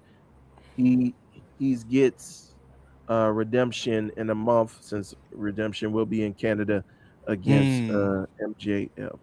Okay. So cool. That person agrees. I don't know if it's a he or she, but 6463. I'll just do that. 6463 agrees with you, brother. It's a guy, man. You don't know our demographics, Chris. It's a limit our audience. Several ladies watch this show. We could have one Belgian waffle inside. It's a guy. Why it gotta be Belgian? There you go. All right. You ain't never beat any allegations, Ray. Brother Nate, who you got? So first of all, like this is gonna be a hell of a match, man. I'm excited for this one. When you got somebody the caliber of a Kenny Omega taking on somebody the caliber of a Lord Steven Regal, like it's gonna feed generations, man. But I do think like that last viewer just said, man, like this is part of a larger story in that we are rebuilding Kenny. And so, yeah, it's going to be a hell of a match, but give me Jay Lacey's favorite wrestler for the win. Indeed. All right, and we'll end off with you, brother Gerard. Who you got? Oh, I got Kenny, of course. Oh, okay. Nice and easy. He's got to win that world title. Right. We building people up. So Jay's on the island by virtue of a coin flip. I know, right? He didn't even have conviction with the pick. The coin just put him on the island. Yeah, I mean, it would be. It's gonna be a dope match either way. I mean, I wouldn't be disappointed. So I'm like, we'll just go with Zack Sabre and see what happens. But hey. All right, let's move on. So we got Jon Moxley defending his AEW Continental Championship against ROH World Champion Bandito. So let's go ahead. We'll start with Chris. Yeah, I don't know what it is with Moxley right now, but they just seem that's their guy right now. So yeah, I think Moxley wins. All right, brother Nate. All right, fellas. I think it's time. Uh-oh. Let's look at this poster, okay? So first of all, and shoot, I should have used the opportunity when light skinned cousin Brandon was here to launch the WrestleNomics Posternomics mashup. maybe next time. But look at this poster, y'all. Bandito Gerard is wearing a mask, okay? One of the biggest disgraces to the luchadors is when they lose the mask, right? Future had a song called Mask Off, right?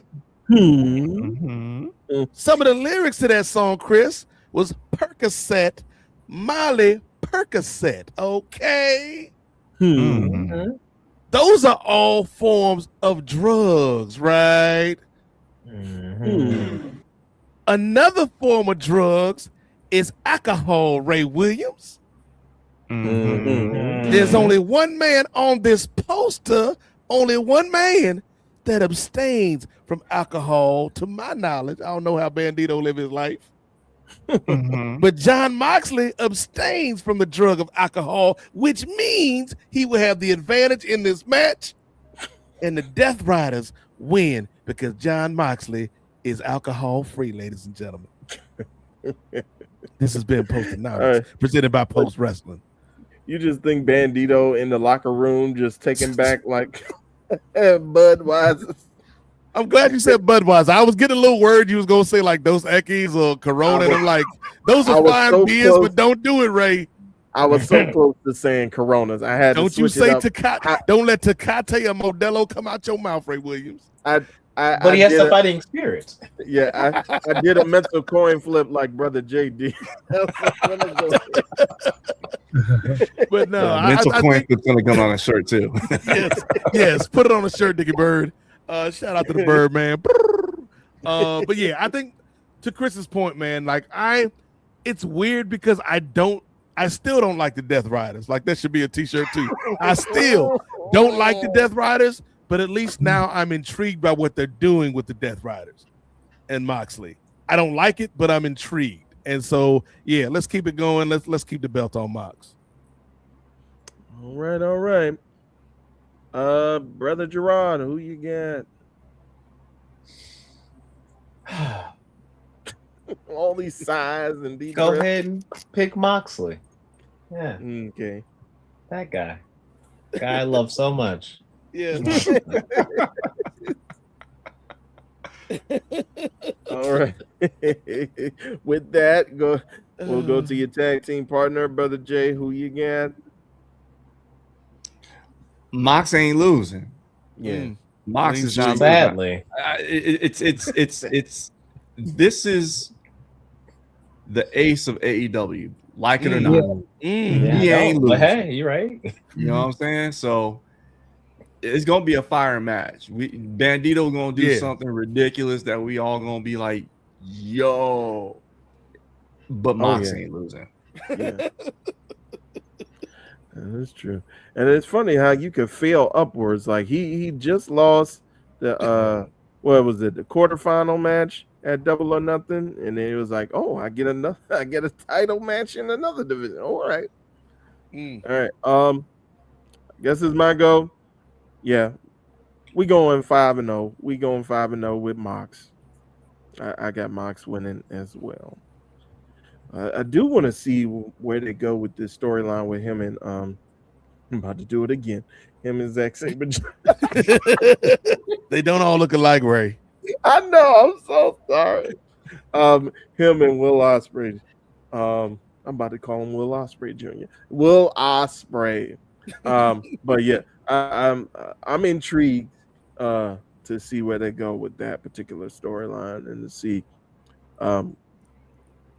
probably just the tease and spoiler. I mean, we all probably see it the same way, but someone's childhood dream will be fulfilled in All In at Wembley Stadium. But what happens afterwards will be the question. So, talking about Moxley? Yeah, sure. It was a dream. Ever since he was a child in Cleveland, what is it, Cincinnati, Ohio? He always wanted to. Yeah, we're Ohio University. You're correct, no Cincinnati. He always wanted to play and win. It was like, yeah, growing up, he always wanted to be the quarterback throwing a game-winning touchdown. Cincinnati Bengals. And I wanted to play for the London Knights in the World League of American Football. The World League. Geez, that's a throw at NFL Europe. Remember when that was a thing? I wanted to be NFL Europe MVP when I was a kid. All right, so unanimous for John Moxley. All right, we move on. Let's do this quick question. Yep. Does Mox face Ospreay before or after All In? Oh, because I say after.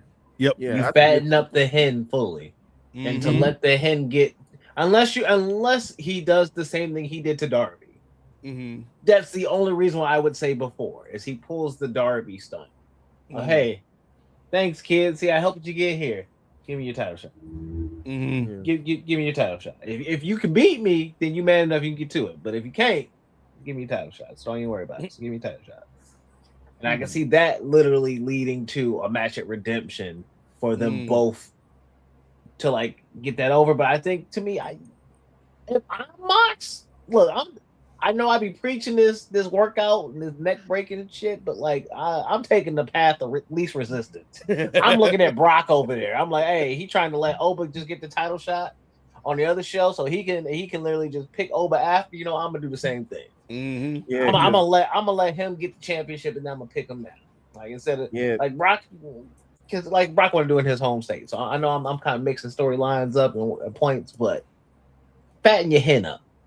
Fatten your hen up. You don't take out Jay. You don't let Jay Uso go to SummerSlam. Let Oba go to SummerSlam. Fatten your hen up is what I'm saying. Yep. And you know, Ray, the fattest hens make the fattest eggs, which makes the fattest omelets. Hey, break them eggs. Okay, we're moving on. Ray is sick of this. All right. The AEW Tag Team Championships will be on the line, and myself and Kate from Montreal brought this up yesterday on the latest edition of Collision Course. Shout out to Kate. Yeah, if you would have just had this match possibly 1 year ago, it wouldn't actually been suitable for Forbidden Door, with one of these teams being squarely in New Japan. But now that both teams are squarely in AEW, does it really make sense to have on here? It don't matter. We need matches. That's what Tony Khan said. So we got Christian Cage and Adam Copeland, aka Cope and Cage, or Cage and Cope, however you prefer, going up against Clark Connors and David Finlay Jr., aka the Dogs. So we'll start. I guess we could go from the bottom up. Gerard, who you got? Cope and Cage, man. It beats the narrative. They got to be champions going into All In. Yep. Jay? 100% agree. As much as I like the Dogs, I don't see them losing, or I don't see them beating Cope and Cage at this stage in the game. This is like, if I'm not mistaken, Cope and Cage's first title defense since winning the belts. So yeah, they not gonna just drop into the Dogs right away. So Cope and Cage retain.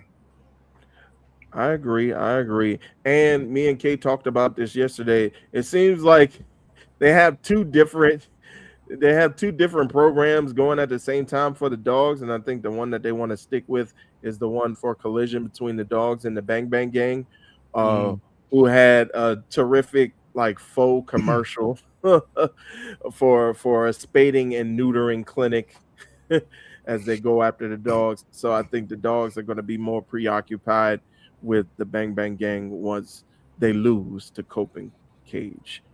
So, brother Chris, who you got?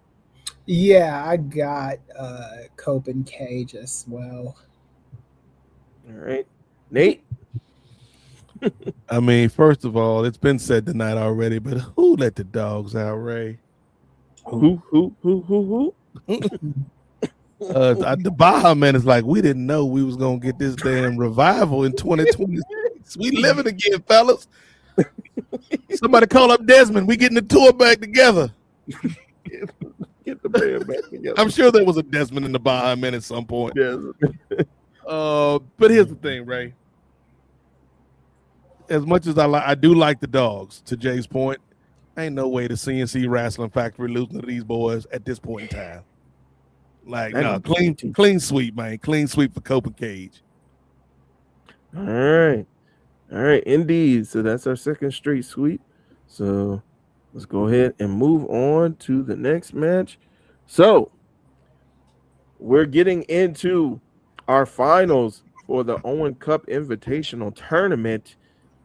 So this one being the women's final, the underdog of all underdogs, Maya World, who came off a humongous victory over her mentor, Athena, on Collision last night.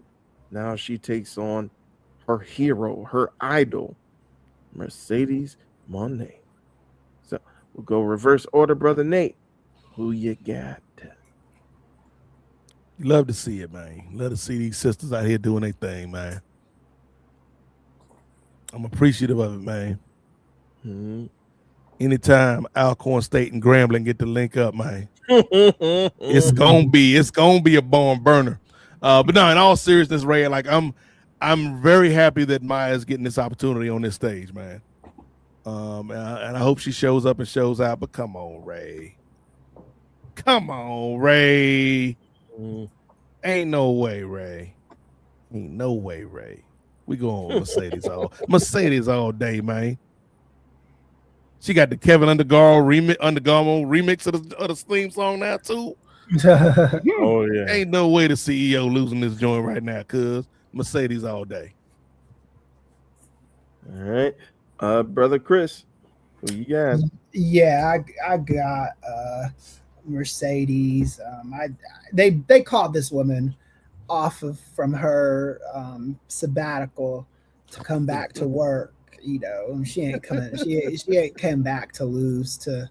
And shout out to Willow Nightingale too. Hope she heals fast. But yeah, Mercedes. Yeah. All right. So, hear me out. But what if PK's like, you're fired, Ray.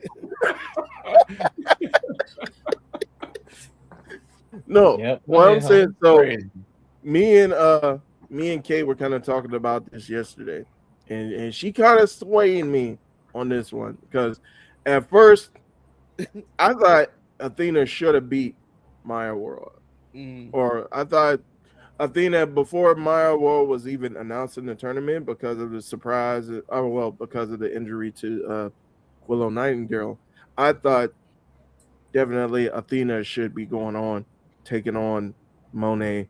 Athena should be winning. Athena should be hitting the all in. That was what my thought process was. But then with everything happening with Willow Nightingale, also with all the stuff surrounding Maya World as far as her losing her brother, I think things have kind of always, whether it be positively or negatively, they've always kind of helped to her to line up. Like she got into the company because Nixon Newell and Miranda Alizé didn't want to do the job. So Maya World and Hyon, they were like, all right, we'll do the job. And now they're all elite. Fast forward, Maya World's getting a lot of run time on ROH. And now she's kind of thrust in this position, being a surprise, because we're thinking like we initially thought when the tournament was announced, all right, well, possibly Saray's going to be out, even though they announced her on the tournament a day after she said, oh, my neck jacked up, y'all. I can't do nothing. So it was like we already knew somebody was going to have to be replaced. And then the stuff happened with Willow Nightingale. So I'm like, man, and Kate got me hyped up. So blame Kate from Montreal. You let Kate gas you up. Kate is I don't think Kate has ever been a fan of Mercedes. So you saying she got biases. There could be some of that talk just from what I've heard her say about Mercedes before in the past. I'm just I don't share those opinions if she did mention stuff in the past, but I see the storyline playing out because we still haven't had a full conclusion, and maybe I might be stealing a gimmick from Brother Gerard. We haven't seen a full conclusion of the belt collector. She's lost all but one particular title, which can't really be defended. But since she's in the final of the tournament once again, she can lose the final of the tournament that she won last year of the belt that she continues to carry out. That being the Owen Hart Invitational a metaphorical belt, if you will, Ray. Yes. So that could be the final championship that Mercedes Moné loses, thus going into her transformation, because I thought that she was going to start showing some babyface tendencies, and it was great to see, like you said, Brother Nate, these 3 black women in the ring after that match last night, a day after Juneteenth. Boy, the ancestors were singing, but then I was like, Athena hanging on too long. She just settling on the bottom rope a little too long, making me uneasy. Don't do this, Athena. And lo and behold, she went and attacked Maya Orl. So, and Mercedes Moné, instead of jumping in and trying to break it up, joined in on the attack. So I think this is going to be the final breaking point for the belt collector, aka Ultimo Moné, and I think Maya World, she climaxes. Well, Ejectocito. Good. You can't watch your language a little bit better than that, man. You said her storyline climaxes. Yes, I think reaches the peak. We see the pinnacle of her historic, the pinnacle Ray of her Williams historic, after dark. underdog run. So Maya World, I'm gonna go out on that island. I'm gonna believe that Maya World defeats Mercedes Moné. Well, you're not on the island yet, man. So we'll yeah. There's always hope. There's always hope. Spoiler alert. Umbrella, my dog. It's sunny out there. Shit. All right, well, Brother Jay, you already gave it up. Go ahead. Let me down gently, brother.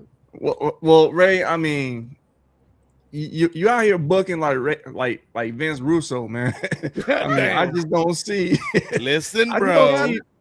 Listen, I just don't see Mercedes Moné. You got to strap the rocket to her back. Okay. So you mean to tell me, and good, soberly, you telling me that Mercedes Moné gonna come back to lose, so Maya World can go over to Wembley, face Tekla, and that's gonna be a headliner? Yeah, I don't see that. Come on, man. I didn't think about it from that perspective. I ain't see it that way. I mean, if you're trying to build somebody up, yeah, but Maya World is not on that historic run, and I'm going to compare her unfairly to Obafemi. She's not on that run. She's had a good tournament. She's had a great showing, but this ain't for her. She's the setup woman for Mercedes Moné to get back into the championship spotlight, and her and Tekla are going to tear down the house. That's how I see it. Well, so then why have 2 heels go against each other at Wembley then? Because neither I don't think Tekla gonna be the heel at Wembley, dog. Tekla has not been getting heel reactions. Tekla's been getting cheered regardless of what she does. Though. You know she's the bad guy though. You know she's grimy. You know she's dirty. You know Dirty, she's gonna cheat, filthy. So it's not about too dirty to clean her act up. So why would you have two heels go against each other?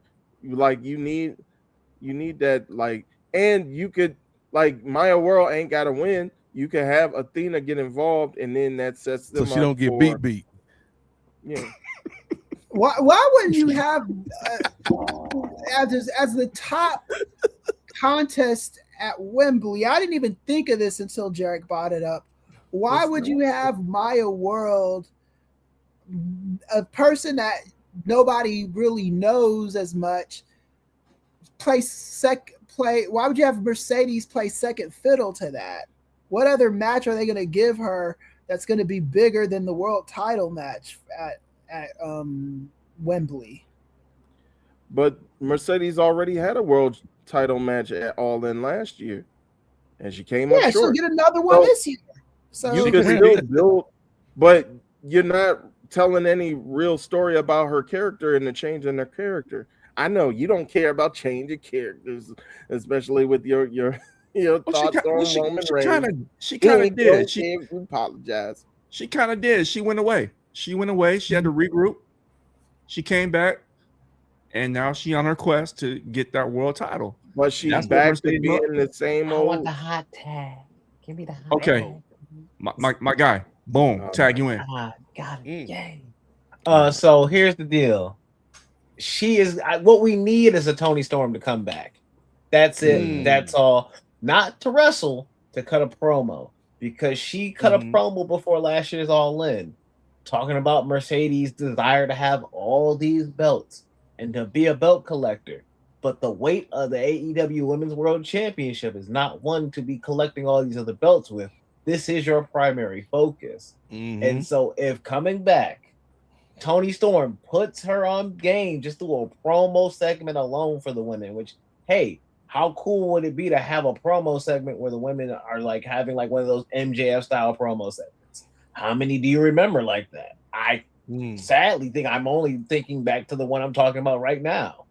Last year's All In, where it was that big of a promo segment where the women were just talking back and forth. Those two, get her being like the Mick Foley for Mercedes, to get her together to say, hey, you need to lock in for that belt. Stop with it going everywhere else. If you're going everywhere else, you're going as the AEW World Champion when you get there. And have her like, hey, this is bigger than you. This is bigger you being the CEO. You got to like, it's for AEW. And so pulling that baby face basically out of Mercedes to then go into All In. By God, we saw it done less. And yeah, it was not fun in the promo, but when we got to the match, we saw it done with less for Cena going against Cody before SummerSlam. You can at least now, knowing you need to do this with Mercedes, build that up with this whole time period going into there between the tournament and All In. Yeah. I just think even without Maya World, in my mind, Mercedes was going to lose in the final regardless.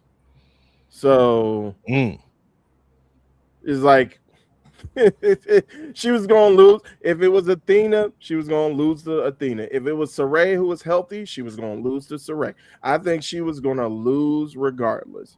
So I think you hit lightning in a bottle. And again, under unfortunate circumstances for Maya World, but you hit lightning in a bottle with this.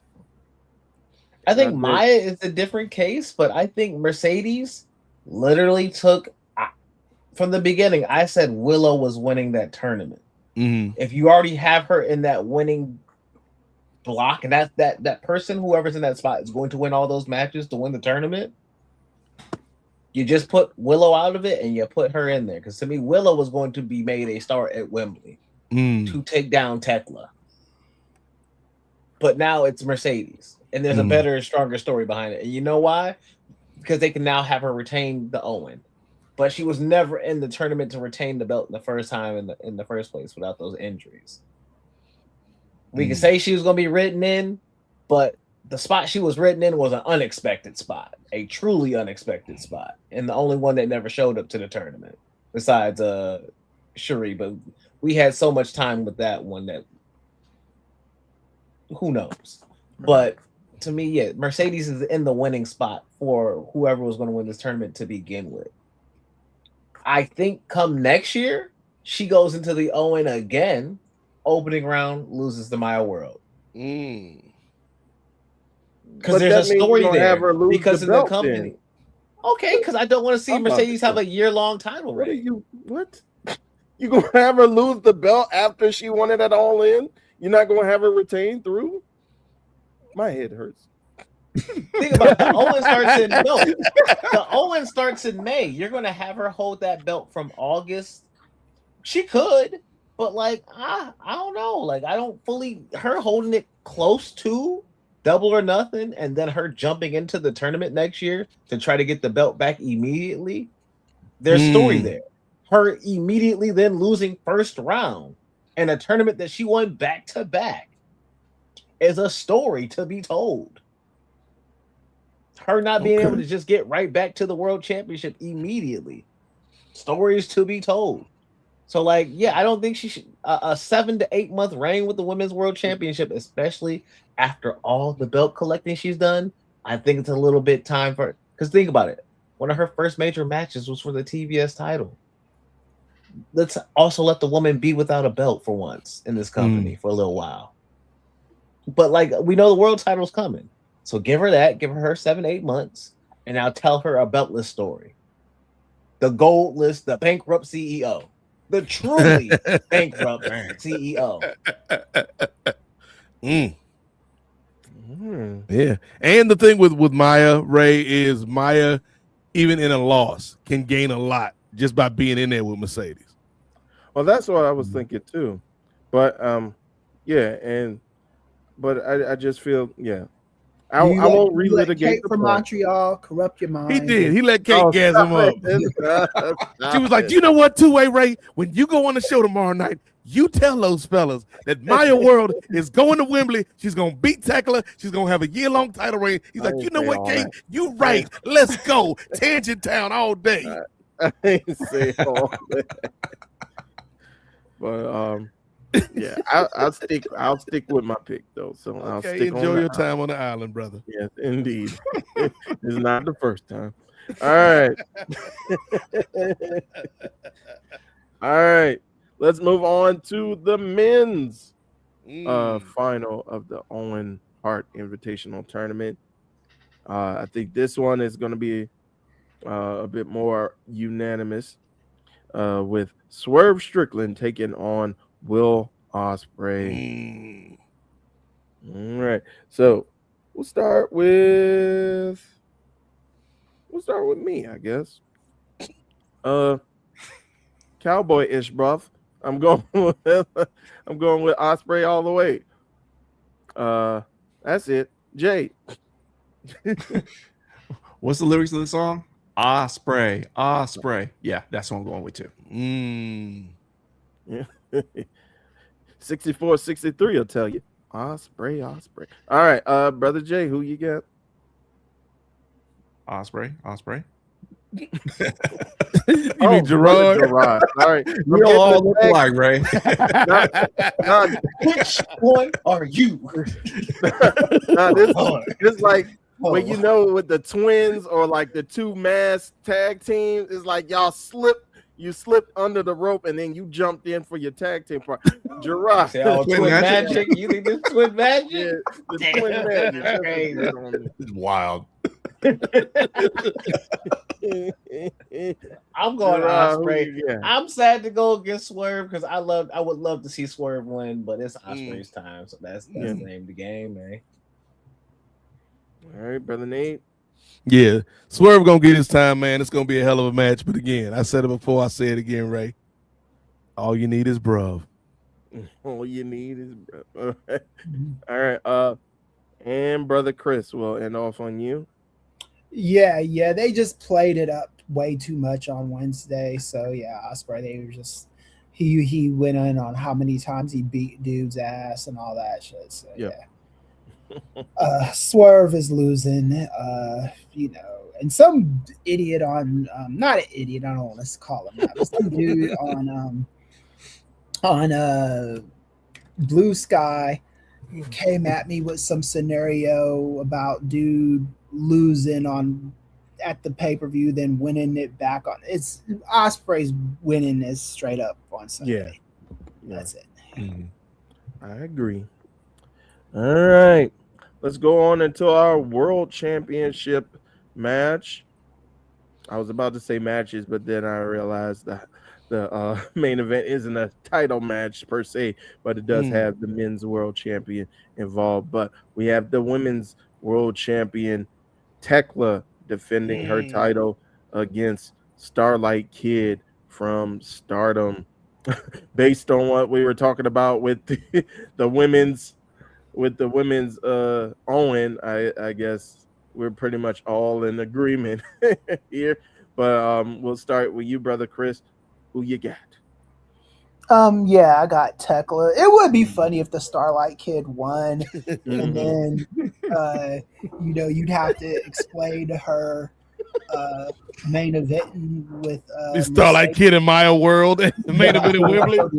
But no, I know you're all wondering how we got here. Yeah, I think Tekla's winning this. All right, brother Nate. That would be the ultimate troll job. Just Starlight Kid versus Maya World, Booker TK. Come on, Ray. Hey, bro, listen. Imagine this, bro. They'll never see it coming. Swerve them. And then Swerve's like, so I'm winning? No, not you, Swerve. The other Swerve. Here's the thing, Ray. I'm gonna be like Chris and try to temper my words when I talk about people, because everybody can have opinions, man. That's part of the beauty of life, man. But if you think Spider Lady finna lose this match, you might be a dumb. I ain't even gonna finish it. Oh, I ain't even gonna finish it, man. Because look, here's the thing. I knew she wasn't gonna lose, no way, because you ain't just gonna lose to some mystery opponent that we just found out about a couple weeks before the show. Not even back in the day. Like, only time that happened was back in the day when the Junkyard Dog would show up in Mid-South and beat somebody and hold the title for like 2 weeks and then disappear again. That's the only time it happened, Ray Williams. But Tekla, man, come on, dog. When she was out there saying, man, I don't care who you bring over, dog. I don't believe you, Stardom. You need more people. I don't believe you.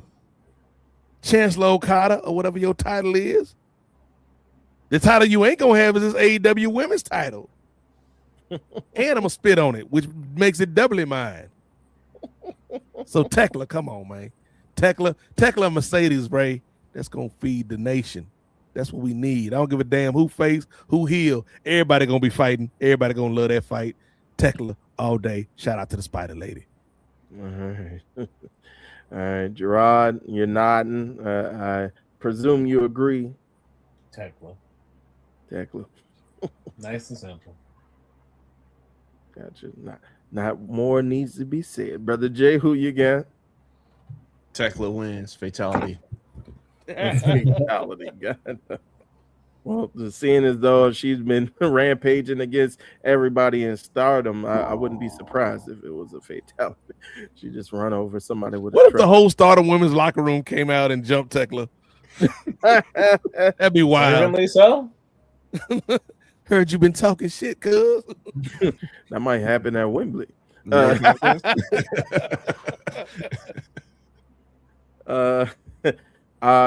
gonna go ahead with the sweep. Tekla retains. All right.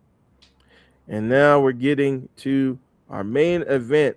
It will be a team 10-man cage match. Team NJF. Let me pull this up. All right. So Team MJF consisting of most folks from the Don Callis family. So it'll be MJF, it'll be Kevin Knight, it'll be Andrade, it'll be Jake Doyle, it will be, I believe it's a 12-man. Yeah. Jake 12, Doyle, yeah. It will be Let me pull up. Kazuchika Okada. Yeah, Kazuchika Okada.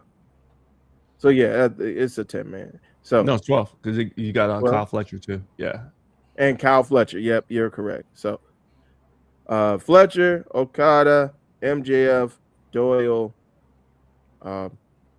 Andrade, Kevin Knight versus Mark Briscoe, Roderick Strong, Orange Cassidy, Darby Allin, Kyle O'Reilly, and one more. Konosuke Takeshita. Thank you. So, Team MJF versus Team Briscoe in a 12-man cage match. If Team Briscoe wins, Mark Briscoe will get a World Heavyweight Championship match against MJF one-on-one. So, we'll go ahead. We'll start at the top, work our way down. Brother Nate, who you got? So, point of clarification, is this a single cage or a double cage? I believe it's a single cage. That's a lot of damn men's in that cage, cuz. It's probably gonna be like last year's Forbidden Door cage, where it was kind of partially off from the ring. Yeah. Okay. That one that they had the president of New Japan. I can't think of his name right now. Oh, just retired at the start of the year. Can't think of his name. Hiroshi Tanahashi. Yeah, President Tanahashi. Yeah, he was in the match with him last year. Okay. It was a bigger cage than I think before. Okay. So with that point of clarification clarified, I believe, man, it's hard, Chris, when you got somebody that you root for, man. Somebody that you love, man, but the odds are stacked against them, cuz. Been through this a couple times in my life, man. Watching the Atlanta Falcons lose to a team they should have beat. watching Kamala Harris lose to a certain person she should have beat. You know, just watching Tom fail time after time after time after time, trying to get that damn mouse. Wouldn't even let that man sing a song to his lady on these streets. Is you is or is you ain't my baby without being intervened with by that mouse.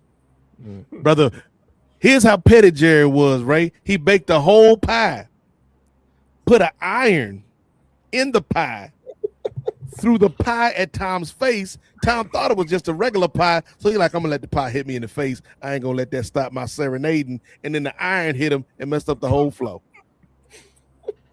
So Tom didn't get his victory. And that's how I feel about this man, Mark Briscoe, man. Love me some Mark Briscoe. Shout out to them boys, man, and just what he has done with his career and how he overcame some missteps that could have derailed his whole career and his whole situation, man. How he overcame the loss of his brother and still out here entertaining the people, man. But this ain't it, man. This is the age of buffoonery. This is MJF and them boys, MJF and the family, if you will.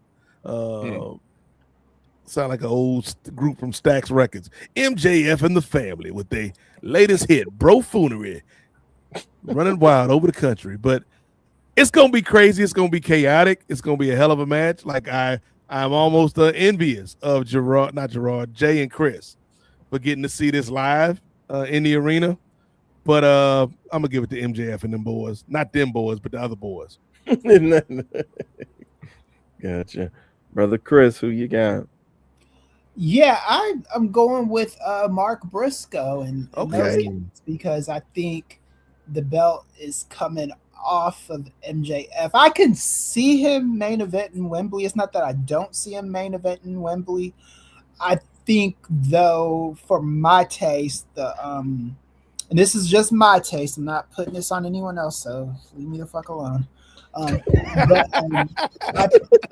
But for my taste, I think Kenny Omega versus Ospreay at Wembley is a more attractive match. So I can see a little AEW hot shotting going on. Gotcha. All right. So I'll go next. I'm also gonna agree with Mark Briscoe with his team winning this match.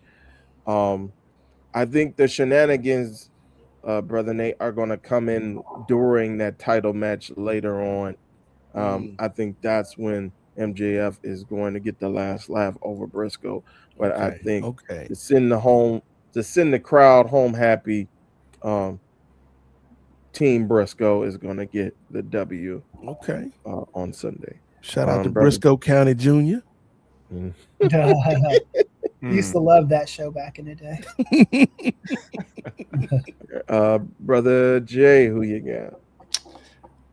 I'm on the fence. I'm on the fence only because sounds painful. Yeah, have me sound like Tom and Jerry over here, right? You know what I mean? So all bad. So I'm actually leaning towards the conglomeration Team Briscoe simply because to your point, I think they want to send the crowd home happy. I do see some conflict between MJF and the Don Callis family because they already don't like each other, you know. So there's going to be some tension, especially with oh my gosh, Andrade. Yeah, already bumping heads up against MJF. So I can see that already. You know that kind of that tension already. Just turn the squad up a little bit. So that's why I think Mark Briscoe's squad is gonna end up with the W. How you know, Jay? How you know? He knows. He knows.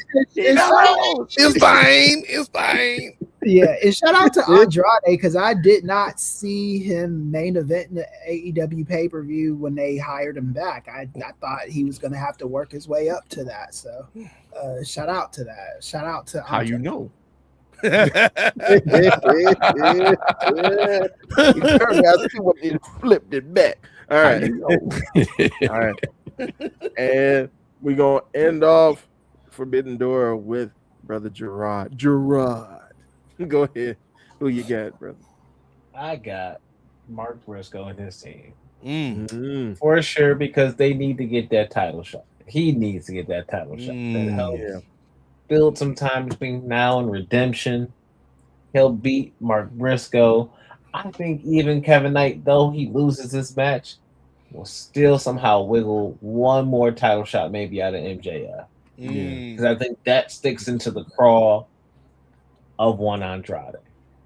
One who was taken into a match he didn't want to be in the first place, that he lost. One that has been continuously diverted away from his world title aspirations. And when Don could have gave him that match, boom, I think we have the breakup and the divide at AEW Grand Slam Mexico.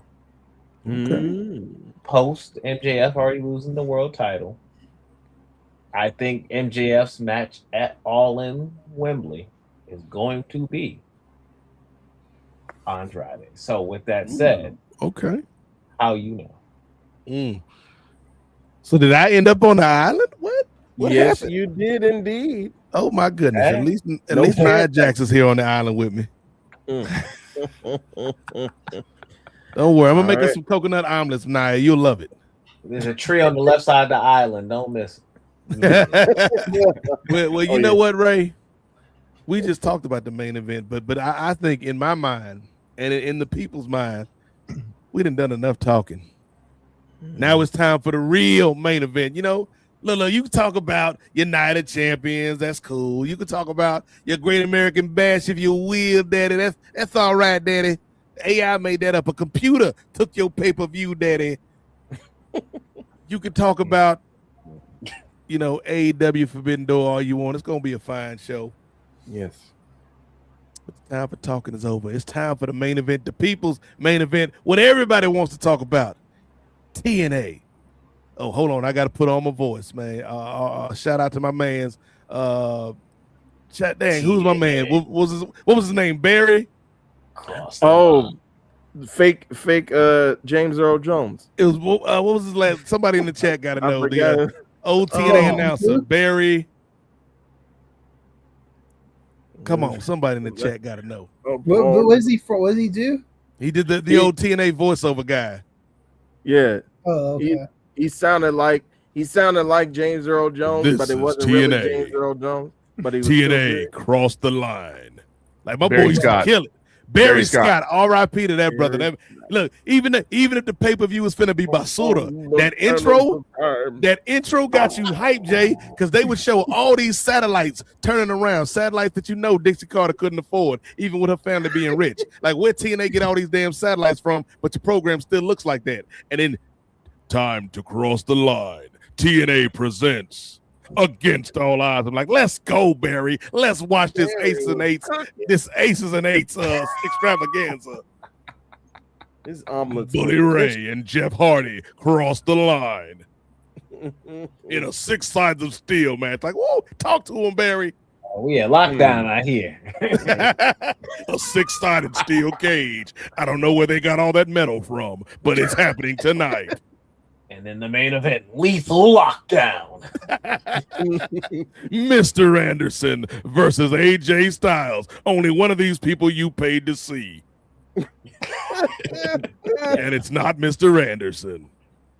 TNA presents.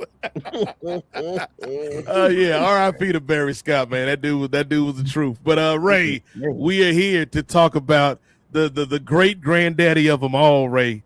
TNA Slammiversary, cuz. Indeed. So presented by Lestat. All right. So we'll go ahead and start off with former TNA World Champion Eric Young taking on the up-and-coming rising star known as Ricky Sosa. Bang, bang, Sosa. All right. So we'll start from the bottom up. Gerard, who you got? Sosa. All right. Not more need to be said. Jay, who you got? Mental coin flip Sosa. All right. I'm firmly in the corner of Bang Bang Sosa. 3-0. Chris, who you got? The black guy. I don't pick EY to win losses. The black Chris is Postonomics. I know. Raceonomics. That's the spin-off podcast with Brandon and Chris. Raceonomics. And it's just an hour of Brandon going, you handle this, professor. You take this one, brother. But yeah, it's funny because this is actually a show that I've started to watch more recently. Like I would say over the last month and a half, Ray, I've actually been watching Impact on Thursday nights for no other reason than, again, this all goes back to that 64, Ray. When somebody work you physically and they beat you down so much, eventually your mind is like, just give me something that feels like home. Even if it's this damn TNA Impact that I don't kind of sort of recognize no more. Why is there so many people in the Elegance brand? Saying, I don't know if I'm supposed to like Santino or if I'm supposed to despise Santino. Why does that man on commentary sound like Glenn Gilberti? It can't be Glenn Gilberti, is it? No, it's not Glenn Gilberti because I Googled it, but he sounded damn lot like Glenn Gilberti. Moose is back. I didn't know Moose was gone. Okay, welcome back, Moose. Just something, and it come on at 9:00 too, Ray. Like if you is searching out, and this is not to disparage the Impact fans, because I'm one of y'all, man. They used to call me TNA on these streets, Ray. Yep. But if you is searching at 9:00 on a Thursday night for some wrestling on the Arts and Entertainment Network, you may have a problem with your wrestling consumption. And I am with you in that problem. Because it'd be 9:00 at night, Ray. And I'm like, I don't even know what to do. I should probably go to bed because I got to be at work in 12 hours. But it's like, you know what? I'm going to have me a cold beverage and watch this damn TNA Impact and enjoy it for what it is, Ray. It's like, you know what? I'm to that point. Me and TNA, we done been in a relationship so long, you ain't even got to dress up no more, cuz. Like, I accept you for who you are. You accept me for who I am, and we just going to be together. That's the kind of relationship I'm in with Impact right now. Like a marriage of convenience with this company. Without all that being said, man, I think this is going to actually be a fun match. I like what I've seen from Ricky Sosa so far. And EY is nothing if not a consummate pro. And I think he's gonna make the kid look good. He's gonna put him over. So yeah, I'm with everybody else here. As Chris eloquently put it, the black guy, aka Sosa Bang Bang. All right. All right, unanimous for Ricky Sosa. All right, moving on. We got a grudge match. Speaking of the aforementioned Moose, he's right here. He's going against his former stablemate in the system. It's going to be Eddie Edwards versus Moose. Oh, interesting. All right. Chris is just discovering this match. Yeah, I love it. I had no clue what Eddie Edwards was doing. Like, oh, he's still here. Cool. Still in the league. Yes. Still in the league. Yes. Yeah. The Pablo Prigioni of TNA wrestling. All right. We'll start with the gentleman who was pleasantly surprised, Brother Chris. Who you got? Well, again, I haven't been watching this show. But you know, Eddie Edwards, shout out to him. Used to love you know, the tag team he was in. Oh yeah, the Wolves.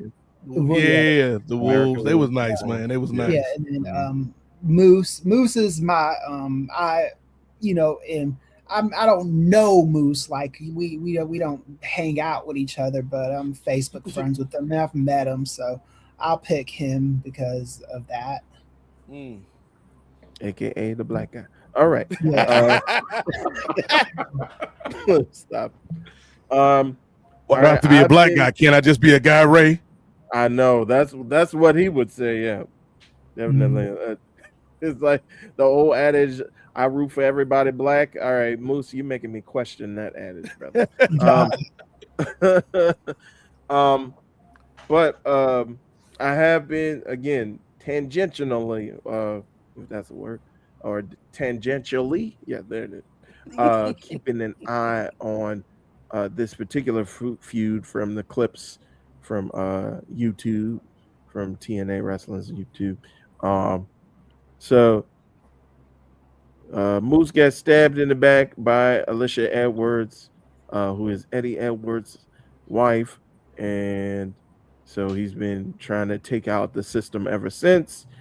And Eddie Edwards is pretty much the big dog in the system right now. I think they have some other folks in the system like Brian Myers. Do they? Is random ass stable. Exactly. We all know who the big dog.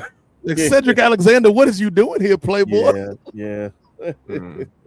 But I'm gonna go ahead. Say Moose gets the upper hand over Eddie Edwards. So, Brother Jay, who you got? Moose. All right, Moose. Yeah, he just came back. He can't take a loss, but if TNA being TNA, I mean, I wouldn't be surprised if he lost. Exactly. All right, I see Gerard in the background hitting the dance as well. Moose. Go ahead and keep moving. All right, and Brother Nate, who you got? Here's the thing, you know, as a longtime TNA expert and the TNA expert of the last 5 weeks, Ray Williams, I would let you know, man, the system ain't nothing to play with, brother. It's the most random stable in wrestling right now. Indeed. We got this married couple that's out here doing dastardly things. One of the stalwarts of 205 Live is up here for some reason, just winning titles and lumbar checking people. We got one half of the Rough Riders out here on these streets still rough riding, Ejectocito Cuz. And then we got this random ass tag team that I've never met these men in my life. I don't know who them boys is. But they a team, Ray. They a system, okay? Yeah.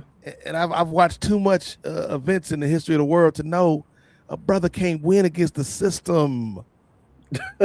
Not on his first try. Because here's the thing.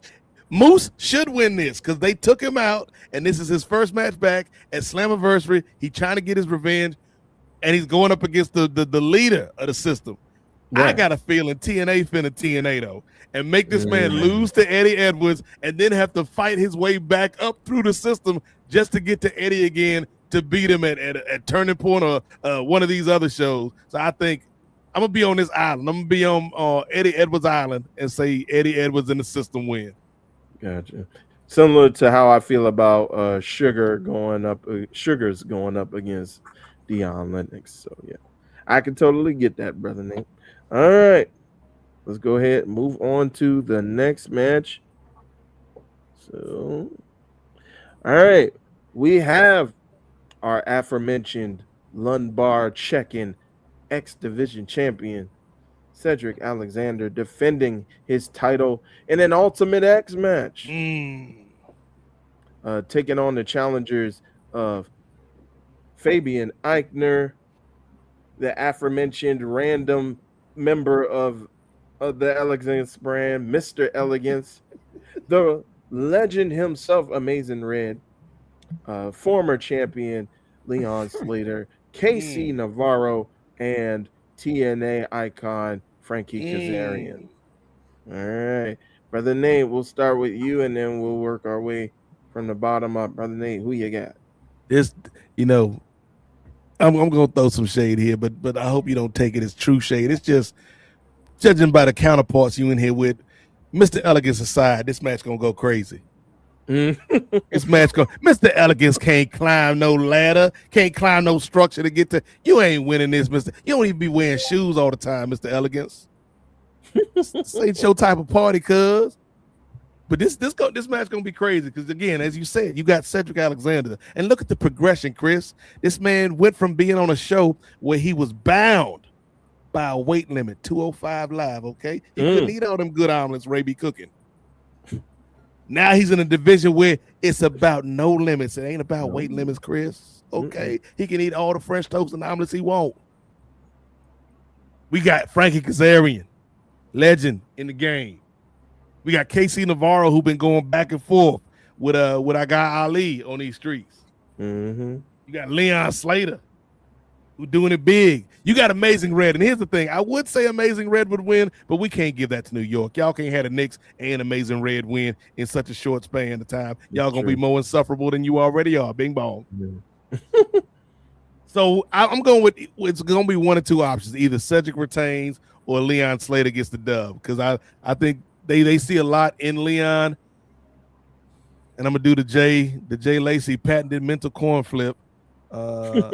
Which is crazy because you the one in your mind controlling the gravity of the coin flip, so you kind of know predetermined what side it's gonna land on. But I'm gonna say again, you can't beat the system, Ray. I'm gonna say Cedric walks out of here with that belt. Everybody got a shot in here except for Mr. Elegance, but I'm gonna go with Cedric. All right. By the way, Mr. Elegance, he been putting on too much baby oil. You can't climb the structure like that, brother. That is true. That is Gerard, who you got? Have you heard the song "Girls Just Want to Have Fun"? Indeed, yes. Well, hey, I'm not a girl. I'm a man, but I want to have some fun too. And so, with that regard, I'm gonna have a theme going on today with this show. And so, I know, audience, you didn't heard this man say all the points that he just got done saying. Mr. Elegance for the win.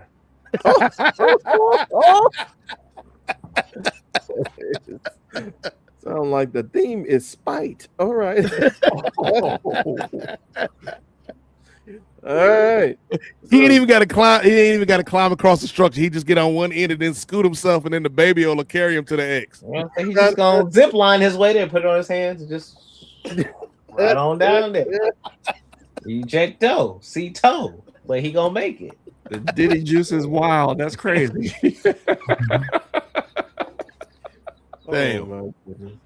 Like I said, I want to have fun. So hey, that's the name of the game. I'm glad you're enjoying yourself, Brother Gerard. Brother Jay, who you got? Oh man. I'm gonna say Cedric Alexander retains. It's gonna be a fun match. It's gonna be a fun match. Definitely. All right. I would love to see if Mr. Elegance really got skills. I ain't picking him to win though, but I definitely wow, like. Ray, thanks, man. but I definitely think like they've been kind of having them in these like not freak show matches, but kind of like these offshoot like exhibitions. Nah, because they put them up. They put him up in an intergender match. You can't say freak show too close to the baby oil, dog. Jectocito, cuz. But they had him in like an intergender match with Ling Yi. Yeah. And so it's just like, man, I know he's supposed to be like just for show and all looks, but no actual skills. And then they had him wrestling against this one, like this old dude, like a 70-year-old man who's supposed to be still wrestling. And I was like, what is going on? Like, are they really like, do they really think he has any skills, or do they think he's green and they just throwing him out here just so that folks can job to him and he gets the dub or something like that?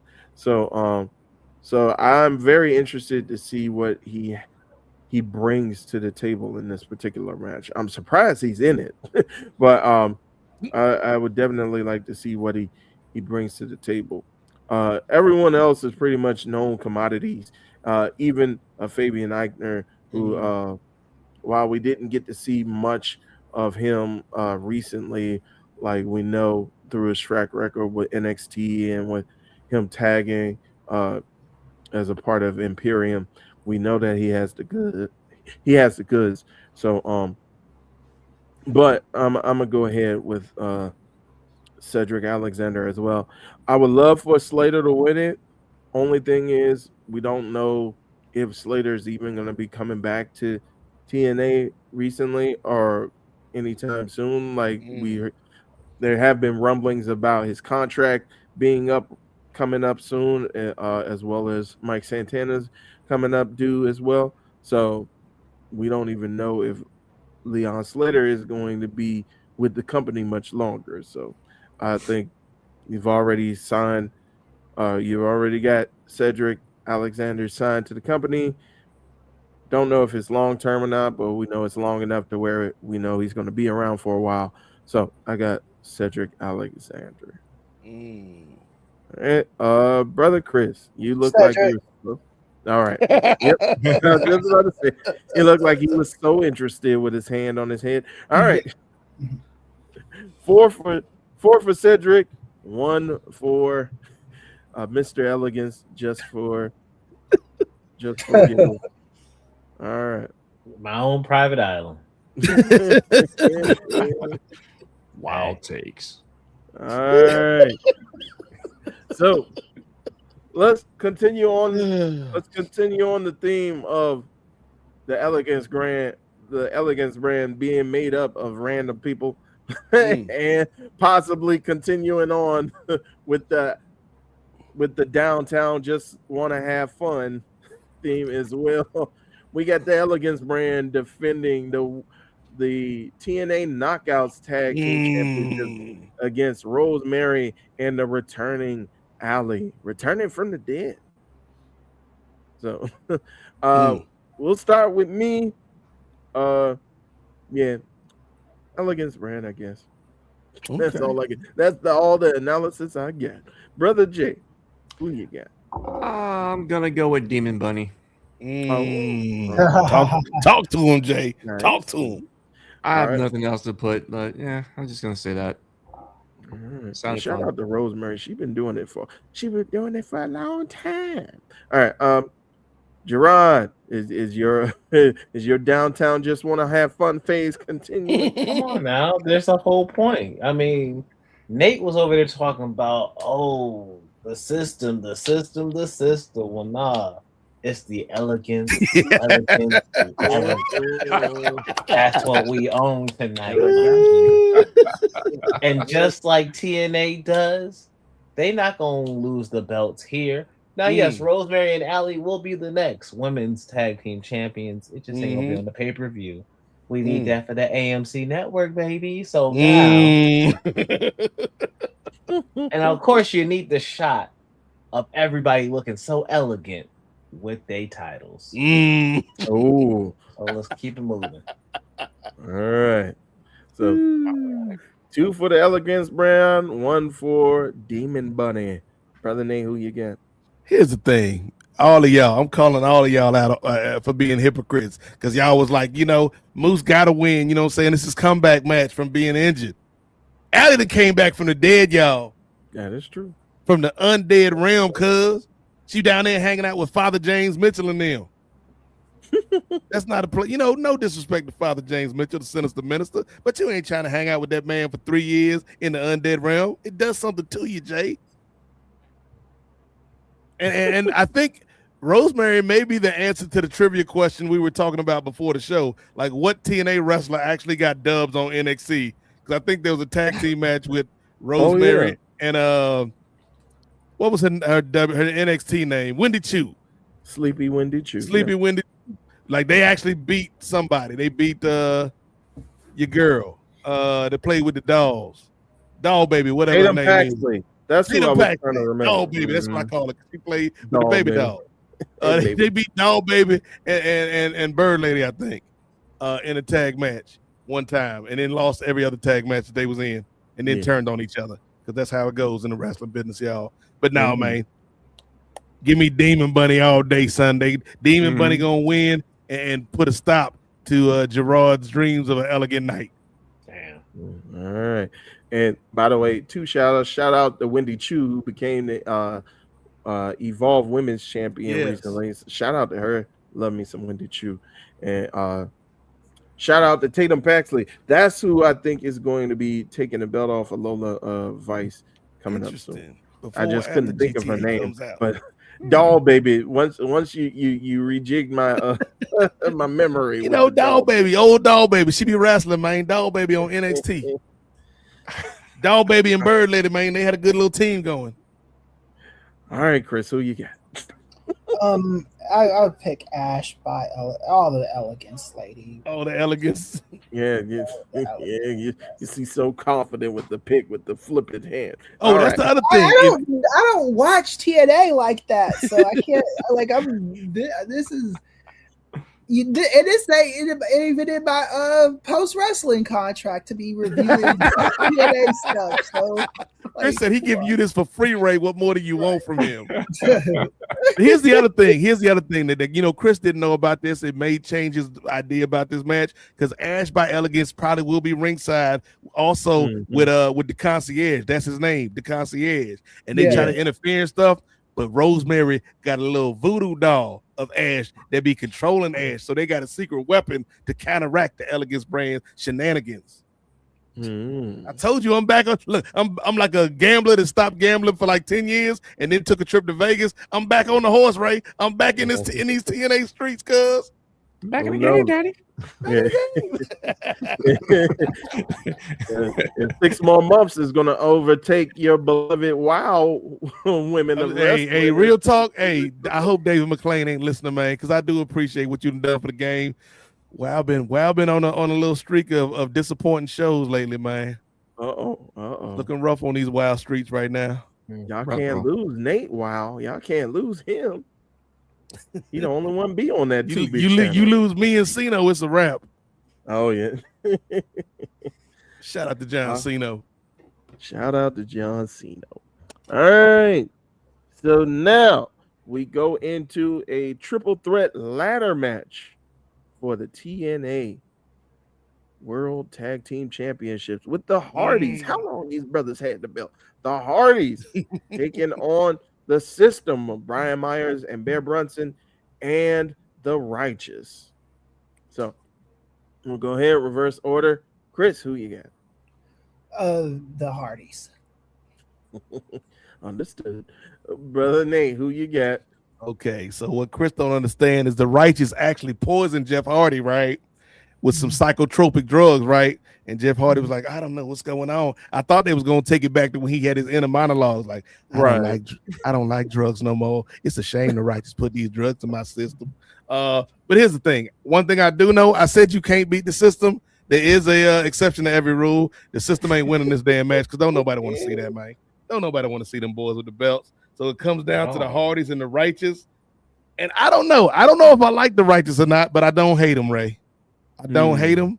They kind of like Tubi Wyatt family vibes. Yeah. They were feuding with the Hardys in AEW the last time both teams were there. You're right, Chris. Like this is long-term booking.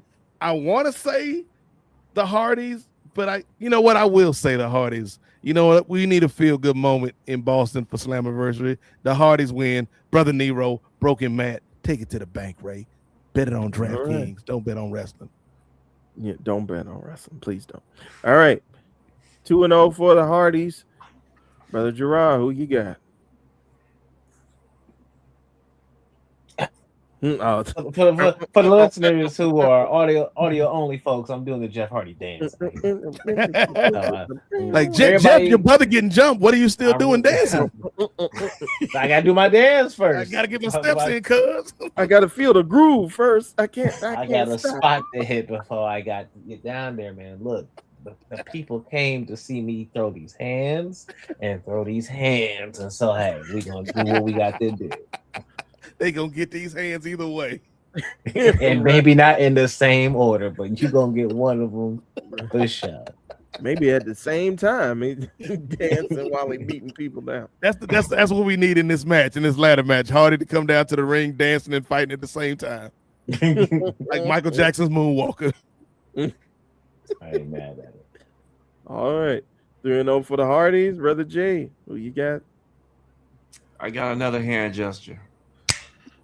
Oh, I'm going with the Righteous on this one. Man, I'm gonna go with the Righteous. I'm gonna go all the way to the left with this one. So, yeah, give him a chance to shine. Yes, and I'm right there with you, Brother Jay. Okay. I got the Righteous as like well. it. Like I said, the Hardys. How long they had these belts? These brothers defended the belts against the Dudleys like last year. They got to lose these belts one way or another. But they have, aren't they? Because isn't the system the champion? The system are the champs. That is correct. Yeah, they losing them belts, even though they don't have the system in the middle. That's because even TNA trying to tell you, like, come on, we ain't trying to fool you. You know what it is. You know what it is. Brian Myers ain't walking out here. No, Bear Bryant, whatever this man's name is. Jalen Brunson, he ain't winning. Bear Bryant. Jalen Brunson already won once this week. Bear Brunson. Yeah, exactly. But yeah, I got the Righteous. I think this will be like, because I don't even think, other than I think maybe ROH, they might have had like the 6-man championships at one point, but I don't think the Righteous has won any titles for a while with any of the companies that they were with. So give them the red belts.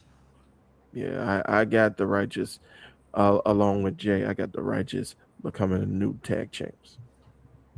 All right. Let's keep this train rolling. I believe we're getting into our women's world title match. Yes, how many matches are on this pay-per-view, man? Just 2 more, brother Chris. Just 2 more. Okay, you can do it, Chris. I believe in you, brother. We almost there. We almost at the 6 hours. You can renegotiate your contract with John after this. I said no more TNA, damn it. Not doing this again, right. Pollock. So we got the aforementioned Lei Ying Lee defending her TNA Knockouts Championship against her former friend but now bitter foe Zaya Brookside. So we'll start with Brother Jay. Brother Jay, who you got? Brookside. Brookside for the win. That's the mental coin flip? Yeah. All right. This is the new night of champions right here. Yeah. All right. Jay's got Brookside. Gerard, who you got? Lee. All right. Nate, who you got? You know, this gonna be a good little match, man. I know Ray is upset that his bestie Elena Black ain't nowhere to be found in this whole show. It's gonna be okay, Ray. It's gonna be okay. But yeah, I like what Lee's been doing with the belt, but I kind of feel like, man, if we gonna turn Zaya, we got to give Zaya the belt too. But I don't think this is the end of the feud. But I do think we get a new champion first match out. Chris? I'll pick the more ethnic looking one. I knew it. Raceonomics. All right. What if I told you Zaya Brookside is actually half African American? Oh, then I changed my pick. I'll change my pick then. I knew I wasn't the only one. I knew she had the melanin. She was on the Black History Month poster right next to Soul. Yeah, I knew she had some melanin. Are you joking? You joking? Yeah, I'm joking. I don't know this lady. Okay. I swear she did have some before she came over to TNA. I'm like, wait a minute, she got some color to her.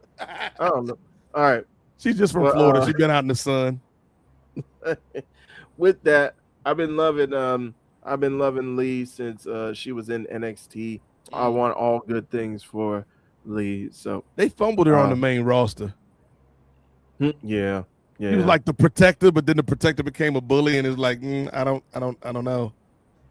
No, I think you're just trying to get the money back from all these special effects you gave this lady on an entrance. Right, and then all of a sudden they had her with your boy Bao, and then trying to do like a Chinese version of Sister Abigail, and it was like, who is this woman in the background? Singing in the background. So, but I want all good things for Lee. I think you could tell a story with Lee picking up the win, but Zaya just still being overcome with rage that she doesn't stop going after Lee. I think you could still have Zaya win it. Yo, why T. Anthony say Chris said 2 more is too much? Oh damn, we here for you, Professor. I'm making a vow. I'm never reviewing a TNA show on this show again. Chris, what if we go back and look at a classic match, dog? If that I'll do something classic. But go back and look at Ely Skip and walk in the cage. I'll do that. We'll have you. Yeah, we'll have you at Stain. We'll have you go get some dinner and then come back once we're done. We'll do TNA first. That way Chris can eat and then come back and join us. Right. Yeah, Pollock is gonna have to, the checks are gonna have to be bigger if you want. Got to restructure the contract. Because it's already bad enough watching ROH and NXT. Damn. Wow. TNA. Yeah, man. Oh yeah. Belated. Chris taking out everybody, man. All right. So Anderson on these streets. They said TNA wouldn't die, but man, it's show is bleeding out right now. For real. Chris trying to send the whole company to the undead realm. I'm not trying to send anything to like I said, I do the big box shows. I do the AEW, I do WWE. Night 2 pay-per-views on. Night 1. Chris said, I ain't here for your middle of the road pay-per-view. I ain't here for these Saturday WrestleMania. WWE, AEW, to a lesser extent, ROH, and NXT, the subsidiaries of the big box shows. Damn. This SP3 is for this stuff. This is what damn. Shout out to SP3. This is Sean Ross Sapp and those cats. This is not. Chris said he is not here for TNA wrestling. Chris ain't crossing no lines no time soon. I was here for TNA wrestling. Before AEW became a thing, I was here for TNA wrestling. Now, no. Well, you're in luck, brother Chris, because we only have one more match remaining. Chris said one more is one too many. It is our men's world heavyweight championship, as the champion Mike Santana defends against the call your shot winner, Nick Nemeth. All right.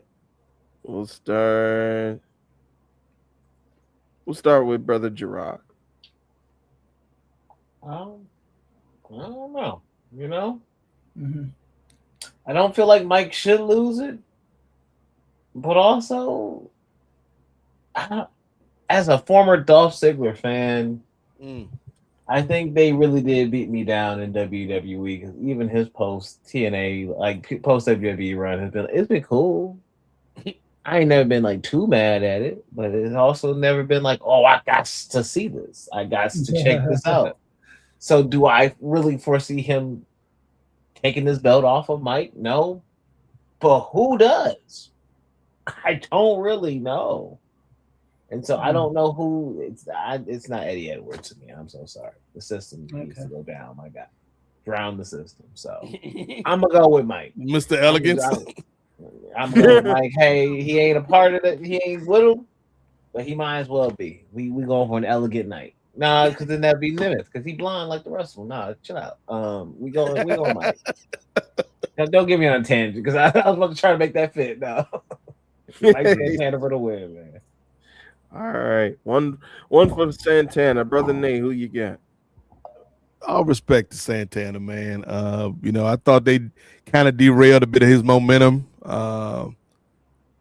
earlier in the year. But here's the thing, man. He's up against one of his biggest rivals, one of his biggest foes, Ray. I would even go as far as to say he's up against his biggest nemesis. Oh, I'm gonna let that sit. I'm gonna let that marinate with the audience for a minute. His biggest nemesis. Damn, you said it again. Had to run it back. Hey, that's right. But here's the thing, because part of me just wants to view this as just a match. And if it's just a match, I would have Santana go over, much like Gerard. But you also kind of have to view this in the context of the contracts and what we talked about earlier in the night. And how long is Santana for these A&E streets? Will he be here by the time the first season of Lestat finishes? I don't know. I don't know how many episodes is in the first season of Lestat. So that's I don't know on either end. But I'm gonna go with damn. You want to send the crowd home happy, but then again, if it in true TNA tradition, which is what Slammiversary is all about, I'm gonna go with the Nemesis here, Nick Nemeth, Dolph Ziggler, Mr. Zigzag for the win. I'm not happy about it, but that is such is life, Ray. Such is life. Say la vie. Say la vie. All right, Chris, who you got? Yeah, so I actually did hear a little bit about this, and Dave Meltzer on the last episode of the Wrestling Observer show I was listening to was saying Mike Santana might be on his way to the WWE. Yeah. So if that's the case, I think that interesting. Like Nick Nemeth wins the match. Won't call him by his slave name. So yeah, I'll say not Juneteenth weekend. No, not this weekend. Oh, my apologies. That's interesting. Right. I would like Santana in a WWE context is fascinating, and it also makes me scared for the brother because I don't know how they're gonna use him. Yeah. Same. I think if they put him in NXT, you better be NXT for life, my boy. Yeah, I mean, it's anytime you go to WWE, unless you're like MJF or A-lister, if Swerve ever went back, Cody. Unless you're one of those guys, it's a gamble, and you don't know which way the coin's gonna flip. Yeah, he gonna crush it in NXT, but once he get on either the red or the blue band, they're like, hey, he's the newest member of the LWO. Like, oh man, dang. I'm not even the same kind of Latin, my boy. Well, I know, right? So suddenly he what's your girl name? they done brought her back. What's your girl name? Dang it. Ooh. What's his name? Black Malachi Black's Zelina. Zelina. Suddenly they done brought Zelina back. What is going on? All right. Before I get to my pick, let's see here. Here we go. Money. Uh-oh. Money.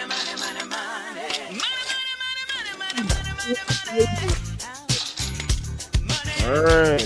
As always, yes, very faithful contributor to the program, T. Anthony All. Shout out. Thank you, brother, for the 10 Canadian dollar super chat.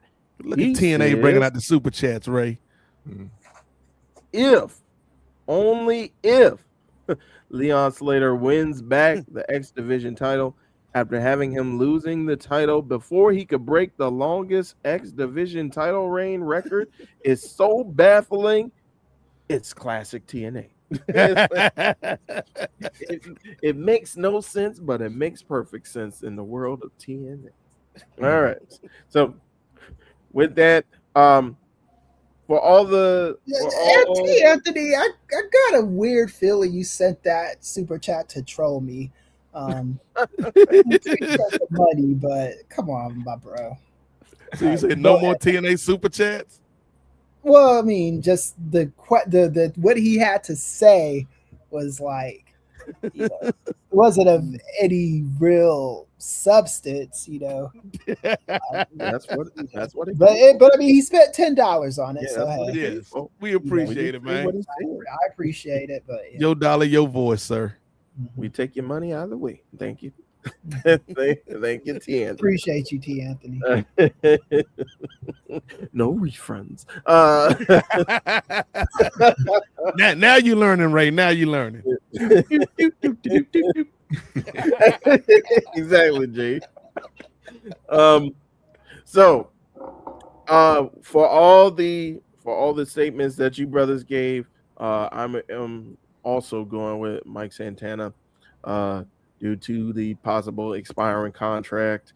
I'm going with Nick Nemeth with all the news behind Santana and the possible expiring contract. So yeah, I'm going with Nemeth. All right, and Jay, we're gonna end off on you. Real quick, Ray. Yep. TNA, what channel are they on? A&E, right? Yeah, so I saw somebody comment like they thought AMC. Yeah, AMC. it is AMC. I've been saying A&E. Damn. Yeah, because AME got stuff with WWE, but it's AMC. Yes. Okay. Okay, I was saying A&E the whole time. That's my bad, y'all. You tricked me. Look, what we've learned tonight is Ray is very influenceable. Between me and Kate from Montreal, we make this man say anything. But yeah, it was T. Anthony Ald who brought it up. You kept saying A&E instead of AMC. I thought it was A&E. It's AMC. So AMC got shows out here now with Lestat and them. Because Walking Dead was A&E, right? Or was that AMC? No, AMC. No, AMC. Oh, okay. So yeah, I just flipped the channels. That's my bad, y'all. Speaking of Walking Dead, TNA World Championship. When Dolph Ziggler wins the championship, he'll be on that series, The Ones Left Behind. Yeah, Santana goes to the Nemeth is fade. winning. I got Nikki winning. Your boy Mike Santana is going to report in NXT. He's going to Orlando. So it's a foregone conclusion. And at least in my opinion, I think he's done everything he could do in TNA, and time to see if the grass is greener and if it's not painted or not. Gotcha. Welcome to my elegant island. All right. Well, with that, while that does wrap up our predictions, I do wanna have one more question based on our 4 shows. So, what order in importance would you guys put all 4 of these shows in? I think we know a clear No, Ray. I'm already gonna veto your question. You leading the witness, Your Honor. I say instead of what order of importance will we put the show, because I think we'll all have the same list. I think a better question would be, what order would you place the shows in terms of either your anticipation or your expected enjoyment of the show? It's still gonna be in the same order, probably. You don't know that, Ray. Maybe. I told you I'm back in the game, baby. I guess since you vetoed my question, brother Nate, you can go ahead and take the first shot. Okay, in terms of these 4 shows that we did our patented prediction segment on, we did 4 of them, y'all. Who else giving you 4 patented prediction segments in one show? In terms of order of enjoyment or anticipated enjoyment of these shows, I would say in fourth place, NXT Great American Bash, if you will, daddy. In third place, available only exclusively on the AMC network, TNA Slammiversary. Oh, there you go, Barry. This year we induct the beautiful people into the Hall of Fame. Angelina Love. In second place, WWE Night of Champions. Ding, ding, ding, ding, ding. Even though this is kind of a caveat, because I won't be watching it, so I don't know how I can enjoy something I won't watch. But I'll enjoy listening to people talk about it. And finally, number one, I think it'll be our unanimous number one, Forbidden Door, AEW. Yeah. And your match actually, or your list actually matches 64-63s from 4 through 1. So they you are a man, a woman, a person of taste. 64, 63. All right, brother Chris, in order of anticipation and of perceived. I think that's a term I just made up. Perceived enjoyment. In perceived enjoyment. I'm not paying any money to watch a TNA pay-per-view, so damn. There's that. Hard out here for a NXT is on the air, and I happen to be around, which I won't be because I'll be in the Bay Area that weekend. So there's that. They set up NXT to fail on that one, Chris. Right, yeah, because I ain't watching. As far as the WWE show, I'm not watching that one either because I don't watch the Saudi shows, and I'm solidarity, brother. Right, and then the AEW, I'm covering it for Post and NWA and all that. So that's the one that's important to me. So yeah. Okay. And all of the rest of them can fight over which one scraps give the fuck a less about or the most about. You know. All right.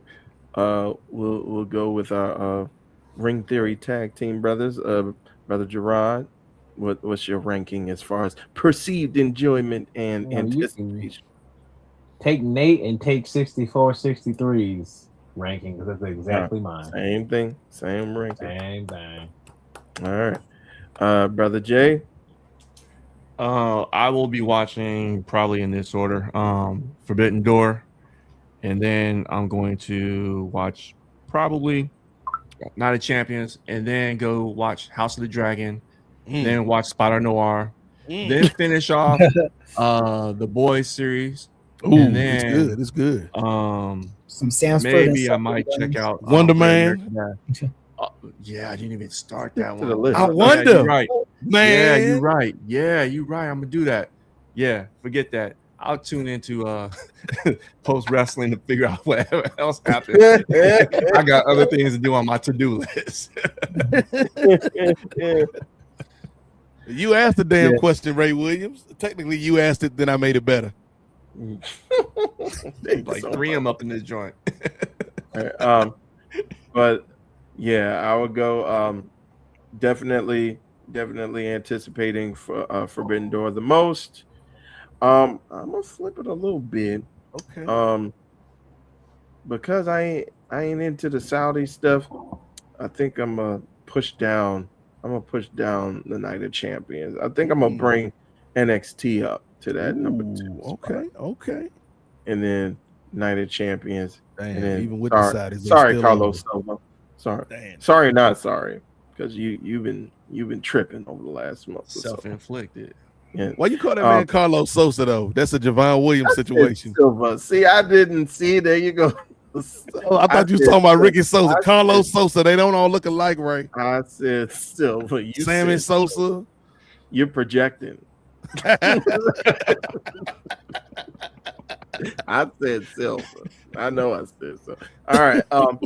And last question. I I know, brother Chris. I know you don't want to stick on Slammiversary for one more second, but usually Slammiversary does have some surprise guests or some new roster members. I know it's getting kind of tight, especially with the with AEW snatching up talent as well. But do you guys see any either returning folks to Slammiversary or any new faces? And again, we could skip skip if you don't want to talk about it, brother Chris. Chris is abstains. Who got released on that last round of cuts besides the New Day? Well, Motor City. Apollo Crews can. Ooh, Motor City, brother. You said, ooh, bring them home, bring them boys home, even though they was just home like a year and a half ago. I know, right? And Uha Nation coming back. Uha Nation get a serious run in TNA. Uha Nation versus Nick Nemeth. I'm here for that. Uha Nation versus Moose. Mike Santana too. Uha Nation versus the System. Uha Nation is part of the Elegance brand. I can see the possibilities. Yeah, they need some melanin in the Elegance brand. All right, Uha to AEW it is. You sold me off of TNA that fast. Nah, you gonna stay on this Elegance brand train. We good, fam. We not doing the whole bald black guy. So Uha, Mr. Elegance, your new tag team champions. Like, we're not doing that gimmick. I'm good, man. Brother Jay, you got any inquiries as far as any mystery people showing up? Nah. I'll be surprised when I hear about it. Yeah. After you finish watching Spider Noir and Wonder Man, I'll get the notification on my phone when I'm still watching the show. So yeah. Gotcha. Well, Shane McMahon signs with TNA.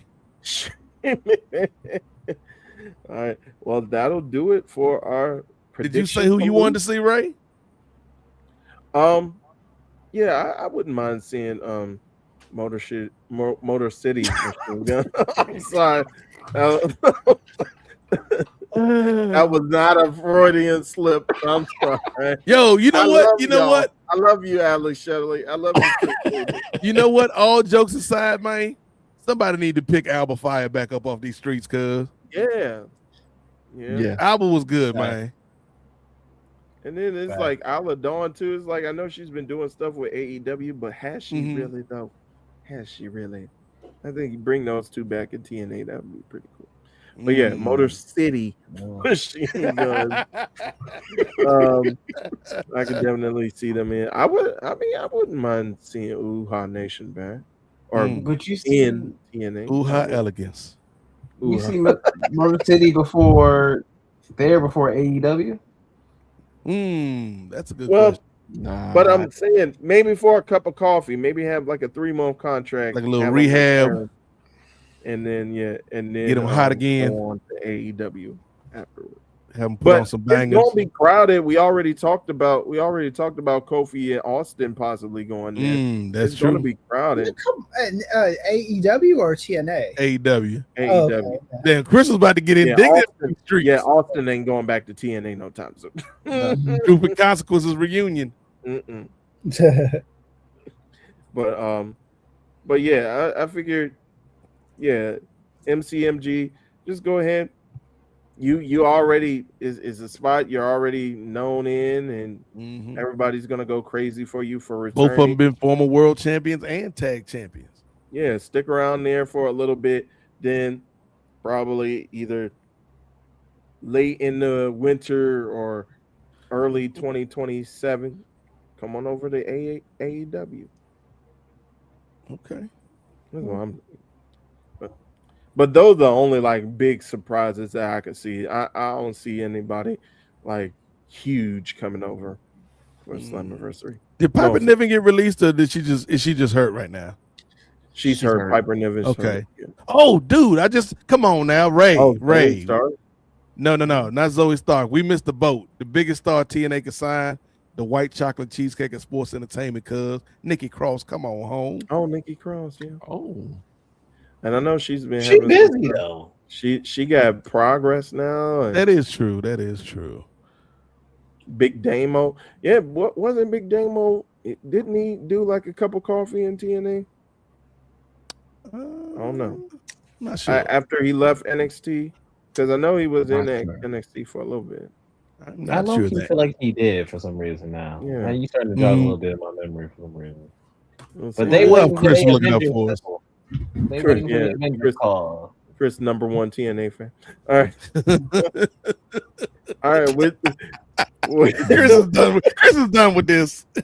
Chris is like the scientist at the end of Mystery Science Theater. He's like, push the button, Frank. All right. And with that, PredictionPalooza has come to a close. We did it again, yo. Did it again, ladies and gentlemen. Palooza.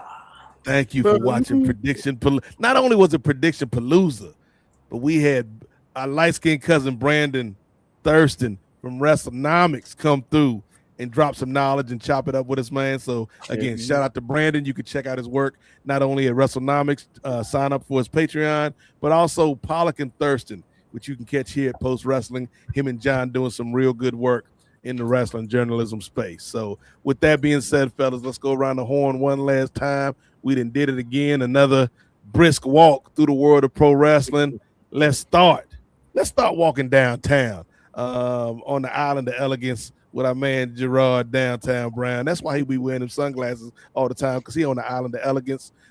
Gerard, where can people find you, brother? And a little room out there on these streets. We got a Ring Theory coming up here in the near future. In the nearby future, we definitely do have a Ring Theory coming up. So we'll be talking probably a little fallout from some of the pay-per-views, some of the shows that have happened or will be happening in this upcoming time period. We might have some theories for the future, some reflecting over what has come of just a lot of TNA losing talent, WWE getting rid of talent. Like, what's coming next for some of these folks? What do those next steps look like? And what does actually like starting building out all in London? Like, what does that card look like? I think it's starting to take fruition. Like I told you, MJF, Andrade. We're going to have Will Ospreay going for that world title. We're going to have Spider Lady defending against the CEO. But who else? What else? We're going to dive into that and more. So follow us. Head Gannon Grabs on YouTube. That's where we'll be having things simultaneously on both channels for Nefarious and for Ring Theory. That is our Ring Theory headquarters that we will be bolstering and adding things to as time goes on. So definitely go over there, like, subscribe. We doing the thing over there. So jump on that drive for 500, y'all. Shout out to Gerard Brown for joining us each and every month here at the NWA podcast on Post Wrestling. Let's get the hot tag to his tag team partner, Main Event, Jay Lacey. Jay, what you got to let the people know about, and where can they find you, brother? Yeah, you can find me on Instagram, Jerick, all caps, JEREK _wins. Same handle on Blue Sky as well, too. We got Ring Theory coming up. Gerard just touched on that. You can also check me out on Styles Break Fights with the good brother Ray, Two-Way Ray, talking combat sports, UFC, things of that nature. And in addition to that, you know, all things Nefarious. You know, just keep it locked in, tap in with us, and shout out to John and Way and the rest of the Post family for this platform, and everybody that's out there checking us out online live right now and also in the future. Appreciate y'all. No doubt, no doubt. Also one more thing, I do need. What's up? What's up, brother? Plug it. Yeah, plug it. We just did Patreon exclusive. The homeboy, my guy Trip Rogers, independent wrestler out here in Central California. He's got some events coming up, and he will be going up against Frankie Kazarian from TNA. And he's got some things. And like I said, we just had an interview. It's on Patreon, and it drops on all other podcasting channels tomorrow. So I'm excited about that, and looking forward to some other conversations we got coming up too. So yeah, had to plug that for sure. So if you haven't already listened to it, check it out and support independent wrestling where you are. Absolutely. Shout out to that man, Jay Lacey. And again, if you want that exclusive before it's out on the streets, before it goes to Gen Pop, drop that $3 in the collection plate, and you'll be able to hear his interview with the good brother Trip Rogers, man. And this won't be the last of these interviews that Jay and the rest of the Ring Theory crew does here in this space. So we're looking forward to it. Somebody who may be looking forward to the end of this show is good old Omelet Ray Williams. Ray, it's been a rough night, my man, but you stood your ground, Ray. You hung tough, but Ray Williams, let the people know what you got going on, man. And again, man, shout out to you for braving the treacherous waters and going behind enemy lines, the green treacherous waters, if you will, and covering UFC 250, cuz. Indeed. The algae can only stay away for so long, brothers. But and I don't like coconut in my omelets, by the way. I don't know why you're spreading that rumor, brother Nate. But you can find me, of course, you can find me right here on Nefarious Media Network.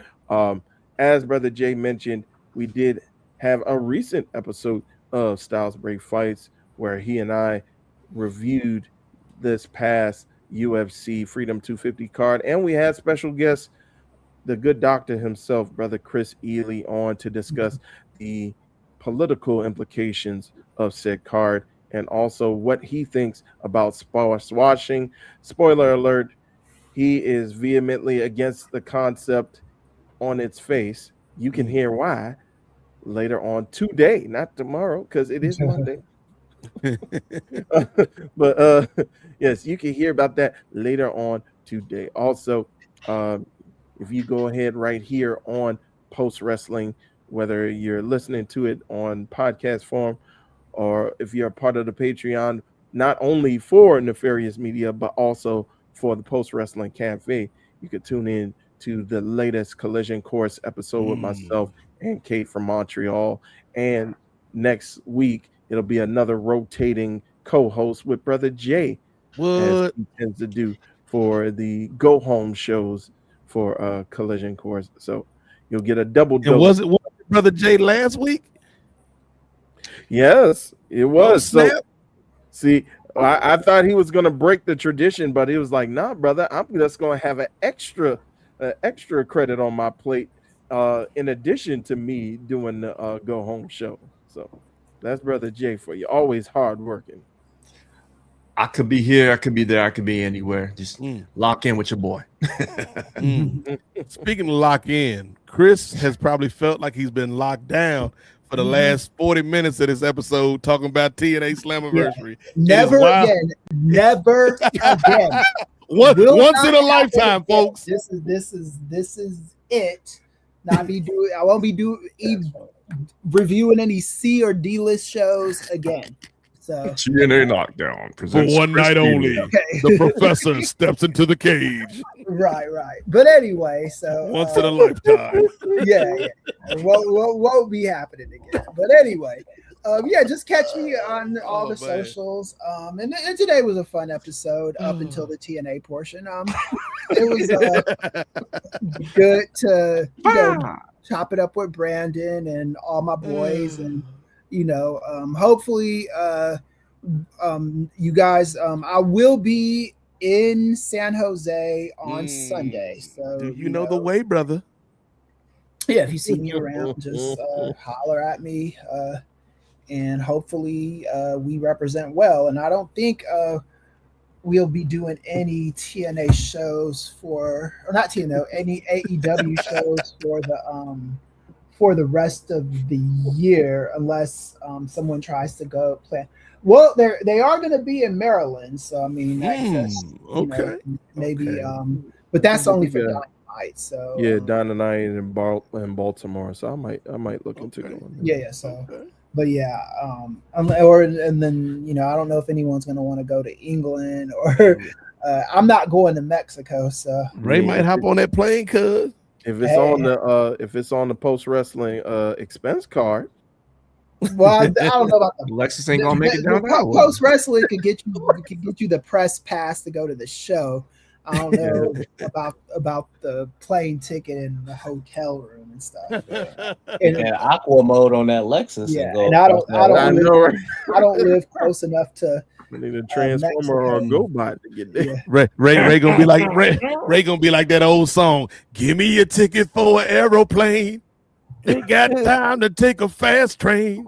Lonely days are gone. I'm a coming home. Cause bruv just want him a title. Bruv. That was a deep cut. All right. Very Hopefully my wife still wants to be married to me. Blame TNA. Blame TNA, Chris. I am blaming TNA. Santino, all of them. But now we appreciate Chris for surviving, man.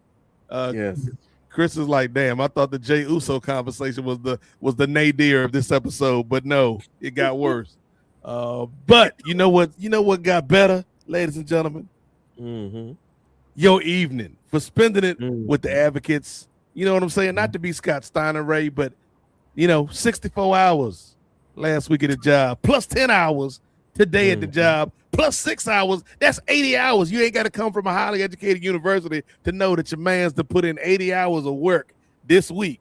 And it ain't going to stop because, as Ray mentioned, we're doing a lot of things here at Nefarious. As Chris always says, this is the level up year. And today, 6 p.m., around about that time, we'll be back with an edition of the Parlay. We're coming off of the opening of the Obama Presidential Center in Chicago, and we saw the reunification of one of the oddest couples in political history, Michelle Obama and George W. Bush. It sparked a topic in my mind, and we're going to talk about some of our favorite dynamic duos over the years. So we'll be talking about that. We may get into just some more of the Freedom 250 stuff because I haven't had a chance to talk about it with Ray. And then, of course, we're going to feed some ducks in the pond. So keep it locked at Nefarious Media Network. Oh, look at that. Ray already got the graphic up, man. Go ahead. Sneak peek. Just a sneak peek for those who stayed the whole time.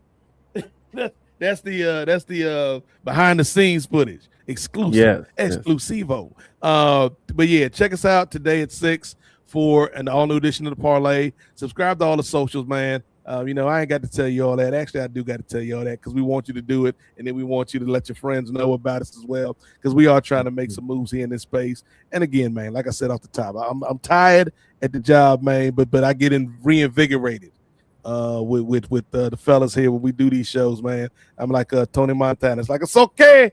I'm reloaded, man. So glad we had a chance to chop it up tonight. Again, salute to Brandon. Salute to John Pollock and Wei Ting, the proprietors of Post Wrestling. Salute to Austin James, who designed our logo. Salute to Righteous Reg, who gave us, to this day, one of the coldest songs in the game, in this podcast space. And most importantly, salute to you, the viewer or the listener, whether you watched us live or whether you watched in post, or you watching our own post and in post, and whether you're listening to the podcast form. We appreciate it. We don't take the support and the love that we get each and every month here for granted. So y'all have a safe and happy start to your summer. We will be back in July with another edition of the world's most dangerous wrestling podcast, the NWA podcast presented by Post Wrestling. So for Gerard Downtown Brown, for upper mid-card main event Jay Lacey, for two-way Ray Williams, that old backsliding vegan himself, for Chris Ely, our beloved professor who made it. He survived the impact zone this week, ladies and gentlemen. I am the Godfather, Nate Milton. And remember, the revolution may not be televised, but it damn sure will be podcasted. Happy Juneteenth weekend. Happy Father's Day to all of y'all. We'll catch you right back here in June. Hit the button, Ray.